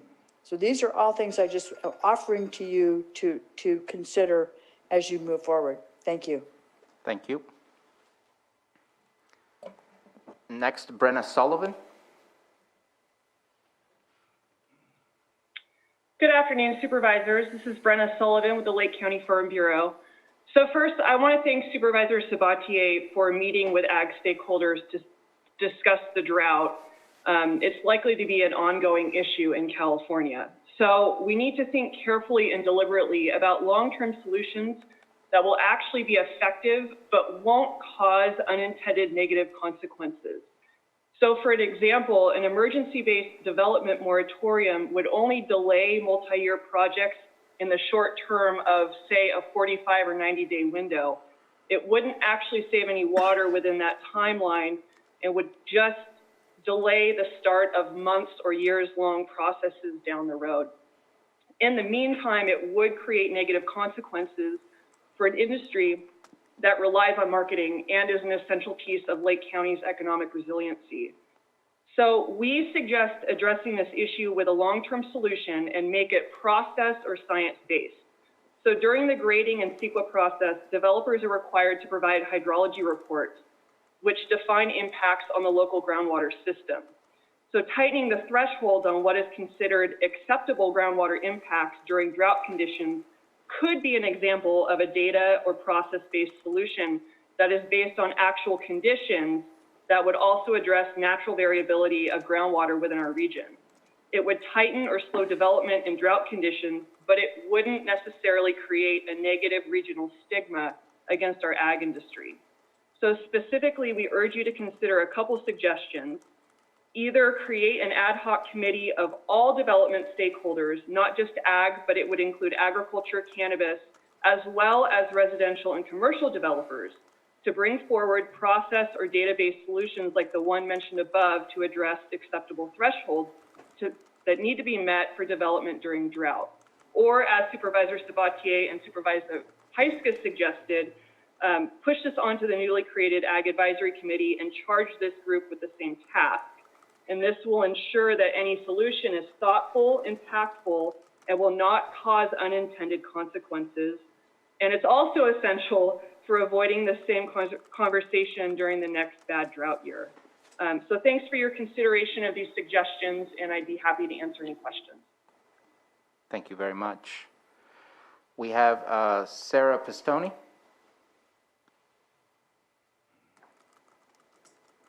Hi. I also want to thank for bringing up this discussion. I'm a Lake County resident and I work as an independent consultant, plan prepare primarily for vineyard applicants. I work both in Lake and Napa County. And so I wanted to speak just briefly to the process that I have had to undergo for my client applicants.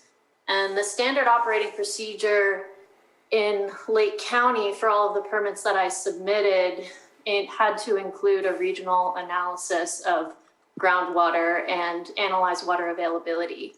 And that I'm learning now may not have been clearly written into the requirements for all ag projects, but it was a due diligence step that was completed, and no application that I submitted was approved without having a site-specific report that did review all of the regional conditions, both in terms of existing and future land uses, recharge areas, topography, and then any publicly available well data. And so it seems like that might be the type of study that could be more formally required in the procedure. And then the due diligence is done up front. Obviously, geology and groundwater science is highly variable, especially in volcanic areas. And I found through the reports that have come in for my clients, very, very productive water reservoirs in certain parts of the county. And obviously other parts of the county have water reservoirs that are more strapped. And then just with the analogy of Napa County, they do some site-specific studies, some of which have already been identified with the Big Valley groundwater use area that was mentioned already. And so the idea of identifying water deficient zones might be a possibility, and then having different criteria based on different areas of the county that have already shown stress in groundwater production.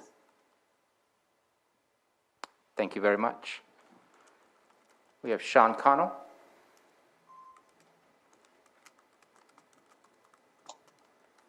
Good afternoon, can you hear me? Hello. Yeah, my name is Sean Connell, District 4. I just want to touch on the first section of what we're talking about here and how we are going to handle future ag projects. It seems to me that there's been a lot of discussion with the influx of permits at the Community Development Department. And I think my big question is, how many use permits are agricultural projects required to go through I don't believe that they are required to have a use permit, which means that they don't get nearly the CEQA analysis that the standard cannabis planner, applicants do. Cannabis cultivation is regulated quite heavily in the state, both at the water board level as well as at the local level, where a well test and a meter is required to be put onto your production well for consistent and constant monitoring by both the applicant and the county at any point in time. So restricting these permits yet again and adding on new layers of regulations to an already overly regulated industry seems to just be creating more barriers for entry, which I'm sure we will talk about in part C of this with illegal cultivation within this county. I think it might be time that this board started to talk about maybe creating a specific cannabis department to deal with both the illegal and the legal side of this business, as it is two separate and completely different industries at this point in time. It looks like the community development department over the last 3 years has really lumped through processing these applications, which has been quite a burden on this board. And I think that as we stand here today trying to recover from a pandemic that has stopped this county from processing applications over the last year due to COVID, and the multiple other things, fires, floods, droughts, I think it's time that we just invest into this industry. As it's clear through tax reports over the last couple of years, this industry has made a stance in Lake County. And I think that if we were to invest wholly into this industry, along with our traditional ag partners, to sink this community as an agricultural community, whether that be for non-traditional ag and cannabis or what the future holds in psychedelic research, I think that this county has an opportunity to really be a player. I think that we are addressing some major concerns, and they will continue to be major concerns, but this seems very reactive to an early situation. And I don't see a lot of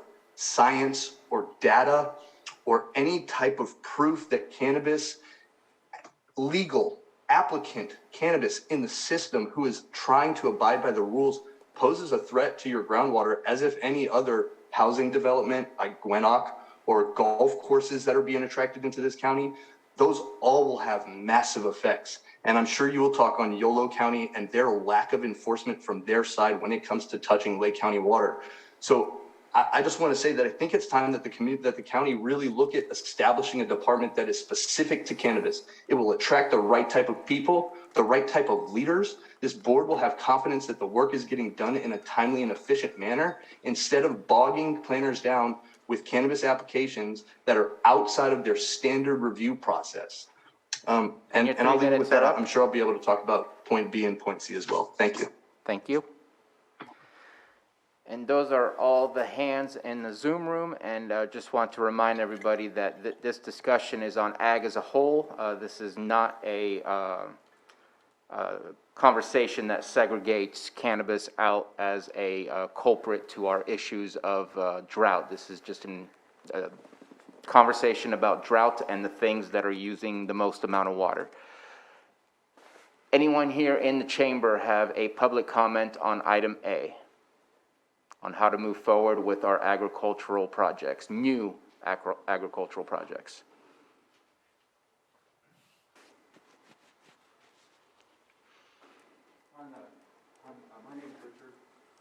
Hold on one second. If you can start over once your mic is on, you should be good. Oh, I'm sorry. I thought we were ready. I understand that we can't just cut some of these projects off midstream, but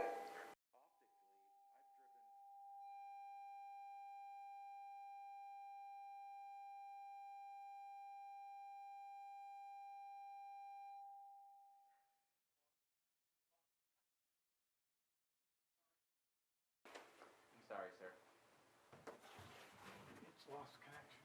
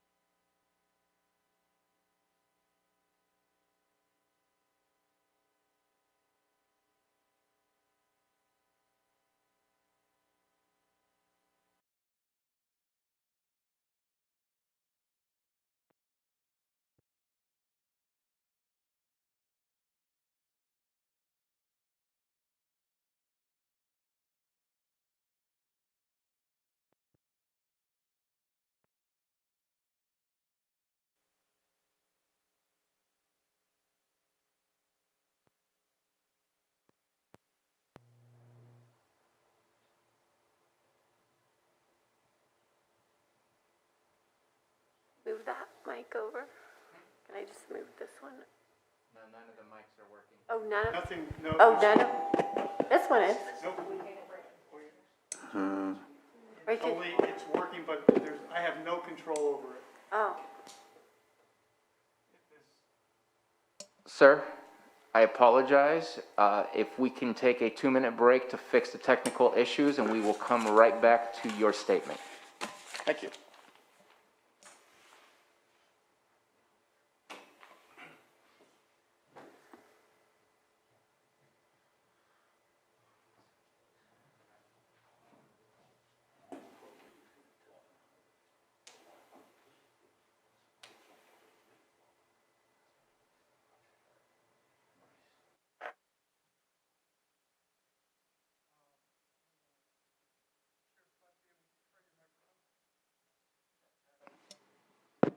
Check, check.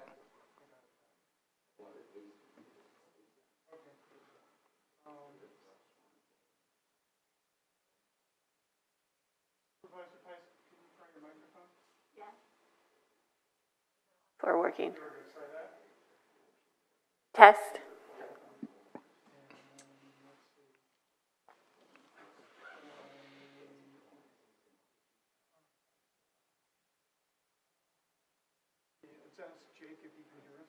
Jake, can you hear us? Yes, we can hear you in Zoom. That's good news. Okay, and do we have the public microphone on? You can give it a quick test. Check 1, 2, 1, 2, check. Okay. All right, thank you very much, Sam. Sorry for the interruption, and let's continue where we left off. Anyway, I started to say is that I understand you've got projects in the pipeline. You just can't cut people off and tell them you got to stop. But the optics don't look good when you drive down Highway 29 and you see signs that say conserve water, extreme drought, and you watch the wasted rainbirds just for hours and hours and hours. It just doesn't look good. And then on the other point B, I know this is probably more of a lake port project, but if Hidden Valley Lake can sit there and reclaim or recycle their gray water to water, that would help this county and the city of Lakeport. So if they can do it with 3,000 citizens, we have 5 here in Lakeport, I think a project, we should find the money to get that started. Because, it's too late. If we don't have any water, we're really sunk. So that's all. Thank you very much. Any other comments from the public? Come on up, 3 minutes. Hi, my name's Mike Mitzel.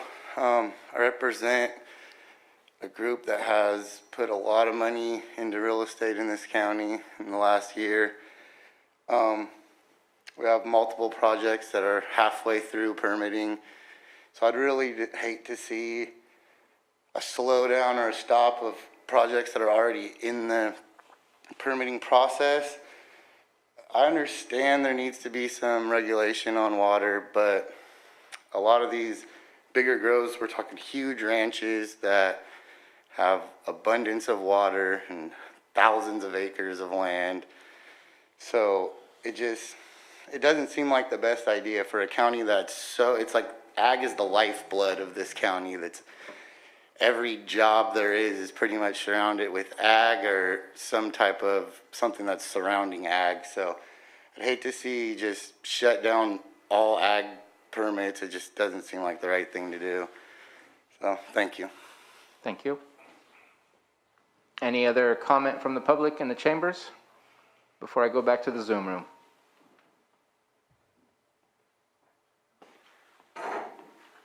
Good afternoon, Board. I'm in District 5. My name's Brock Ewell.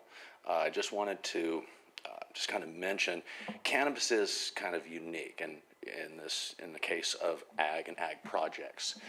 As the illegal operations are being moved out and being taken out, that's taking away illegal projects. So when people want to actually come in and bring in legal legal projects and legal grows, they have to go through, of course, all the state permitting processes and all the things that are not required in other agricultures.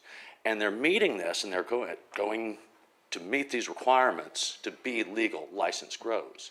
And so I'm just wanting to make sure that I know so many people that are in the Riviera. We rely on almost every job I've worked in the legal industry that I started in about 2 years ago.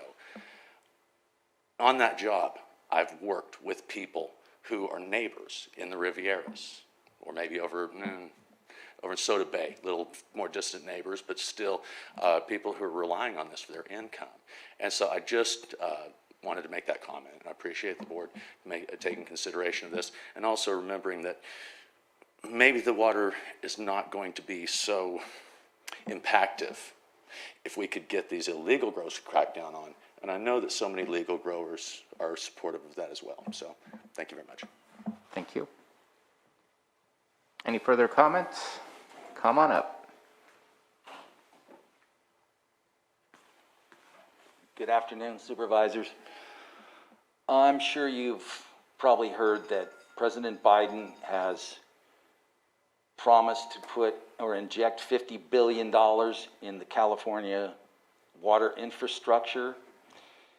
And what I'd like to see is the Board of Supervisors explore the fact that we could come up with some other ways of recycling our discharge from our sewage plants, so we can use them on fields, baseball fields, football fields, etc., and or giving it to ag, hemp, pot, for them to use for their needs, their water needs. That's all. Thank you. Thank you very much. Supervisor Simon? So I just do want to talk about it. As you guys know, we have put in for, it's called the Full Circle Project. When we look at long-term water sustainability, and this is a sewer project, as you were talking about, ultimately we have sewer at this point that is being moved at this point. It is being moved at this time to the geysers throughout the county, but the long-term water sustainability to help with those issues, that is a long-term conversation we're having currently.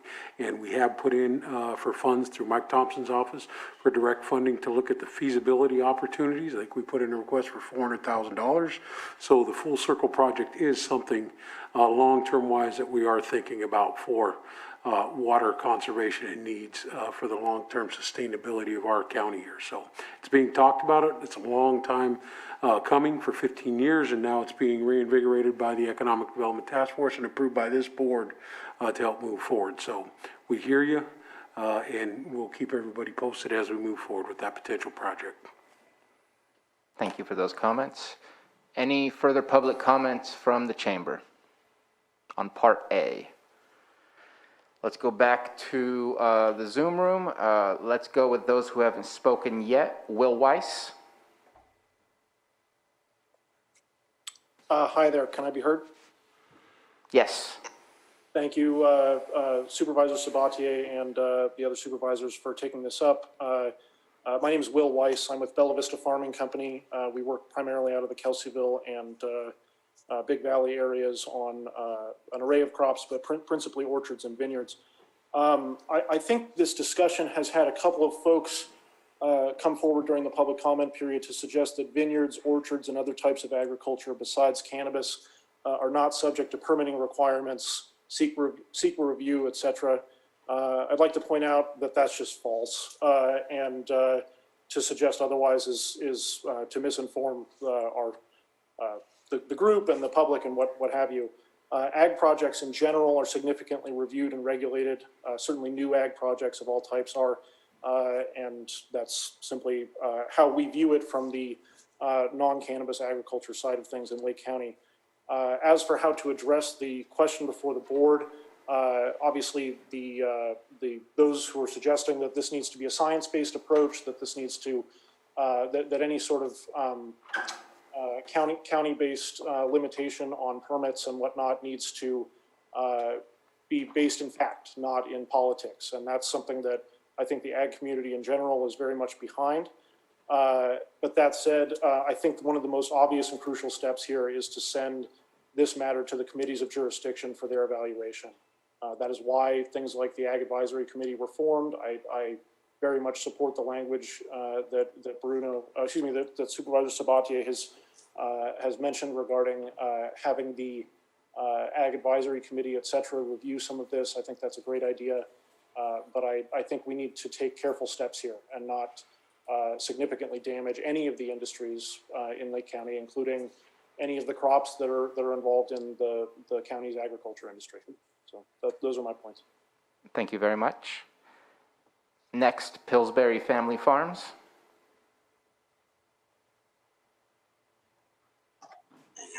Hello? Yep, we can hear you. This is Justin Quayle.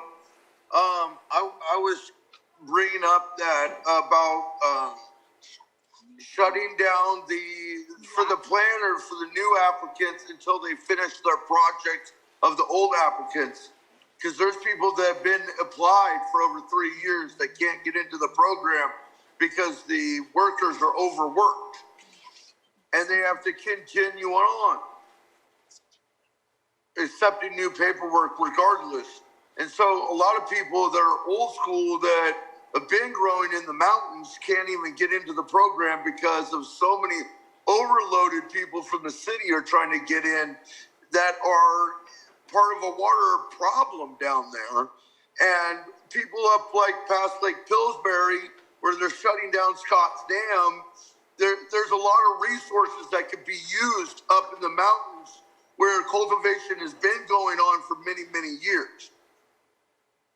That's all I have to say. Thank you. Thank you very much. Next is Betsy Kahn. And please, if you can keep your comment succinct since we've already had a turn. I'll be very brief. I just want to say that in terms of long-term addressing this issue, this is yet another really excellent reason for us to move forward with the Middle Creek Marsh Restoration Project, which will increase the lake storage capacity by an estimated 6,000 acre feet, of which approximately 2,000 acre feet per annum would be available for irrigation. That should be a major motivation for all of you. Thank you. Thank you. Phone 6205.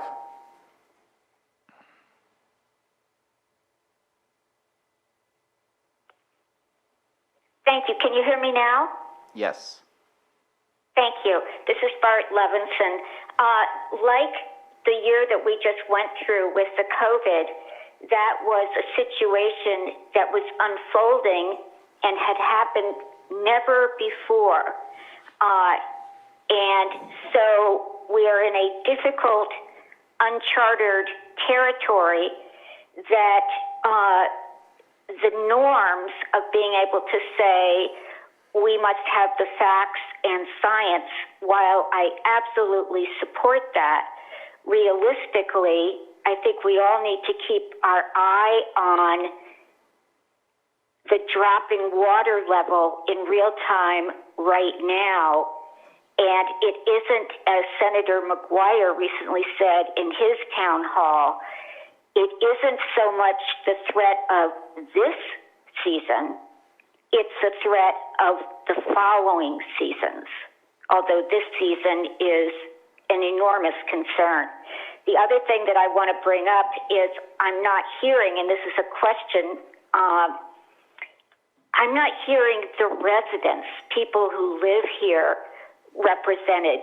I'm hearing business, ag, real estate,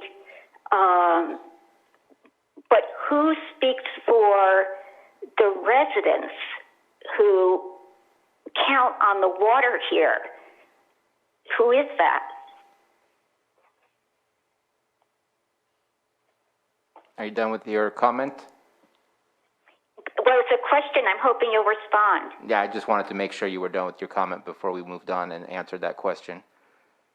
Yes, I'm ready for an answer. Okay. And I would suggest that there doesn't appear to be anybody here speaking for themselves, but us as Board of Supervisors represent all of the above and should be cognizant of the needs of each one of the individual slices of our demographics and economic needs. And as I brought up earlier, all have impact from residential to commercial to ag. Every activity has some sort of impact to the limited resources that we have. And I don't feel comfortable with the current status quo of how we review all projects to ensure that those that are already here and utilizing those resources are not going to one day find that those resources are not available to them. I think we have to work in a world where there is finite resources, not infinity resources, or else we will find ourselves in a situation that at one point we have lost full control and there's no going back. And so that is why I bring this conversation here. And again, as I stated earlier, and granted, some people will roll their eyes, I believe in climate change. If you look at the trends, it is getting warmer, it is getting hotter. We have higher 100-degree weather days per year than in the past. This is not a random phase. This is a trend where it will remain hot, it will remain dry. All of a sudden we'll go to flood, and then we'll go right back to hot and dry. And again, droughts will be more consistent and longer. And I think we need to be prepared now. And I know somebody earlier mentioned it's just a beginning. Well, by the time it's really a problem, it's too late. And if we don't have the conversation right now on what conservation looks like in order for the 65,000 people who live here to continuously have access to this life-giving resource, we need to make certain decisions of whether or not we're doing things correctly now. And if we're not doing it correctly, what can we do to change to ensure that we are reviewing these things? And I will just base it on my experience from reviewing the Planning Commission reports. I don't see cumulative impact water reports. I see what does your well report say, and the well report will say what the recharge is, but it doesn't say overall when we used to do a 24-hour test. Now we do like a 4-hour test to a 1-hour. We don't understand cumulative impacts, and we need to better understand cumulative impacts, because that is what we really need to be cognizant of when we approve and not approve projects. And I see that we have a hand up from Angie Dodd.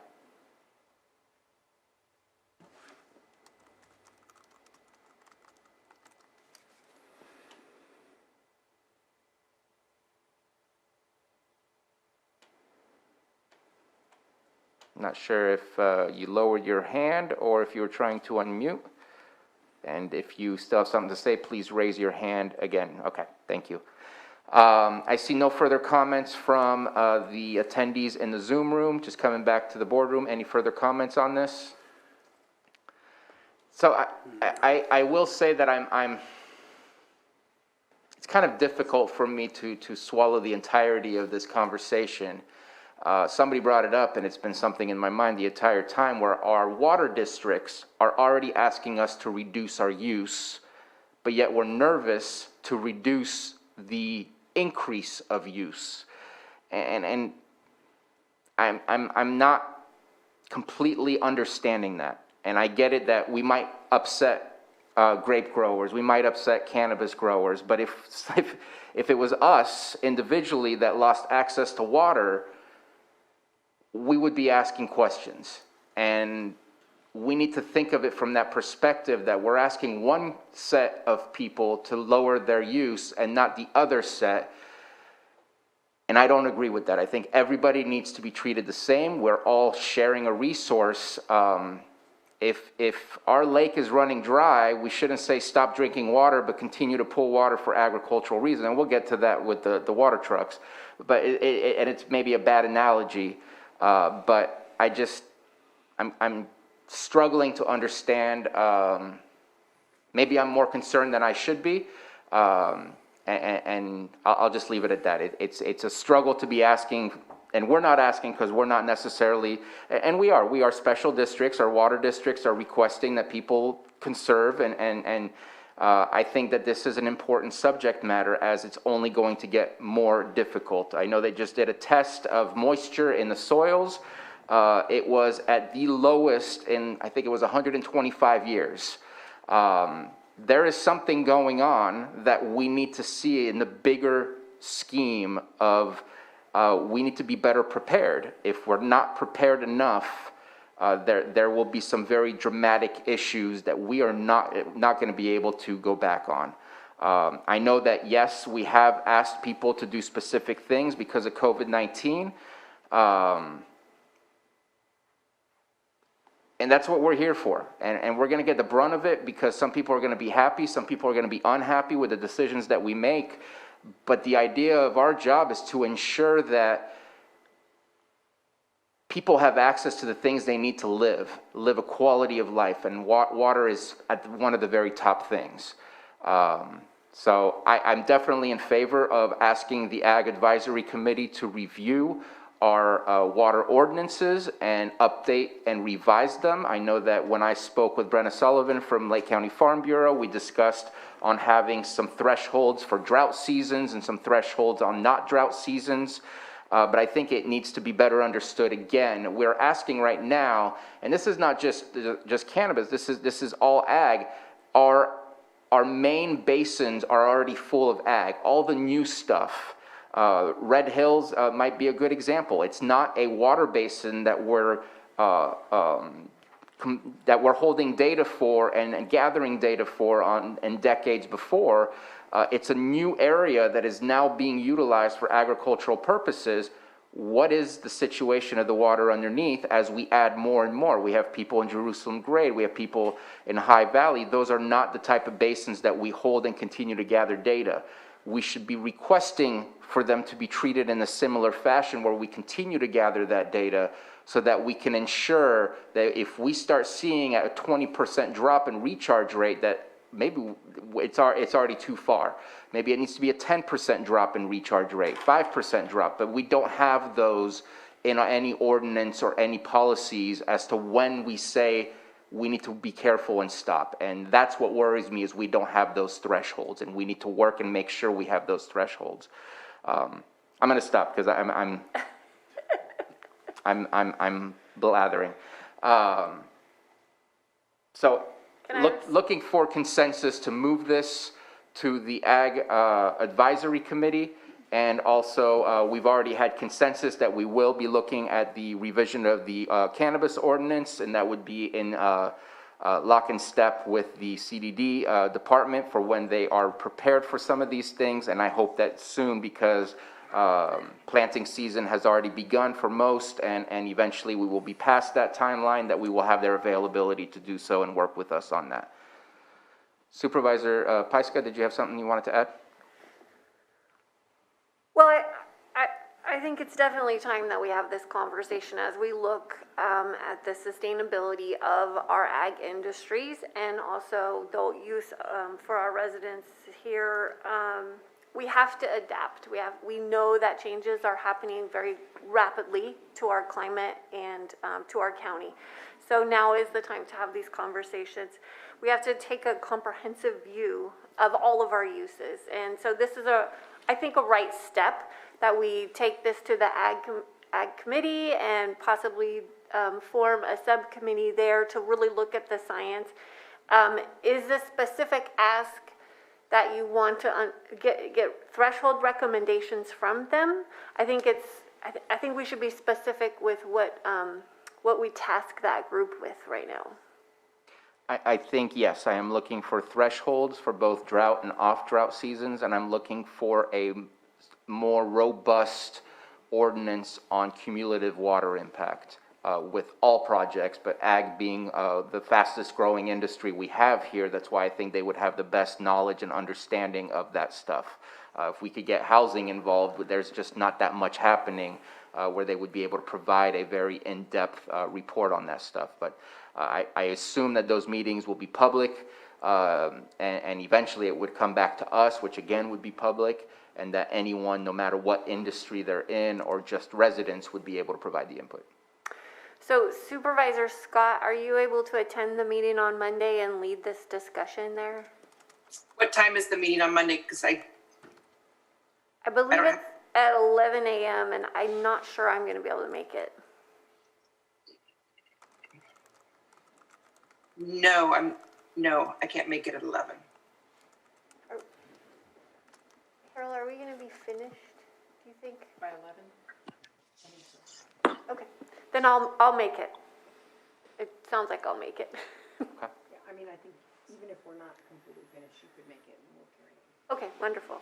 All right, so, And just wanted to make sure that there was consensus on the details that I requested, because this is not coming from me, this needs to come from the board. Supervisor. Yes, I am. I agree with having the committee look into this. I really like Brenda Sullivan's her recommendations as well to look into the water. And I support you on the climate change, because that's one of our biggest arguments when it comes to the Lake Pillsbury situation. You know, the snowpacks melting and having no other water. So I agree with you, and I'm glad that this group will be looking into it. So I agree. Okay. Yeah, I've already said that, yeah. Absolutely, I support the ag projects, the ag group committee looking at this. Obviously, it's gonna be a long-term conversation as we're having here, and, there are a lot of things, as was said, that may already be in place that we just need to try and, review and look at those opportunities, how to enhance them, and, yeah, so I'm in favor. Okay. so, if we come back with suggestions on thresholds and cumulative impact, then maybe the next step after that is an ad hoc committee for a broader discussion, but we can get to that point a little bit further down the road. Right. Thank you very much. And so if we can go, Jake, back to the presentation real quick, and then move on to item B.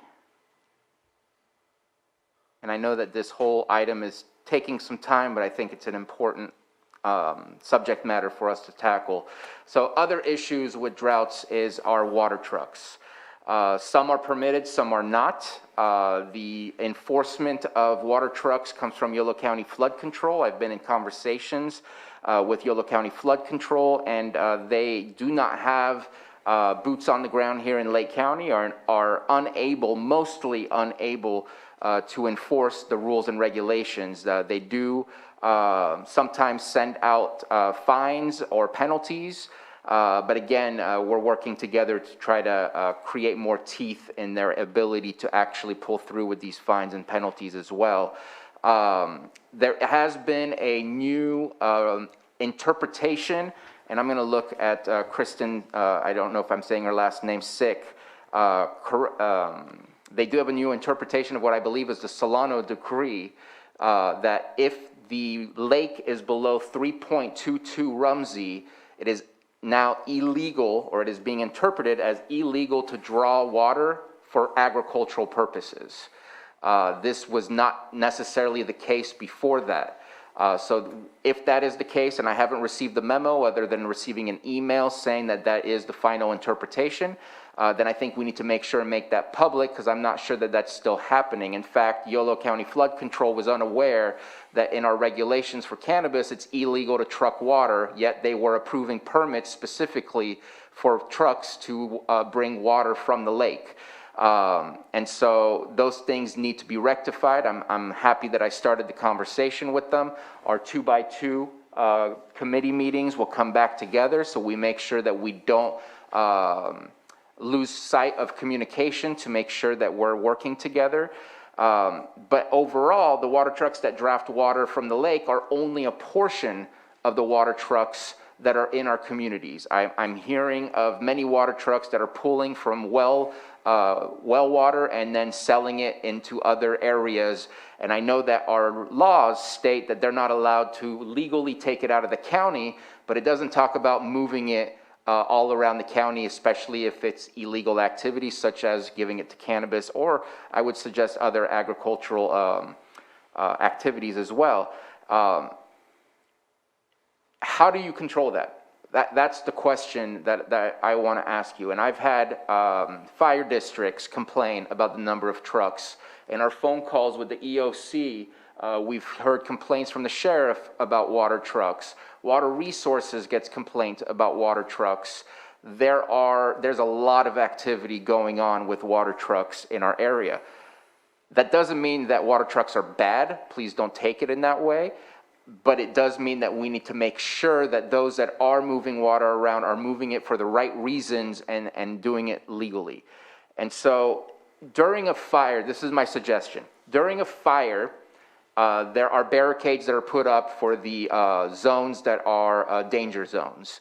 The only way that you can get past those barricades, well, not the only way, but one of the only ways is if you have an agricultural emergency permit that allows you to go take care of your agricultural crop past the barricades.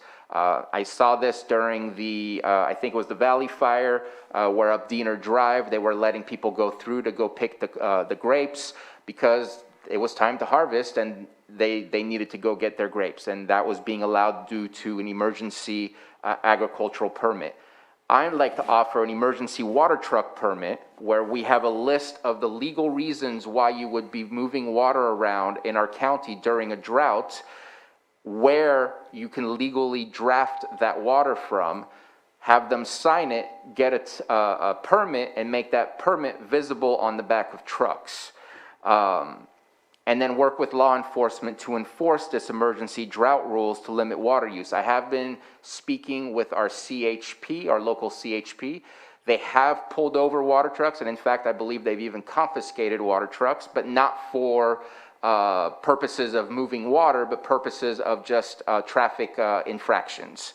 And I would like to have the discussion on, again, the idea should be that we save all the water we can by limiting the illegal uses and illegal activity of water. And I'm getting calls from so many different locations of where water trucks are going to. And so, again, want to open it up for a discussion on, do we do nothing? Do we stop it entirely? Or do we figure out a way to regulate it, which regulation is difficult, but at the same time, we declared an emergency drought, not just so we can access money from the state of California or from the federal government, but because we got to do something to make sure that we don't have our water disappearing for ridiculous reasons. So again, I've offered a suggestion of how I feel we can regulate this. This would give us more local control rather than asking Yolo County Flood Control to do this, which again, they do not have boots on the ground to do so, and opening it up for conversation. Supervisor Pyska. So I recently saw a line of water trucks lined up at Redbud Park, and I was wondering the same thing. So there are no regulations for water trucks pulling out of the lake at this time, or that are being enforced at this time? So YOLO Flood Control provides permits, and we, up until recently, didn't have a list of who was permitted and who was not. I'm trying to find who our contact person is in the county that should receive those things so that we're in the know. But until up until now in the present, we don't know who is legally allowed, other than an email I just received recently. We don't know who's legally allowed to draft water out of the lake and what they're permitted to use it for. So are you suggesting that there be designated places for legal drafting? I think that, I think there's already designated areas. I think that in the future, we need to maybe find a better way to regulate it through some sort of keypad. If you go to the printer here, you have to type in your own code, and they know who's the one who printed, just to kind of keep track. We should be able to do the same thing with water trucks, where they can type in a password, and we know that it's them, a specific entity that is pulling water, and we can keep track of how much water they're actually pulling. Right now, it's based on the honor system. They submit something saying, I pulled 2,000 gallons today. Well, how do we know? Because it's the honor system. And I think that we are missing a lot of information in the long run. I think that it's easy to make mistakes. I think it's easy to forget. And I think that it's easy also to bypass giving all information. And I won't be specific on individual entities, but in an email I did receive from YOLO, there was some suspicions of who was honest and who was not very honest. It seems like even if you had some kind of monitoring system, it would still be the honor system, because you can pull water from a lot of different places. So that's a concern. And you could pull water right next to one of the monitors and bypass that altogether. So logistically, I'm just trying to figure out how that would work, where it would be effective. And just to add, we have water trucks who are being very bold and literally going to fire stations and stealing water. Yeah. Where I just spoke to a fire marshal about a month ago who ran one off and basically said, I don't want to ever see you here again. And we have fire hydrants that are known for being unlocked and abused. We have another problem on our hands where, again, water is being misused, especially during a drought. And if there was a mechanism of where you're supposed to pull water from in a passcode, at the very least, we would know when we see them going directly and bypassing it, that at least that shows that it's illegal. Yes, anyone can break the law anytime they want to, but if we make it that much more obvious, it's easier to catch them. And I don't intend for that to be our short-term solution. I think that's a long-term solution. I want to talk more, I was hoping to talk more specifically about short-term solutions during the next 6 months as we anticipate water levels to continue to drop. How do we deal with water trucks?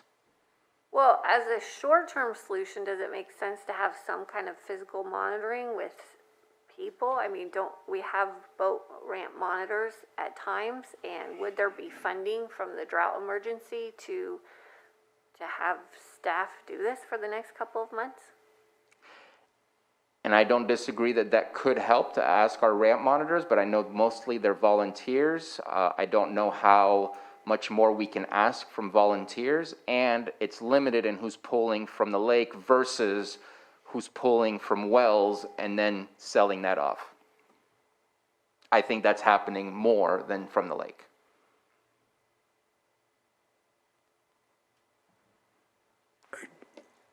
Supervisor Simon? I just don't know, you know, we talked about this through the pandemic, we talked about here, enforcement. Putting it down on paper, looking for permits, enforcement. These guys aren't, some of them are driving during the day, but most of them are in the middle of the night. You know, if they're gonna be doing something illegal, that's probably how they're moving these water trucks up and down, whatever road they're going down. You know, and ultimately, you know, I just get stuck, you know, admirable conversation, but the enforcement part is really, you know, where you lose me on it, because how do you enforce that? I mean, you know, I'm a private landowner, I have a great well, I'm gonna sell water to those, you know, to somebody that's being moved in the county. That's, you can do that now. You can't move it out of the county, but you can do it in county. You know, I just, I don't have an answer, and it's really the enforcement part. I mean, we went through this enforcement conversation during the pandemic. We knew it needed to be done, but how do we get it done? You know, those are the real questions and conversations, you know, as we move forward, you know, with this. Big open-ended conversation, that's all I can say. Real challenge, because, you know, you are going to get folks that are caught up, folks that have lived here all their lives. They do have to truck water. They do that, you know, especially, I'll just, as prime example, anywhere on the south end of the Lake County, you know, the county line there, past, you know, our property, even our property. We never had water. We had to truck water on the rancheria all the time. So all south of the county, past Calliomi Water District, everyone is trucking water right now. Every one of the residents out there are trucking water, or having to deal with, you know, just the conditions that we're in right now. So I just see it being, you know, a real challenge on the enforcement part of it, so. And I haven't brought up the ordinance that I shared with all of you in the agenda item from Siskiyou County, where they're putting complete stops of no water trucks on these roads because these roads are known for illegal grows. That I don't think we can do. I was just sharing with you all something that is occurring with water trucks somewhere in our state. I don't agree with it because so many are already using it just to get water to their residences to drink. There's not bad uses. So I'm not trying to stop water trucks. I'm trying to ensure that the water trucks that are moving for the right reasons, and so we can try to limit those that are moving for the wrong reasons. I understand that. I understand exactly what you're saying, but it's the enforcement part. You know, who is going to be out there? We talked about ramp monitors. Yeah, we have a few ramp monitors, but who's going to be out there enforcing this? You know, unless you've had a conversation with the sheriff that this is something, or, you know, Highway Patrol has all those, you know, as we deal with it, you know, well, just enforcement of abandoned vehicles on the road. You know, a lot less of those. We have a lot of them, but, you know, you pass one probably every day you drive around on the side of the road. So, through the conversation, I just don't have, you know, anything to suggest how we're going to do it, because it really comes down to the enforcement part. We know we don't have the workforce to do that. So anyway, the enforcement stuff's the tough stuff getting over. And I don't disagree with you that the enforcement, nothing works without the enforcement. That was my reason for reaching out to CHP, as I figured that they would be our greatest ally. They're out on the roads, and they're meant to ensure the safety of all those driving, but they're not meant to ensure the safety of our water use. So it's definitely not 100%. Mr. Chair. Ms. Grant. I should tell you, and I realize that you offered that Siskiyou ordinance only as an example, but that ordinance is already being challenged, so. Okay.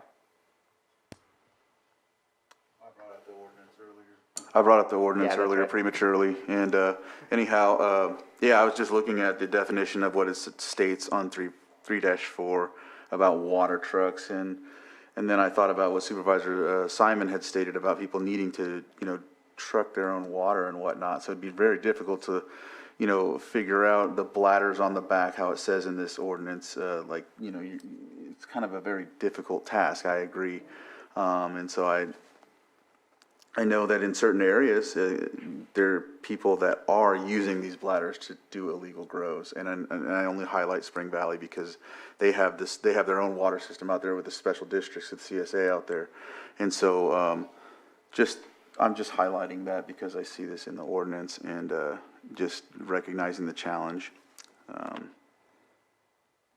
Yeah.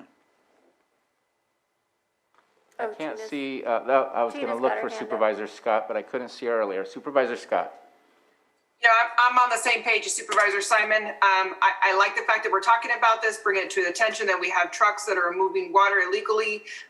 But we have many enforcement issues that we are unable to tackle in this community. Weed abatement, the cars that are being left, garbage on people's property. There's so many things that we need to tackle, and we just do not have the capability and the capacity to regulate this. To put another ordinance on there for regulation, I just don't see us at this time being able to manage that.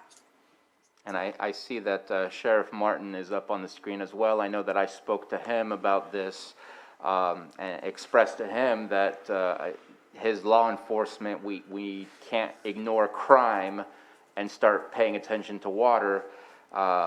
And sorry to CHP, but I even let Sheriff Martin know that I was hoping CHP would be our greatest ally for helping with this, but even they have their specific duties as to what they're supposed to be looking for. So it's definitely difficult. Supervisor Pyska? I mean, ultimately, this water misuse is from illegal grows, and we're having a difficult time even getting our arms around that. And so you would be pulling resources likely from that to go after the water truck. So it. And I want to speak on that, but I also mentioned Sheriff Martin. Want to make sure I don't see his hand up, but just to give him a chance to speak since he was mentioned. Sure, I'll comment. Can you hear me? Yes. Can you hear me? Yes, we can. Okay, good. I got a new microphone. So, yeah, a couple things. Supervisor or Chair Sabatier, you mentioned the checkpoints that we have in times of fire. And I just want to make it clear for people out there that, you know, the Sheriff's Office isn't withholding resources. When we have those fire emergencies, declared state of emergencies, we often request mutual aid from around the region. So a lot of those checkpoints are not staffed by Lake County deputies. They're staffed by surrounding counties or agencies, sometimes all across the state, that come in response to that fire. So our staffing is available during those as a result of mutual aid. I think a request for mutual aid for this type of situation would probably go unanswered. I certainly wouldn't send my deputy sheriffs out to look for water trucks in some neighboring county, and I wouldn't expect my my counterparts in different jurisdictions to do this, to do it either. I was going to raise my hand, but a lot of the supervisors, or a couple of supervisors, actually pointed out, made some of the points as far as our ability to enforce this that I was going to make. We have plenty of laws and ordinances on the books, and it's not a matter of, our deputy sheriffs aren't, they're not willing to do this because they're lazy or anything. Quite frankly, they're tasked out. As I sit here looking at our CAD log, our criminal or our computer-aided dispatch log, we have 5 calls pending and only 3 deputy sheriffs and 1 sergeant working patrol today.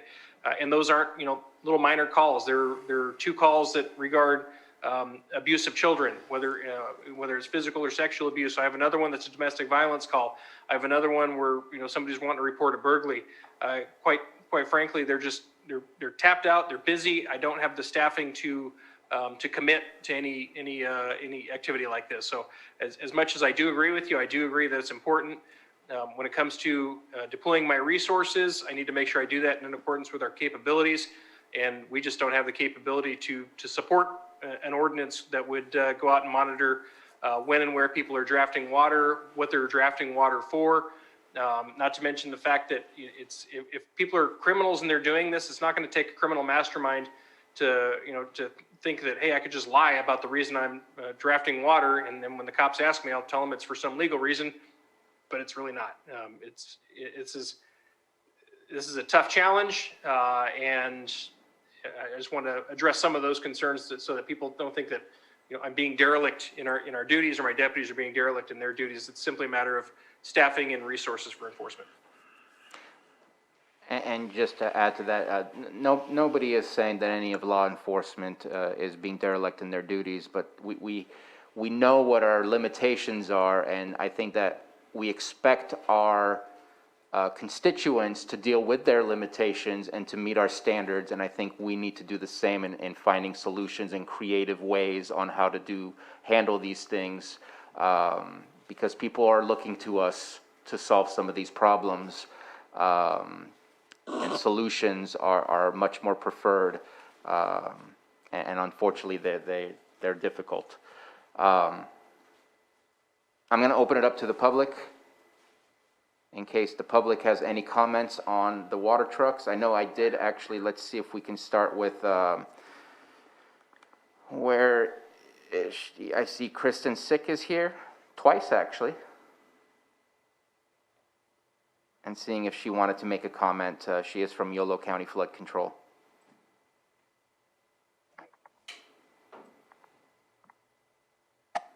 Hey, this is Kristen Sicky. Can you hear me okay? Yes, sorry for saying your last name incorrectly.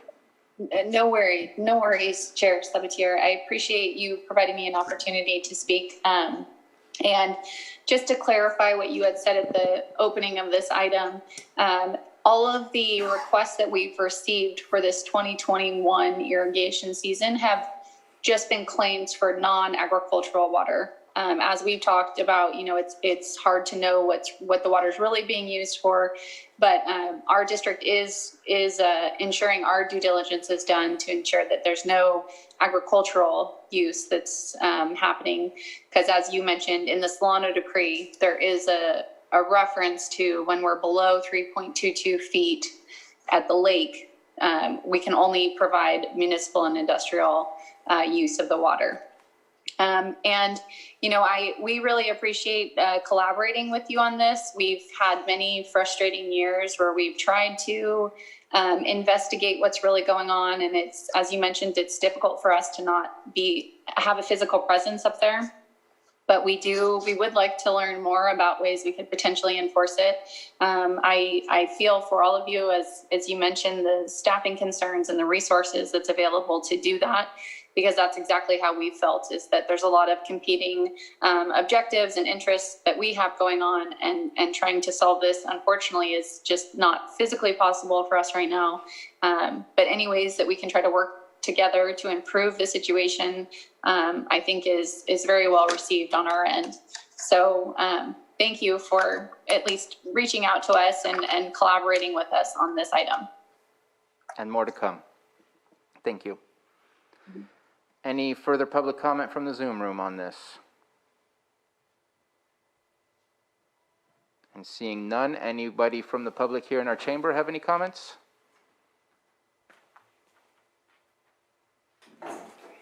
Thomas Nickel from a resident of Scotts Valley. What I'm going to probably say here is pretty redundant, but anyway, first of all, Title 28 of the Lake County Code says that you can transport 1 acre-foot of water out of this county without a permit. So let's clarify that. What is the issue I have with, well, first of all, I have a neighbor that's obviously selling water to sources in and around Lake County, and I've observed his truck, one of his vendor's trucks, extracting water out of his well and bringing it up to Mendocino County. Now, the idea of putting permits, it's plastered on the back of the truck, might be a good idea because we can determine where that truck is mostly being used. And if they're found in another county and they have a sticker that says Lake County use only, there could be some ways of administering some kind of punitive action. The next point is, these trucks are really, really heavy, and I've noticed that, and I could be wrong, but Lakeport has forbidden any water trucks from extracting water out of any of the fire hydrants in the city limits. Now, that could be either for several reasons. Either it's a bad visual to ask the citizens of Lakeport to conserve water and then see a water truck hauling water out of the city, presumably going to a pot grow. And then also, they're so heavy, they're probably wrecking the roads. And out in Scotts Valley, our road out there is terrible, and there's water trucks going up and down that road 3 and 4 times a day, going to and from this neighbor of mine that's getting water out of his well and disrouting it around the lake. So that's another issue. The roads just cannot take this kind of punishment. And according to Scott De Leon, there is no way that he can enforce any kind of enforcement on this. And the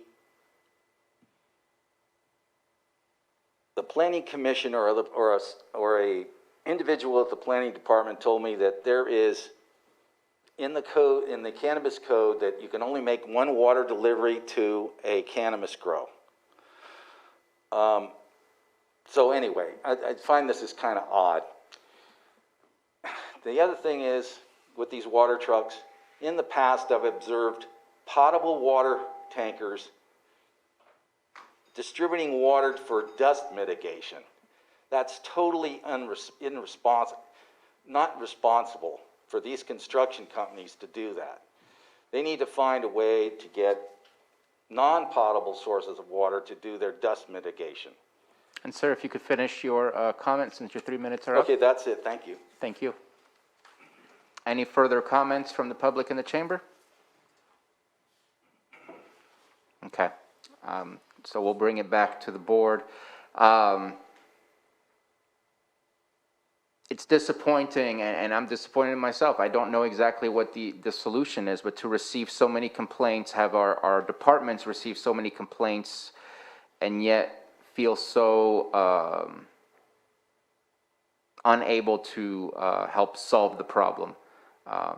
And I'm going to just move forward into Part C, which leads me to Part C, which is stopping those water trucks is probably the easiest and best way to kill illegal cannabis. It is their lifeblood. If we can't stop the water trucks, I don't know of any other way we can stop illegal cannabis. Yes, there's water diversion, and that we need to create a better, and we have a good relationship, but we need to get more fish and wildlife folks out here. They are probably the scariest thing to illegal cannabis out there.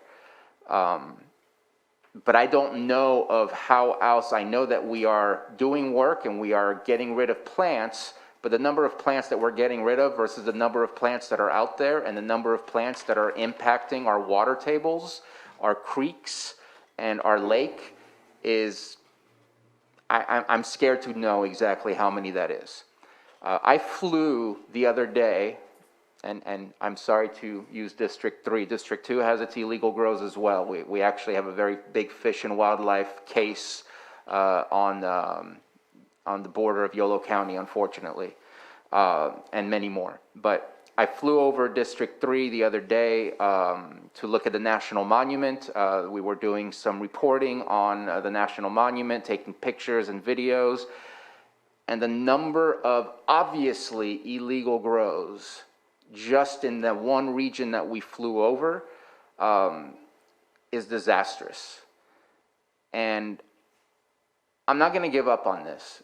If we can't do something this year in a exceptional drought to deal with illegal cannabis, then when exactly can we or do we plan to do something? And I know that our resources are strapped. That's great. But we also want that person to clean up their property even though their resources are strapped. We want we have standards for code violations that we expect all people to meet. In my opinion, that's on us, the same situation when it comes to illegal grows, and we have to figure out something. And I think the easiest way is basically just like an old school siege. You starve them out, you starve the plants by not allowing them to access water. And I want to open it up to see if anyone has any other ideas, but we have to get past the excuses and we have to get to solutions. And I hope that if, at the very least, what we come out of this is an ad hoc committee to really focus on illegal grows, to work with Fish and Wildlife, to work with our federal representatives, to work with our state representatives, we have to make a stronger attack on the things that are bringing crime, the things that are tearing our environment up, and the things that are going to impact us the most during a drought. And I hope that there is will within this board to do that because, again, this is the opportune moment. Somebody spoke about money that's coming from our federal government. There's also money coming down from our state government as well. We have to take full advantage, and we got to figure out how to end this. Supervisor Scott. I completely agree with what you're saying, and I believe we as a board are already moving this direction. No, we're not moving fast enough, but just what we approved this morning is trying to look at our CDD department and see what we could do to make them more efficient there. So I think we're moving in this direction. It's just going to take some time. There's a lot of work that needs to be done. We need to be working on our code enforcement. We need, more boots on the ground. But I think we're going this direction. It's just not going to happen right now. But I definitely agree with you, and I feel the same pain when I get those phone calls about abandoned vehicles or people that aren't taking care of their property. I feel the same hopelessness of we are trying to change, we're trying to do better. It's just not happening fast enough. Thank you for your comments. Supervisor Simon? Well, this is the one thing that I think we could get control of. We talked about this when we were drafting the ordinance, and I talked about, so we drafted the ordinance in the mind of compliance. For those who wanted to be in compliant, here's the roadmap to do that. We have had the ordinance here in Lake County since 2018. It's now 2021. If you wanted to do it legally, you're probably in the pipeline or attempted to do that at this point. With the illegal ones, with the new satellite imagery and technology we have, maybe it's now we draw that line and say, listen, we've given you that opportunity for 3 years to step up and do it the right way. If you haven't, then maybe we start talking about that moratorium or closing the door on the folks that have got into the line, and we really start to concentrate on the illegal eradication of the cannabis. Because there is a way. Yes, we have work to do. It's been a slow and a long process, but I think, you know, it's been talked about numerous times, probably 250 to 260 applications. Those are the folks who want to do it right. And I think drawing a line at some point is something we have to do as a board. And then it's going to take care of a lot of these illegal issues, illegal trucking of water. From my understanding, and it was mentioned today that you could ship one truckload of water, but I could have sworn ordinance you had to have an on-site water source to do cannabis. You couldn't truck your water in, you had to have an on-site water source. So those, you know, probably the industry's gonna freak out that I'm saying it, but listen, the door has been open for 3 years. If you were gonna do it legally in Lake County, and yes, we'll get some feedback of, well, I've heard the process is this and that. Well, the process does need a lot of work, and we're gonna continue working on that to figure this industry out, but this is one thing I think we could draw a line in the sand and say, listen, you've had 3 years to do it right. If you really wanted to, and you wanted to grow correctly in Lake County, you should have already been in line or up at the 3rd floor trying to make those applications. And as we're talking for all ag industry, there is a level of how much needs to be in Lake County. There's always how many acres of grapes we have in Lake County. We get that in the crop report. There's always a limit to what needs to be done. So those are my thoughts on it when we draft the ordinance and we talk about it. At no point was there a promise that this would just be open-ended. And as we redraft the ordinance, I think there's an opportunity for us to really establish the industry in the right way and to help weed out the illegal grows that are happening all over. So don't have a clear path, but I think this is one we could really get a handle on, especially with the satellite imagery, the code enforcement, some of the things we're doing, and to really send a message. For the first 3 years, we had to be inclusive. Come on in, we wanted you to join the program, but if you haven't made that decision at this point and you're growing this year, we should really consider that. I know that's harsh, but it's the same thing. You know, you can't start up a bar and just start serving without a liquor license and continue that on and violate those ordinances, you know, violate selling to kids underage or out in your backyard. You eventually have to get your license, and then you have to follow the rules. It's that simple. So thank you for those. I feel a little more confident about enforcing this and this opportunity because we have the satellite imagery for this year that we're going to start using, and we can say, you know, we're setting a deadline of 2021, and if you weren't in the legal process and you're growing illegally this year, there should be ramifications with that use permit. Thank you. Supervisor Pyska? I agree with that. I definitely agree that it is the right moment to really set that hard line. But Supervisor Simon, are you also thinking an ad hoc committee is the way to do this, or is this something that we tackle as we rewrite the ordinance? That's Anita's got something to say. Your board may remember that maybe a couple of years ago, there was an ordinance drafted that would have enacted pretty severe penalties for illegal cannabis cultivations. At the time, the person who was then the chief building official wanted to make the penalties much more onerous. Keeping in mind the Constitution prevents the imposition of excessive fines and fees. You have to be able to actually support them. But regardless of that, it kind of drifted away and it hadn't come back to your board. But your board was already considering an ordinance, if you recall, that would have exacted penalties for illegal grows. Yeah, and just to follow up on, I remember the conversations, we didn't get there as a board because we were looking for that inclusive language. But now, like I said, it's been 3 years. That path has been given, and you know, I think with the satellite imagery capabilities we have now, you know, going forward, because I don't only think it's just the fine part of it, and then you're able to get into the program later. I had mentioned it; it was obviously not well received, but you know, now we've been over 3 years of stuff. You know, you missed your opportunity. At least that's the way I feel about it. That's just my personal opinion.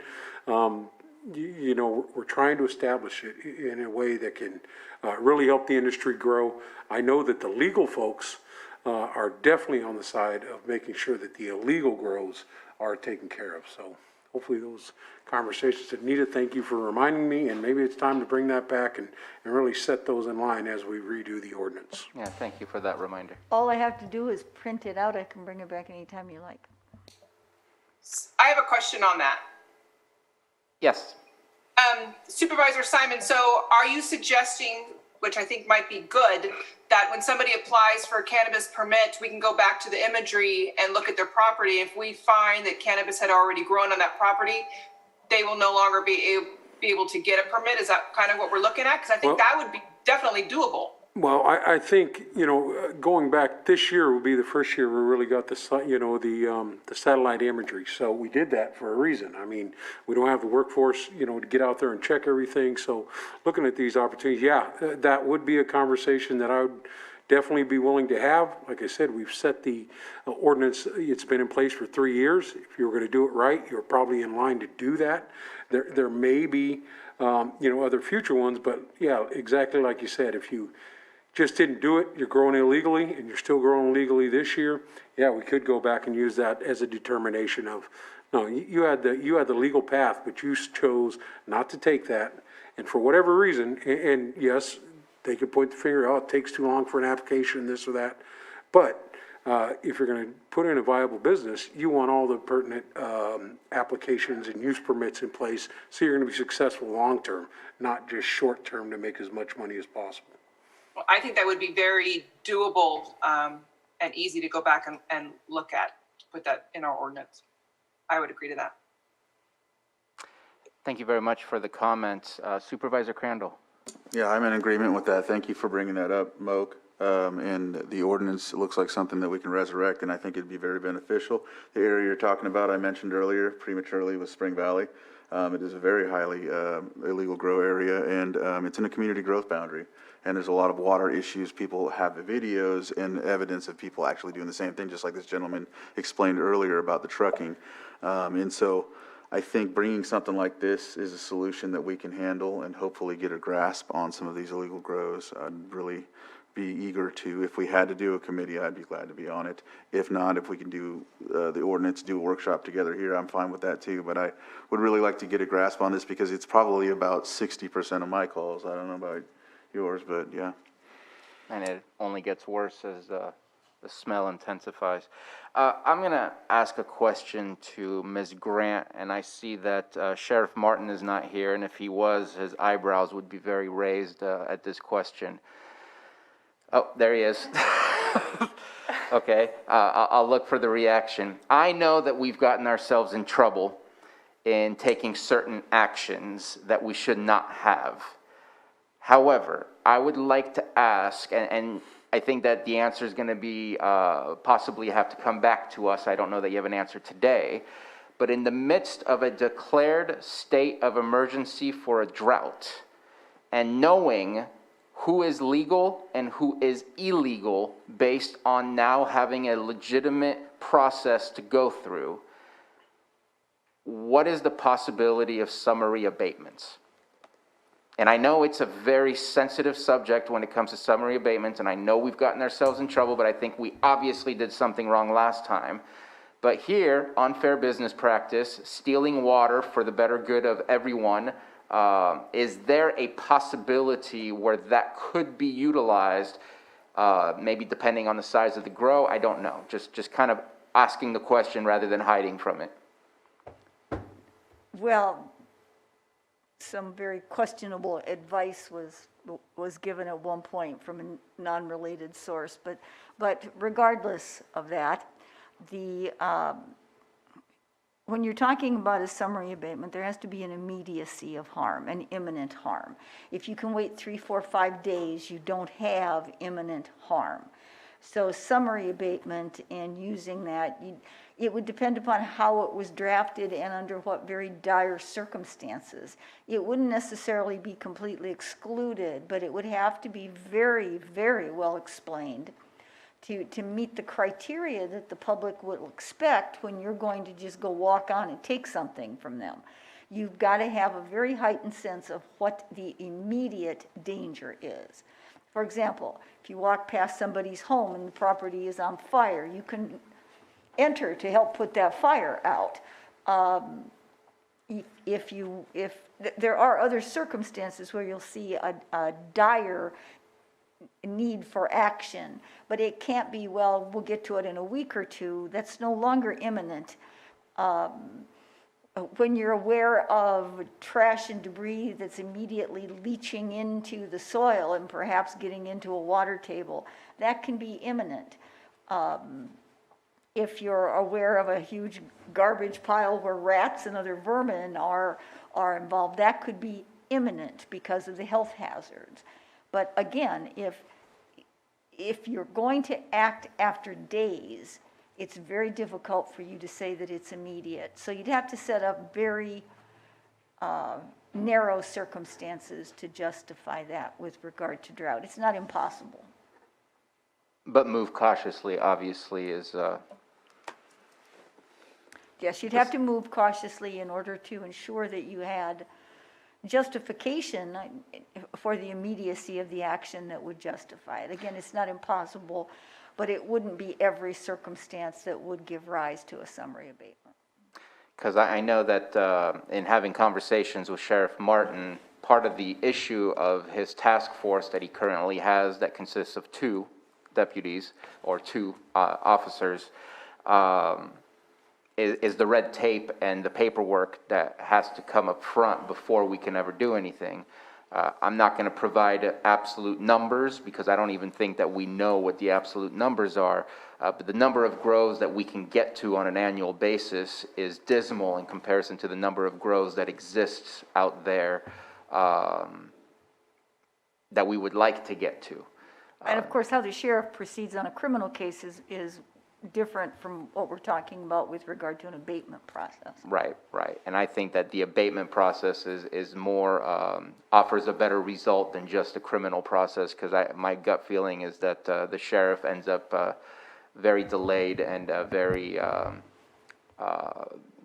the delayed reaction to a criminal action is not the same as the immediate action of an abatement action. But I can also tell you from the actions that environmental health has had to take in regard to debris removal, which have required in almost every circumstance a warrant to be obtained because of the setup time, the length of time in order to address it. The judges upstairs have been extremely accommodating with regard to warrants, and there is generally a process and almost a template that one can use that will cover all the bases that are needed.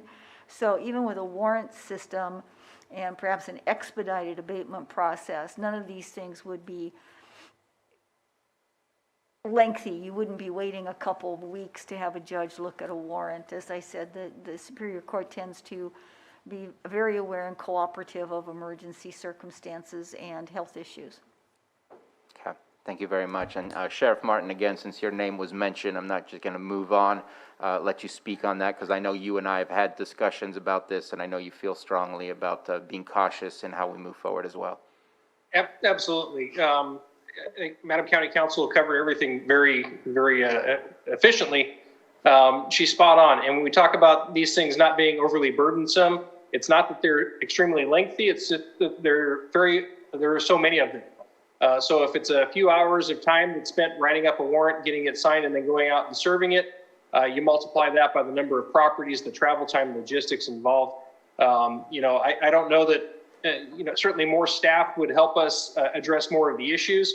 I don't know what army of people it would take to effectively address all of the illegal grows that are in the county. I don't know what that would look like, but I know that we'll probably not get there. To put some numbers up for you, we're well over 100,000 plants that we've eradicated so far this year, and we're just at the beginning of the grow season.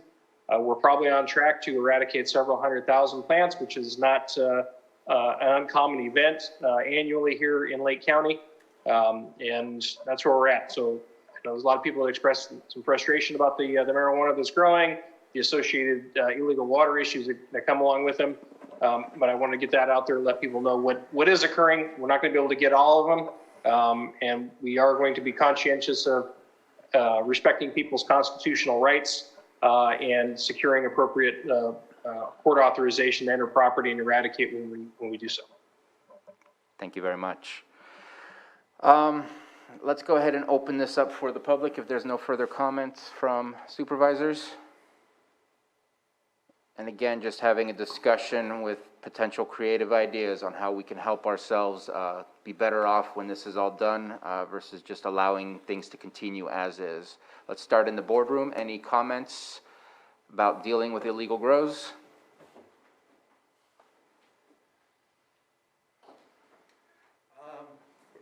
Is the DEA involved in this county right now, or did they just, aren't they helping us at all?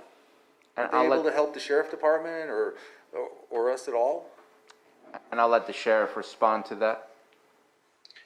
Sure, the DEA actually provides a grant. I think this year they provided $186,000 that contributes towards our efforts for domestic cannabis eradication and suppression.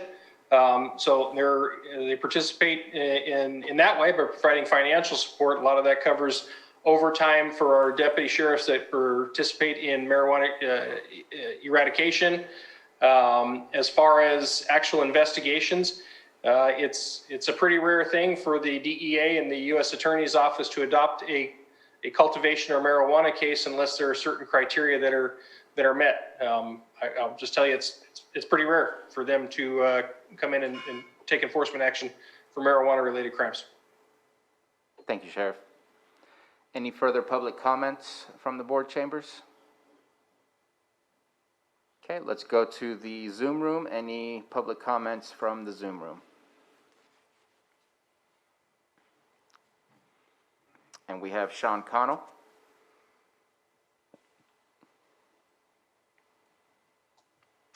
Yeah, good afternoon. This is Sean Collins, District 4. Can you hear me? Yes. Perfect. I appreciate the conversation we are having here. I cannot be in more agreement that illegal cultivation absolutely must be addressed. I think we all understand, whether you are an applicant or you are outside of the system, that this is going to put a blight on people who are trying to conform to the new, well-regulated market established by Proposition 64. My big question is, I love that we have the sheriff on the line here. However, he is not the lead enforcement authority in this county. That is the district attorney. And I would urge that the district attorney be at this board to tell you how she will prosecute illegal activity. Under the state of California, it is a misdemeanor violation. Fish and Wildlife, the Water Board, violations go to landowners. Most illegal grows are not the landowner cultivating illegal cannabis within this county.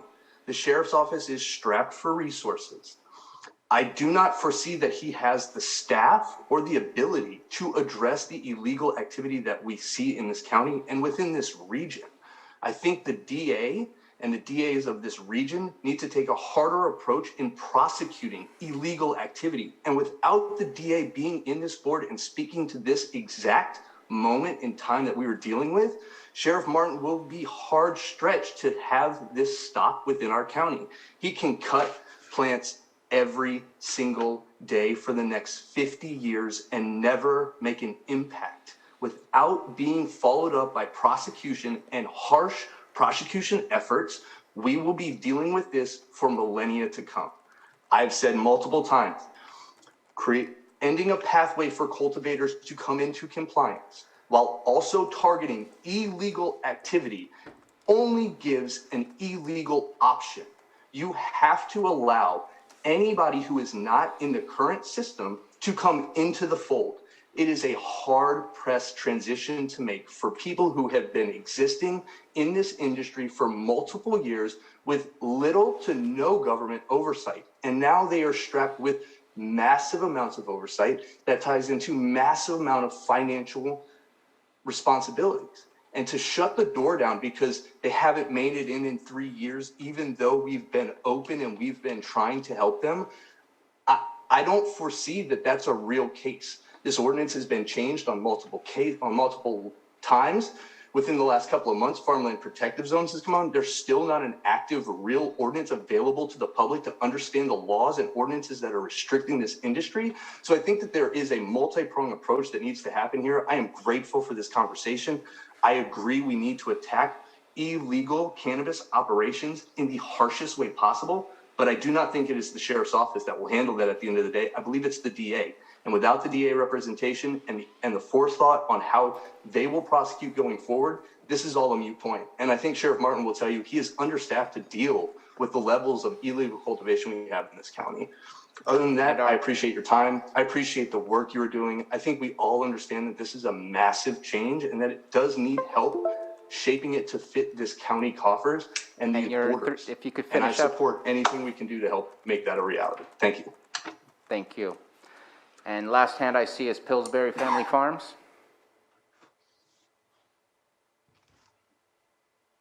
Hello? Yep. This is Justin Quayle again. I just have a solution and not really, but people that have been in an application and have been in process of trying for the last 3 years to get in should not be excluded because they can't afford all of the upkeep to be busted just because somebody lost paperwork at the county or, not because of their situation. They shouldn't be put out because they're waiting on an inspection and they need to get in because they're only in a seasonal area where we have snowpack and can't produce year round like down in the valleys. We're not trying to impact people's water sources because we're not drawing off of it year round. So to shut us down, that's harsh. Especially when some of us have been trying really, really hard to be a part of your program, shut down for years and can't financially stay shut down for years. So I just thank you for letting me put my 2 cents out there. I don't think it's fair to go after the people that are in process. They're almost complete.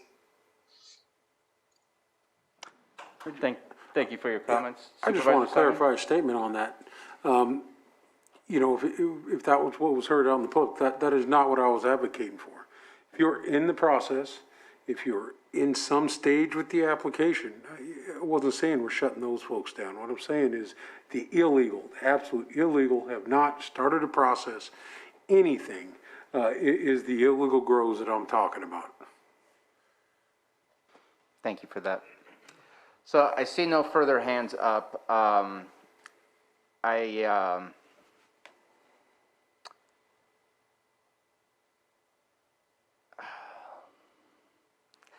Let's go. I see Cody Leck put up his hand, and I did not actually close public comment. I need to actually state that I closed public comment. So let's make this the last comment.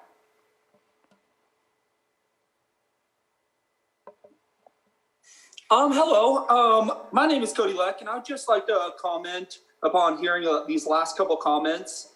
And I just want to start off and say I appreciate all the attention and time and effort that Lake County has put into the ordinances and trying to overtake and take on this giant industry that is emerging and trying to figure out that legal pathway for all of us operators.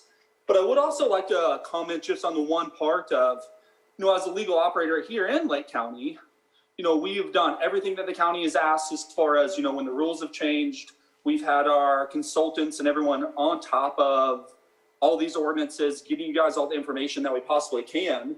And here we are, into our second, third year, and us not being able to get early activated has essentially shut down our businesses because we are trying to be legal operators where there's tons of people around us and around our farm that we know are illegal operators. And it's just a really hard pill to swallow to see all these guys making money and continue to operate while we're trying to play by the rules and be legal tax-paying businesses, raising our families in the county, providing to the general tax fund to improve our county and the well-being of the county. And here we are stuck in this log jam that is, the early activation process. We were without a planner for over 4 months. And here we are just about to lose our business because we can't afford to carry our property with all these exorbitant overhead costs without being able to operate. And I would just like to bring that to the board's attention that there are a lot of operators and a lot of them are probably afraid to talk and speak to this issue, but there are a lot of operators that have been trying for years to get their processes and their licensing through that are still abiding by your rules and not growing and operating. And it's just really tough to sit back and watch all these illegal farmers sit here and make money hand over fist while we're struggling to do the right thing.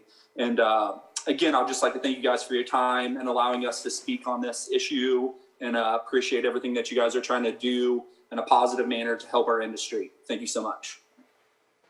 Thank you. Okay, we will go ahead and close public comment. Ms. Grant, I would like to work with you on the bringing back that ordinance so that the board can go ahead and review that and kind of restart that conversation. And whether it's as simple as just resurrection and we come back to and start the discussion from there, or if there needs to be more, I'd love to work with you on that. I think that I heard some very passionate conversation about, yes, we need to do something about this. I will reach out to state and federal representatives and see what can be done further than what we've already been doing. I know, again, I've mentioned it earlier, and I'll mention it again, the work that is being done by the current task force, especially in the North Shore, has proven to have some results. And I know that we just heard almost more than 100,000 plants so far, and I think that unfortunately that's just a drop in the bucket, and we need to see a whole lot more than that to really make the impact that I'm hoping that we can make.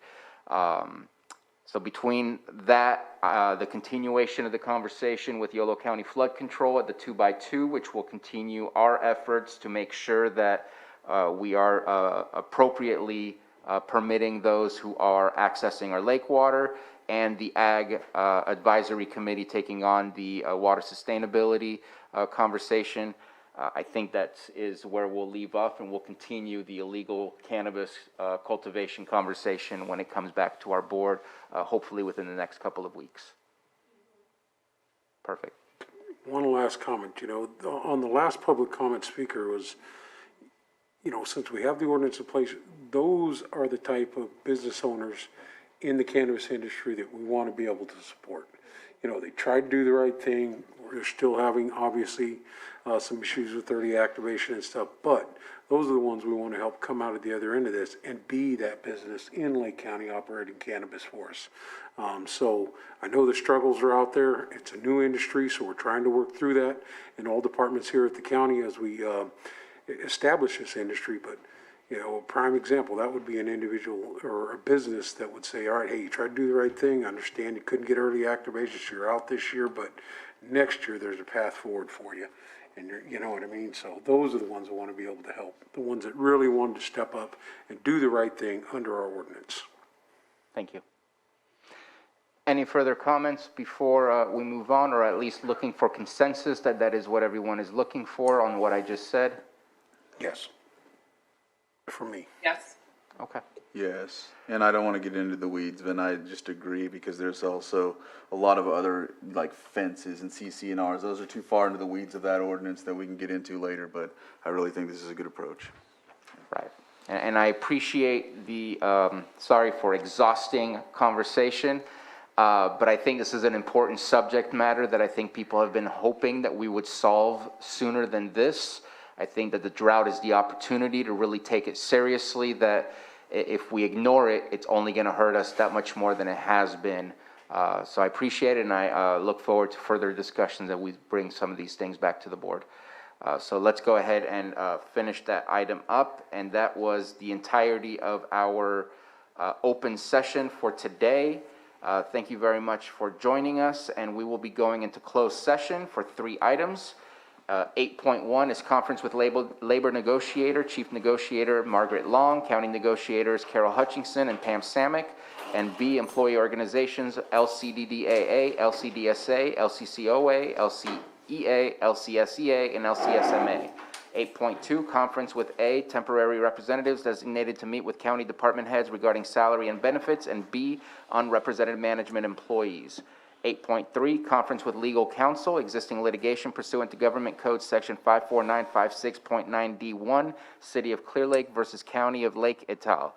And with that, we will adjourn to our own offices in order to join Zoom, as there will be some shared material, and it's a little bit more difficult to do that here, in order to join our closed session.